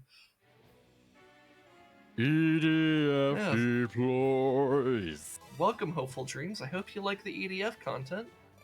It's a game that me and my best friend Rezdog here like to play from time to time. Can't wait for EDF 6. Yeah, yeah. When EDF 6 comes, we'll definitely be. We'll probably. Hell, we might stream that together on Together Tuesday, which is a show that we do. Guess what? Every Tuesday. EDF 6, August 25th. But is that the JP release? Yeah, no, because I haven't heard of any kind of American release anytime soon, but I also haven't been deeply following it, so maybe I've just missed it. It's totally possible. Yep, that's the JP release. All right, yeah, yeah. So it'll probably be a while before we end up playing that ourselves. That's okay. That's okay. We and still... region locking and importing, and then not be able to understand any. Well, yeah. Oh, the discs are not region locked. Oh, well, I don't own a PS4 or 5, so Yeah, yeah. We're playing this on PC, so kind of makes things a bit different. They keep gathering around number 11. Okay, so I'm just gonna get to the top. To protect number 11. I figure we should pick a direction and kind of focus it together. I kind of went this direction. Okay. All right, so I'm gonna kill the red frog. He's already dead. So I think drones and frogs are the enemies that once you kill them, they don't respawn. Whereas the like bugs and stuff will spawn from the transports, if memory serves correctly. I could be wrong. Stop locking down my movement, you fucks! Oh god, that's like the most frustrating thing in the game, actually. Yeah.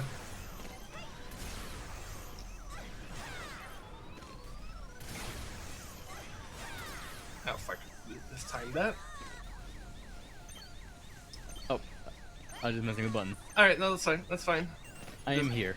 I'm just trying to manage my energy, you know, with a fucking giant ass swarm on my ass.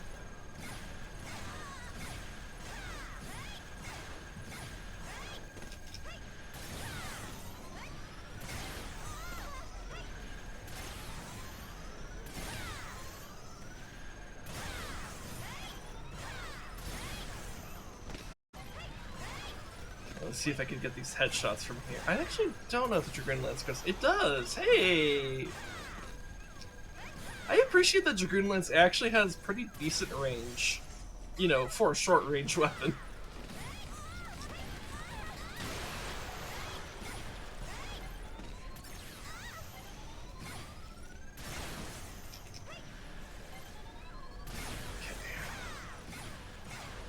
So you mind if I hop in? We don't really know you, man. I appreciate you kind of, you know, showing up. These are the worst, yes. Yeah, yeah. But, you know, we're playing together because we know each other very well and stuff. Not really keen on playing with people I literally don't know. Nothing against it, that's just kind of how it is. Yeah. I appreciate the enthusiasm, though. I really do. And hey, maybe, you know, maybe a year from now we might know each other better. I don't know. It depends on how frequently you show up.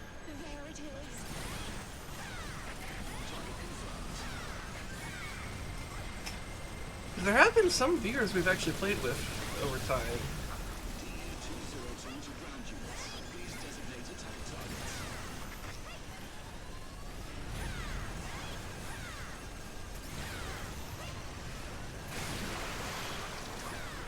Usually only show up for EDF streams. That's alright. I don't stream this game super frequently, but like it's a game that is kind of in my rotation of things that I'll do from time to time. Oh great, now there's freaking frogs. Yeah, and we got the other drones. They're not the Imperial drones, but they're the... I don't know, I think they're just called the Type 2 drones, because this game didn't really have very creative names or anything.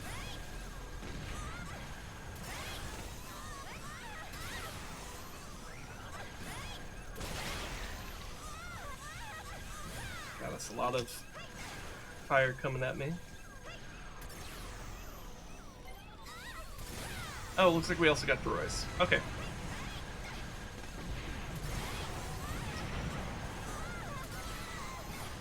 Like, there's so many enemies on me, I literally can't see what I'm aiming at. Yeah, that means you keep firing. Like, I'm just over here hoping I don't get screwed over, but oof.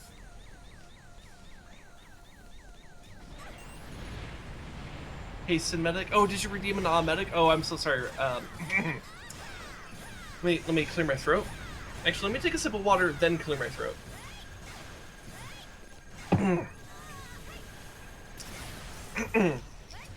Ah, Medic. Yeah, That was terrible. Yeah. Here, I'll give you a freebie since I took a while to notice. Ah, Medic. There we go. I actually hit the right register.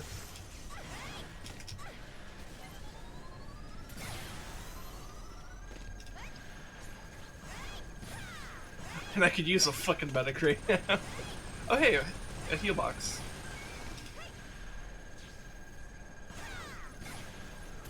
How am I alive? I don't know, but good job. I'm making my way back towards you. Oh shit.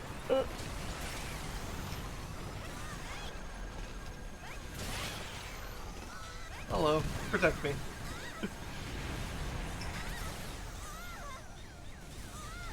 God. Yeah.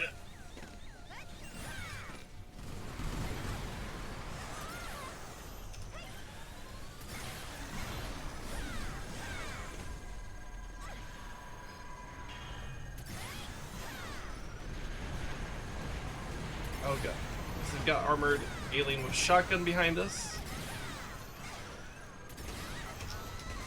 I could land the headshot, he'll be dead. Oh god, there's so many goddamn laser aliens now. Okay, I got two of the frogs behind us, but I think I'm gonna die. Yeah, I'm dead.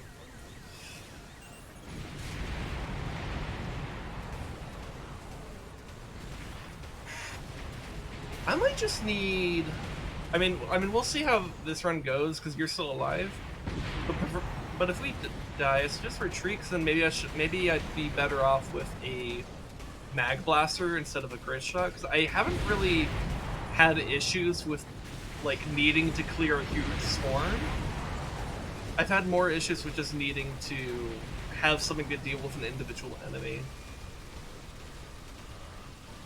In which case, just a laser would be better. But we'll keep giving this an attempt since you're, you know, you're air raider and your swings can be massive.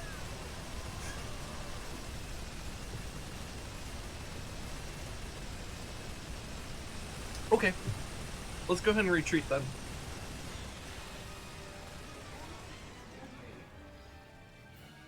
God, you're always so far away from me.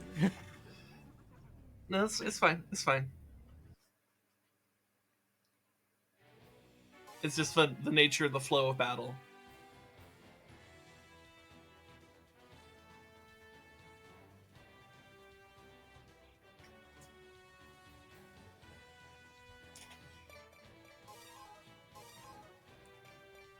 Oh, no. Dragoon Lance is good. I just need the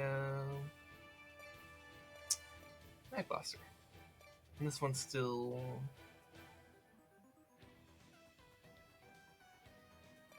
Yeah, okay. Alright.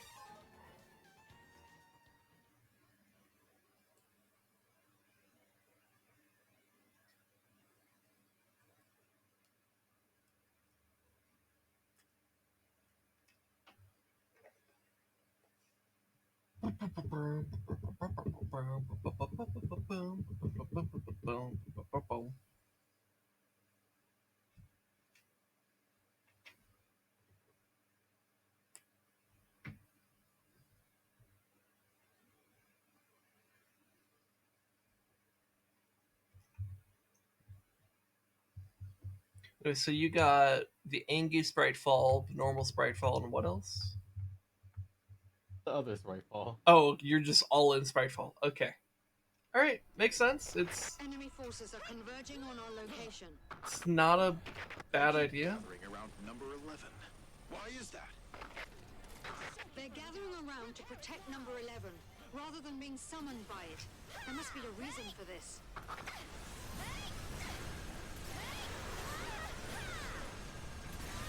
The aliens are trying to wipe out all trace of our existence here on Earth. They don't negotiate, and they don't accept our surrender. They will keep attacking until the last man on Earth is dead. There is no way Oh, out. I do not want to be here. Our only Oh option god. is to fight back and show them what we are made of.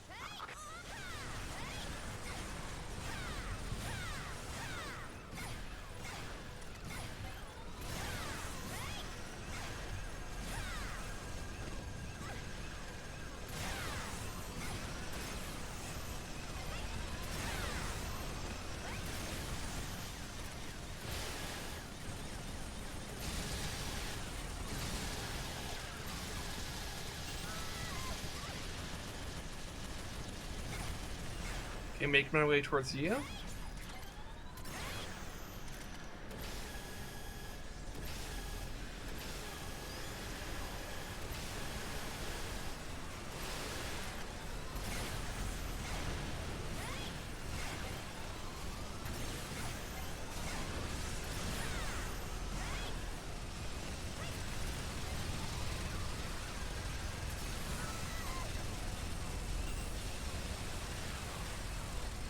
Not so happy now that I can retaliate, can you, spiders, you pieces of shit?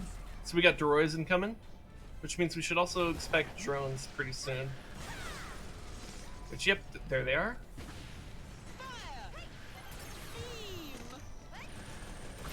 This is Carrier, right on scene. Oh, excellent, excellent sprite falls. Good job. Oh, fucking frog. And Mr. President, the Yep. yeah, okay, that happens.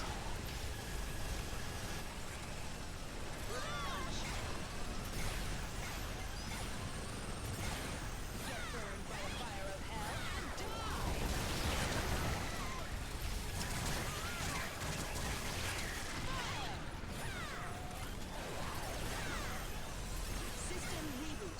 Launch ready.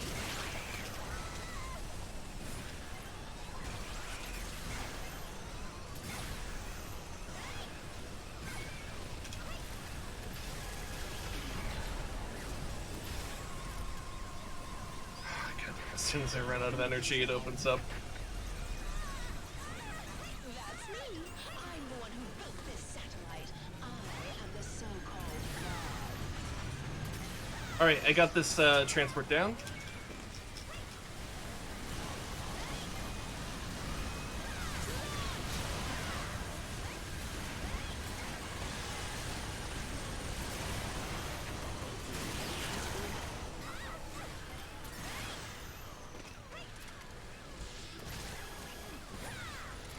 You have stuff? Yeah. Okay. I'm gonna hide in your second health bar.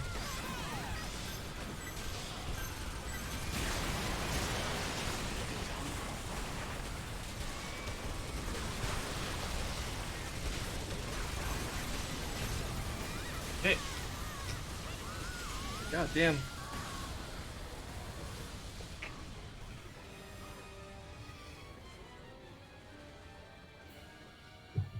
I mean, it was better-ish.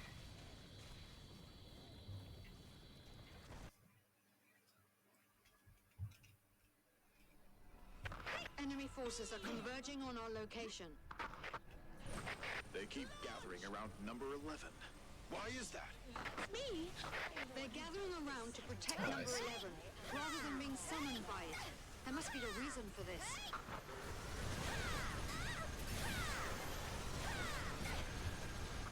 The aliens are trying to wipe out all trace of our existence here on Earth. They don't negotiate, and they don't accept our surrender. They will keep attacking until the last man on Earth is dead. There is no way out. Our only option is to fight back and show them what we are made of. As soon as the sprite fall is gone, I can get you. Alright.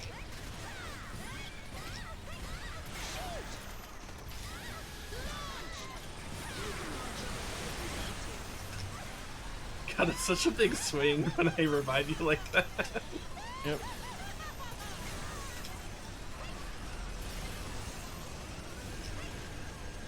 Fucking spiders! Stop following me!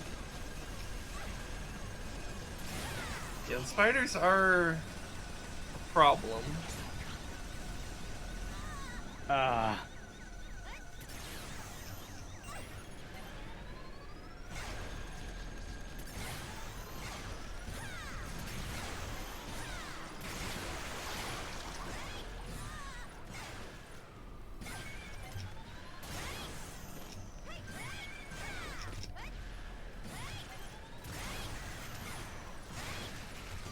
Okay.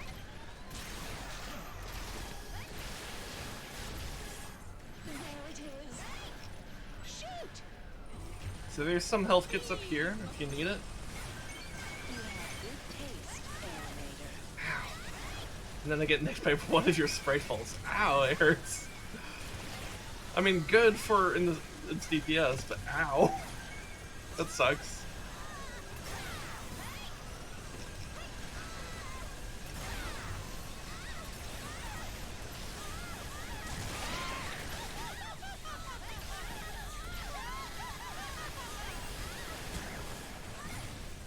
Oh my god, right when I exit. God damn it.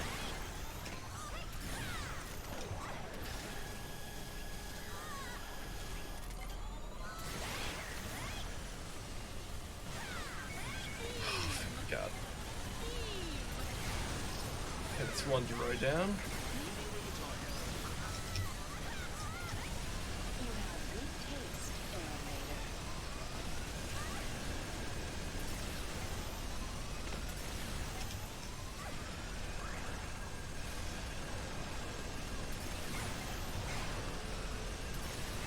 Okay, never droid down.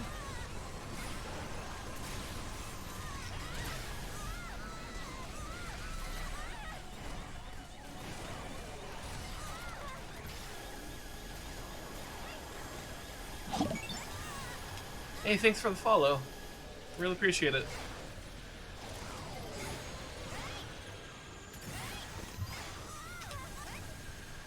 May your dreams ever be hopeful.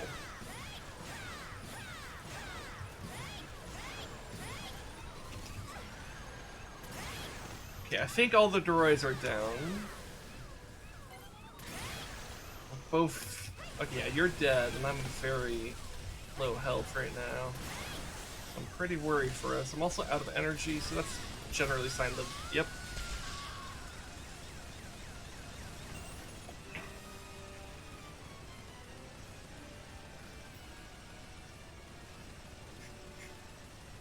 God, what sucks is like, without what I'm doing, gotta kill everything so far away from me. Oval Dreams is not just. It's. If it were just the bees, this would be phenomenally easy. They keep gathering around It's number the 11. everything. Why is that? Honestly, the deadliest thing there was actually the droids. The droids are what were shredding my health. That's why I was focusing them so intensely. The bees just got the killing blow. That's all they did. Killing blow doesn't mean shit when there's like a million things doing damage to you. All trace of our existence here on Earth. Okay, I'm gonna die. They don't negotiate, and they don't Already? accept our surrender. Probably just want to restart then. Until the last man on Earth is dead. Yeah, all the spiders got to me. All of them. Is to fight back and show them. Enemy forces are converging on our location. There it is. They keep gathering around number 11. Why is that? They're gathering around to protect number 11, rather than being summoned by it. There must be a reason for this.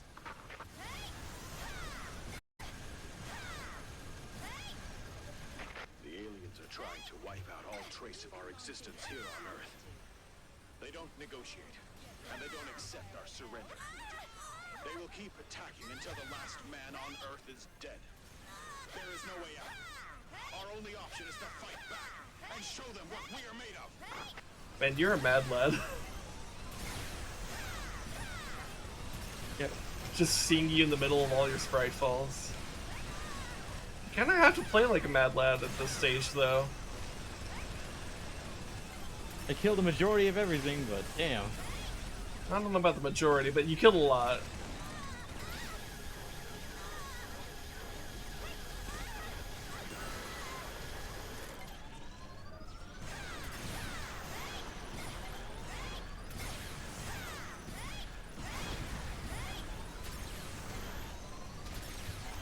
Fucking... Can't believe this fucker just Han Solo head twitched me.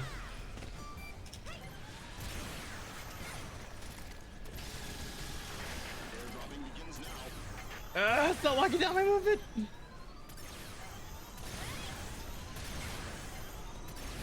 It's so weird that they decided that damage should lock down movement in this game.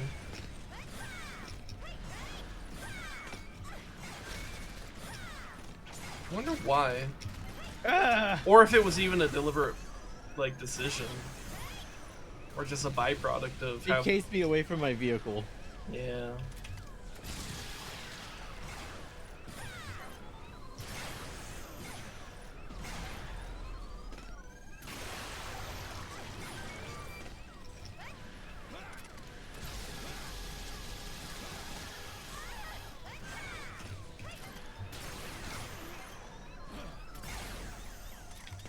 Hey, so I'm out of energy. This can't be good. Wait. This is why the mag blast is good. Fuck off, spiders!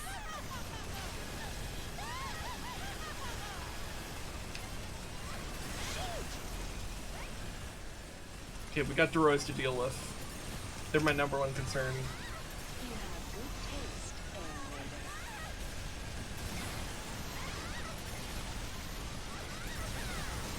Okay, that's at least one down, maybe two, maybe three? I don't know how many droids there are. But okay, there's one left? It looks like there's just one left. That's pretty good, considering how recently they just spawned in.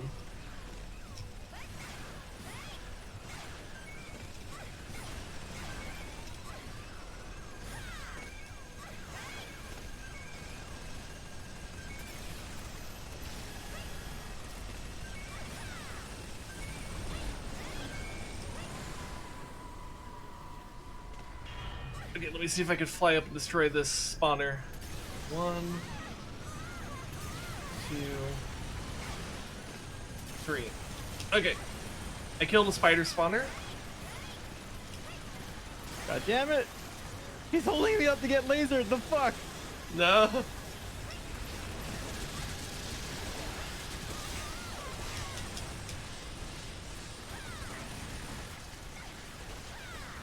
Yeah, I can't really do much to help you.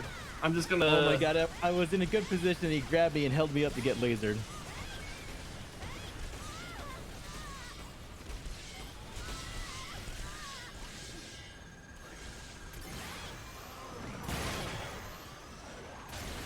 Okay, that's an alien down. Oh great, now I'm out in the open. Yeah, I'm gonna see if I can kill this laser alien.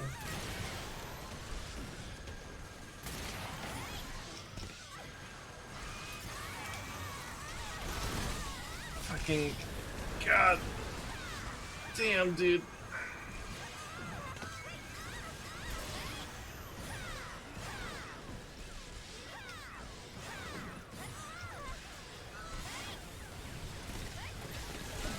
Yeah, I'm dead, for sure.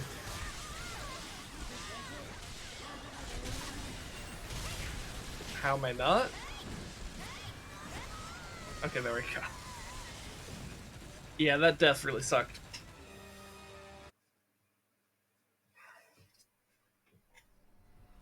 Enemy forces are converging on our location. They keep gathering around number 11. Why is that? Oh, we're going that way this time. Okay. They're gathering around to protect number 11, rather than being summoned by it. There must be a reason for this. System repair complete.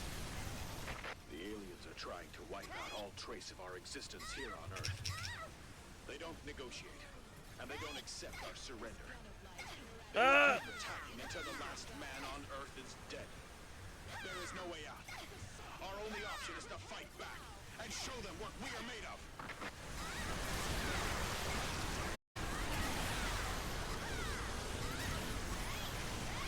Okay, I'm gonna have to dash away.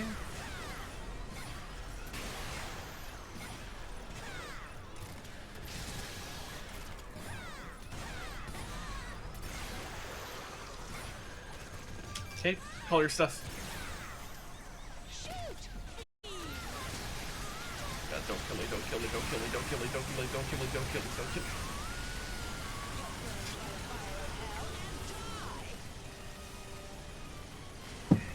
God, Did you run out of energy at the border? I was in the center. Including gods.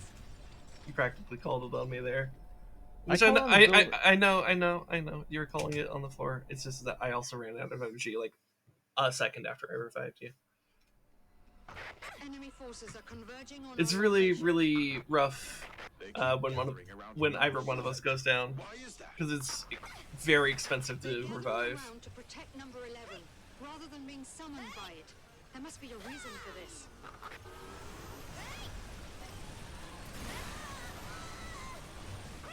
The aliens are trying to wipe out all trace of our existence here on Earth. They don't negotiate, and they don't accept our surrender. They will keep attacking until the last man on Earth is dead. There is no way out. Our only option is to fight. All my strikes are up. Show them what we are made of. Okay, it's very, very, very difficult to get you.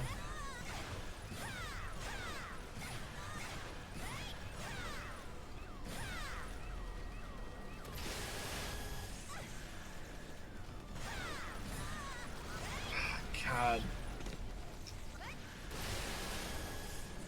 Really hate how these drones have like a spread shot. The momentum kill is awful. And all it takes is just one little tick.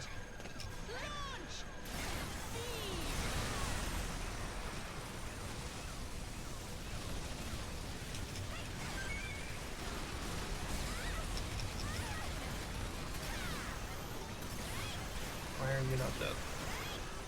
There we go. God, that was really expensive for that frog to not die on the first headshot. Oh my god, can things fucking die? Please? Where's the shotgunner? There it is.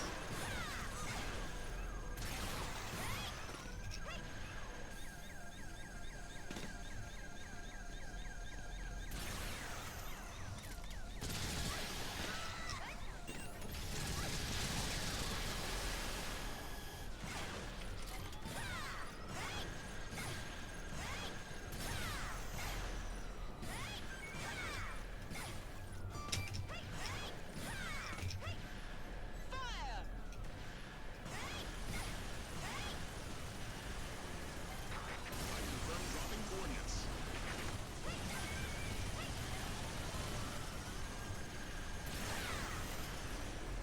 General headquarters are afraid of this power, so they sealed it. Definitely need you for the Doroys. Doroys will absolutely slaughter me. Target confirmed. It's the strongest vehicle ever. Be gentle.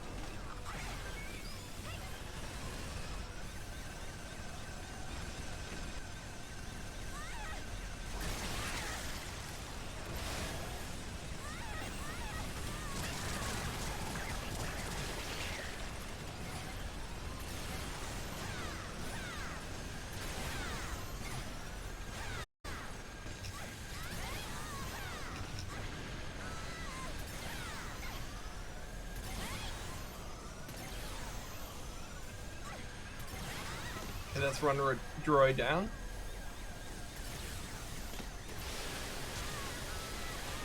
I think I'm gonna go down. Probably, maybe? Maybe not? Somehow? Need health badly. Almost as badly as the wizard needs food.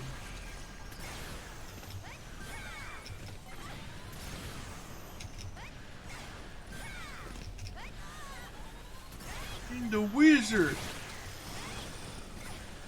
God, we could use a wizard right now. I guess you are the wizard, though. Yep. Calling down airstrikes from God to destroy God. I don't know.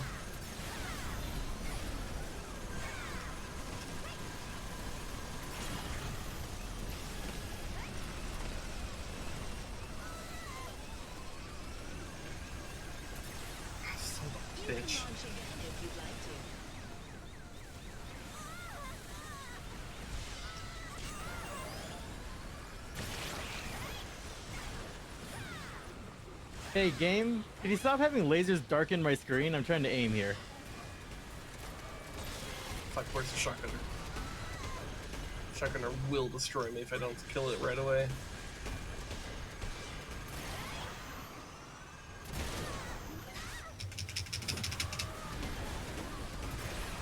There we go.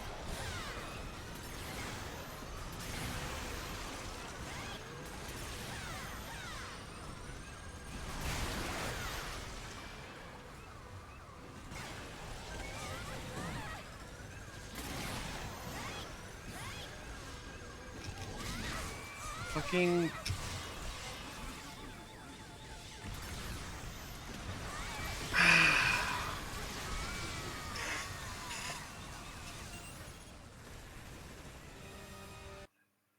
I think another thing that's really frustrating is when they destroy my vehicle, it faces me backwards for some reason. Forces are converging on your location. God, we need to, like, it's... All we need to really do is get through the Droid section without, like, constantly needing health pickups, because any run where I'm constantly looking for health pickups is a run in which we die. Which I know that's every run we've done, but, like, they're the ones that feel the worst. Because I just feel like I have no ability to actually do anything. I can't focus objectives because I have to keep myself alive.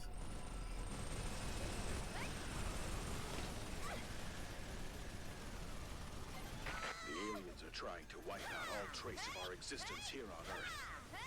They don't negotiate, and they don't accept our surrender. They will keep attacking What has until the last explosives? man on Earth is dead. There's some frogs. Our only option is to fight back. Oh god! They have laser. Some of them have some plasma cannons.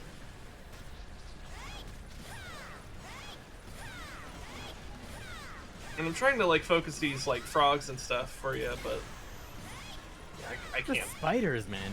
Jesus. Yeah, I can't, I don't have stuff that can really take care of spiders.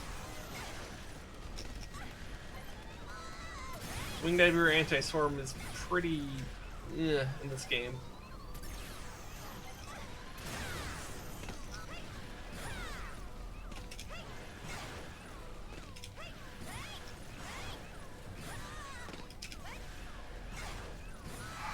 God, if I could stop having stray shots, just kill my entire boost, that would be great. Because it destroys so much energy to have that problem.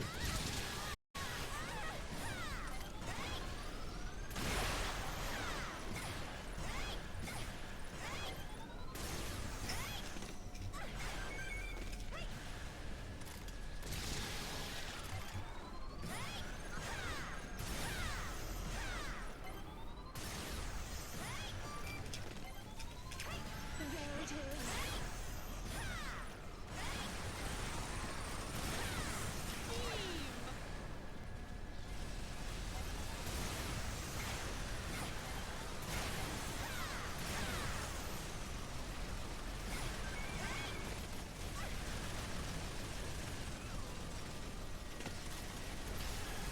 This gun of light can eradicate everything, including gods. I think there's a big health kit right there. General headquarters are Oh, I see it. afraid of this power, so they sealed it. I was gonna grab it, but then I saw your health was like abysmal, and it's like, well, I can fly. You need stuff that you can walk to. And I'd rather have you alive. This is really bad. There's also a health kit over here in walking distance of you. The creator of this weapon must be a genius. This is Carrier. Arrived on scene.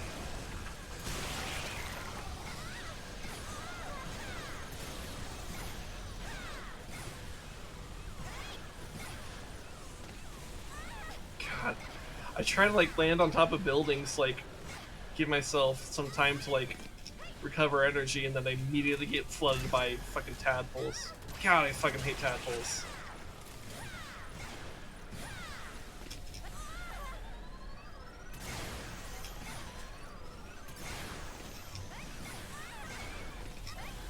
I literally just shoot directly up and I've killed I don't know how many goddamn tadpoles. Yeah. Good, because I fucking hate them. I'm literally already almost out of ammunition. I've killed so many things. And I'm out of ammunition. Okay, well you can probably count it on another mech. So, if you've killed that many.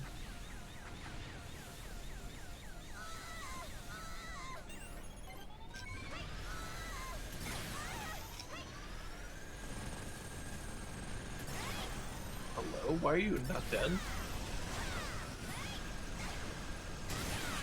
Of course.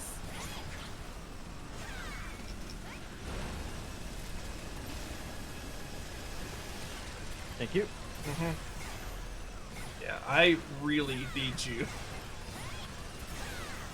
Because I really, like, most of my time spent in this mission is just running for my goddamn life. Which means I need you to actually, like, be alive to do stuff.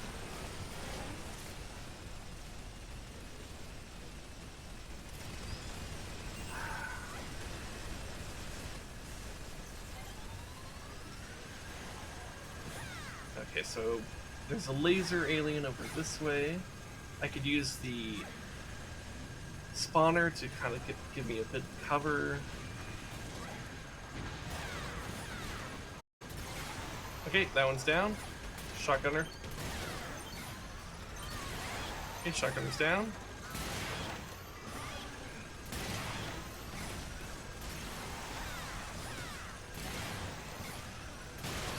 Okay.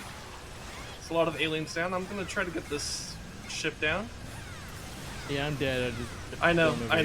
I'm trying to create a less deadly world so I could actually move. Oh look, heavy armor aliens are trying to camp my body. Okay, cool. Oh god, oh god, oh no. Oh god. And of course there's no health kits over here. Okay, if I can make it over there, I'll be fine. I do have these on my ass. But I'm fine. Of course I need to circumnavigate those heavy armored guys, but...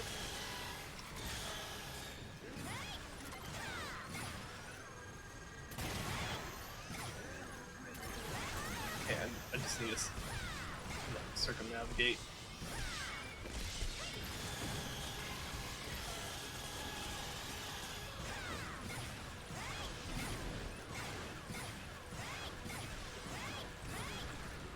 Sometimes I feel like the AI know that artillery is way too helpful for us.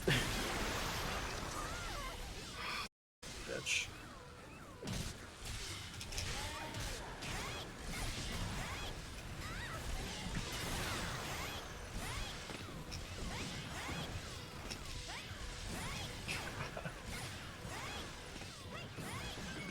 Constantly on like 20% energy with like all the map on my ass. Oh god.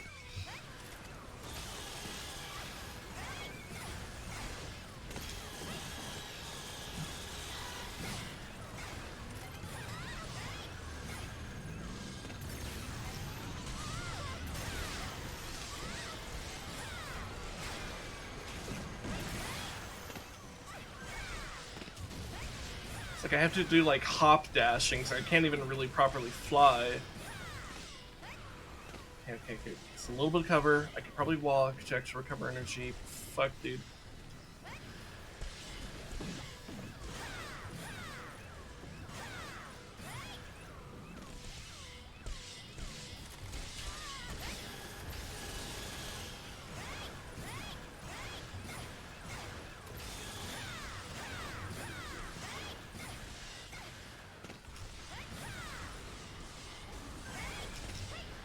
Okay, I think I can make my way to you.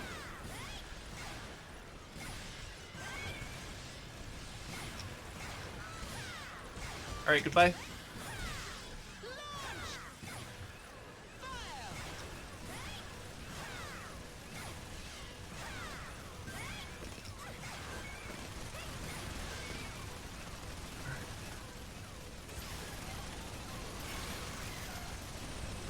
Okay, I'm gonna try to reload my mag blaster while you have their focus on you.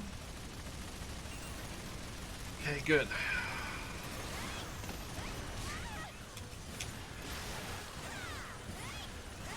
Do you think you can hold your position, or do I need to intervene? Because if you can hold your position, I'm gonna go kill the spawners. I think I can hold for now. Okay, I'm gonna go after the spawners.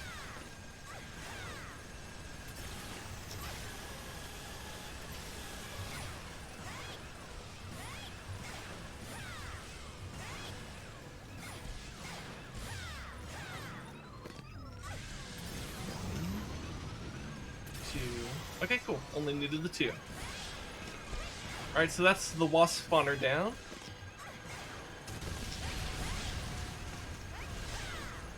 I killed off all the aliens. Okay, good.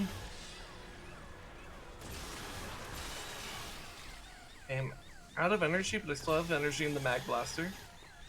And I think all the wasps are down. So it looks like we just have roly-polies left, which is annoying, but not deadly.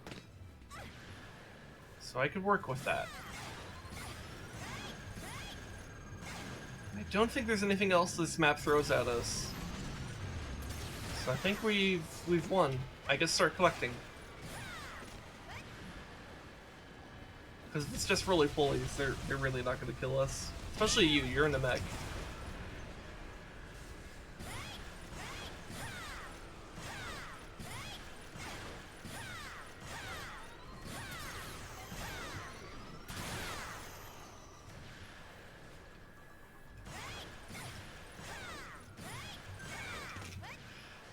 Oof. God, this mission's tense, but it's a hell of a lot easier than the missions before it. Oh yeah. God, Scorched Earth and I don't even remember what the black Despair. Despair. Yeah, aptly named. 'Cause, yeah, those 2 missions I think are probably the 2 hardest in the game.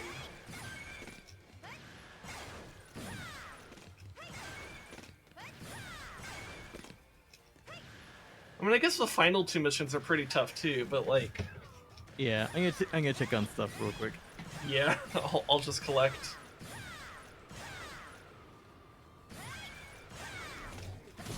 Ow. Okay.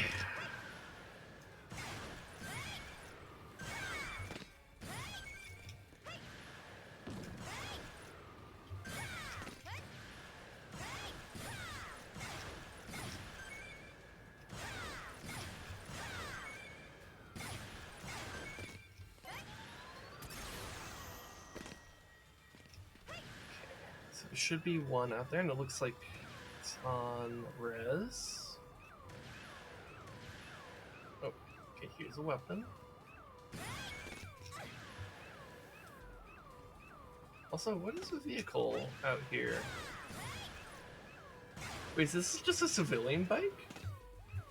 Huh. Okay. Interesting.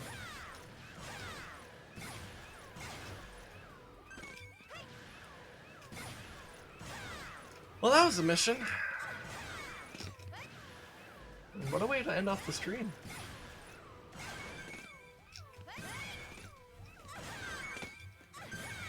I guess while I'm collecting, I could maybe take care of some of my outro type stuff as I do this, since I will be ending the stream after we finish this. But I'd like to thank everyone for watching. Thanks to Hopeful Dreams for the follow, and as well as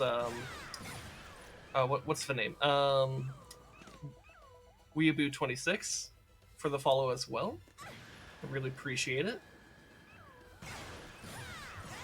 Appreciate the support for both Minish Cap and EDF.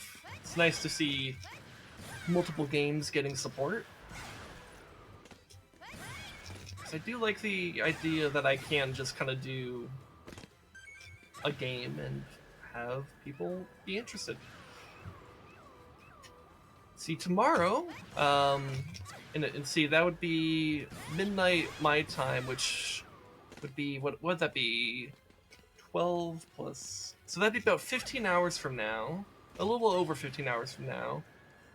I'll be doing Together Tuesday, Borderlands 2 with Rezdog here. Same guy who's been sitting in that mech.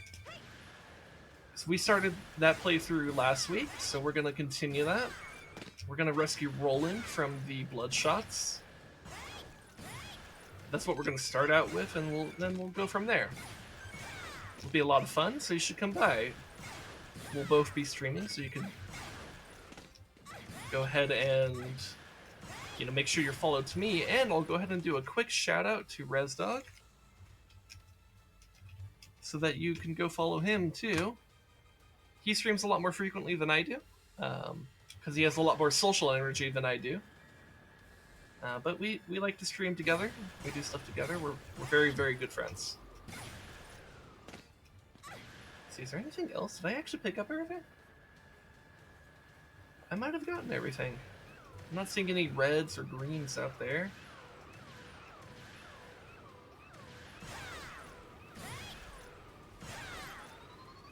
Alright, so I guess I'll go ahead and finish out the mission, and we'll call it a day.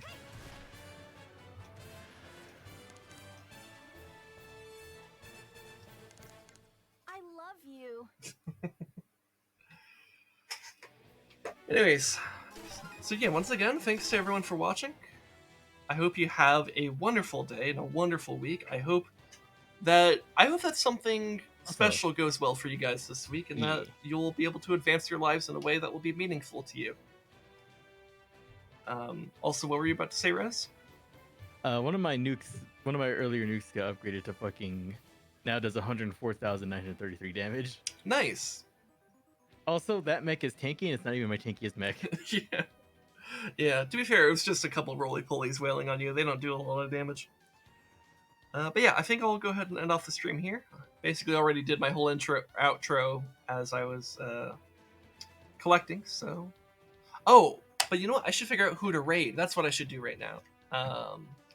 Let's see, is the cat streaming? They are. My cat doesn't stream. Yes, it does. What are you talking about? All right, we're gonna raid Gray Cat Cafe. She's a really cool person. She's a cat VTuber that runs like a cozy cafe, very comfy vibes. 90% of Sin's friends are fucking VTubers. It's weird. I know. I'm not a VTuber, but my friends are. I am bit. Yep. Speaking of me being a VTuber, charity event, August 2nd. That's it. Yeah, which will also be a Together Tuesday, so you should go check that out. Great Cafe is playing Vampire Survivors. I don't know what that game is, but that's what they're doing.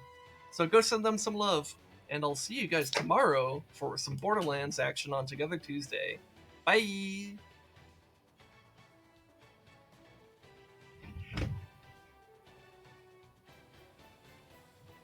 Yeah, I'm kind of excited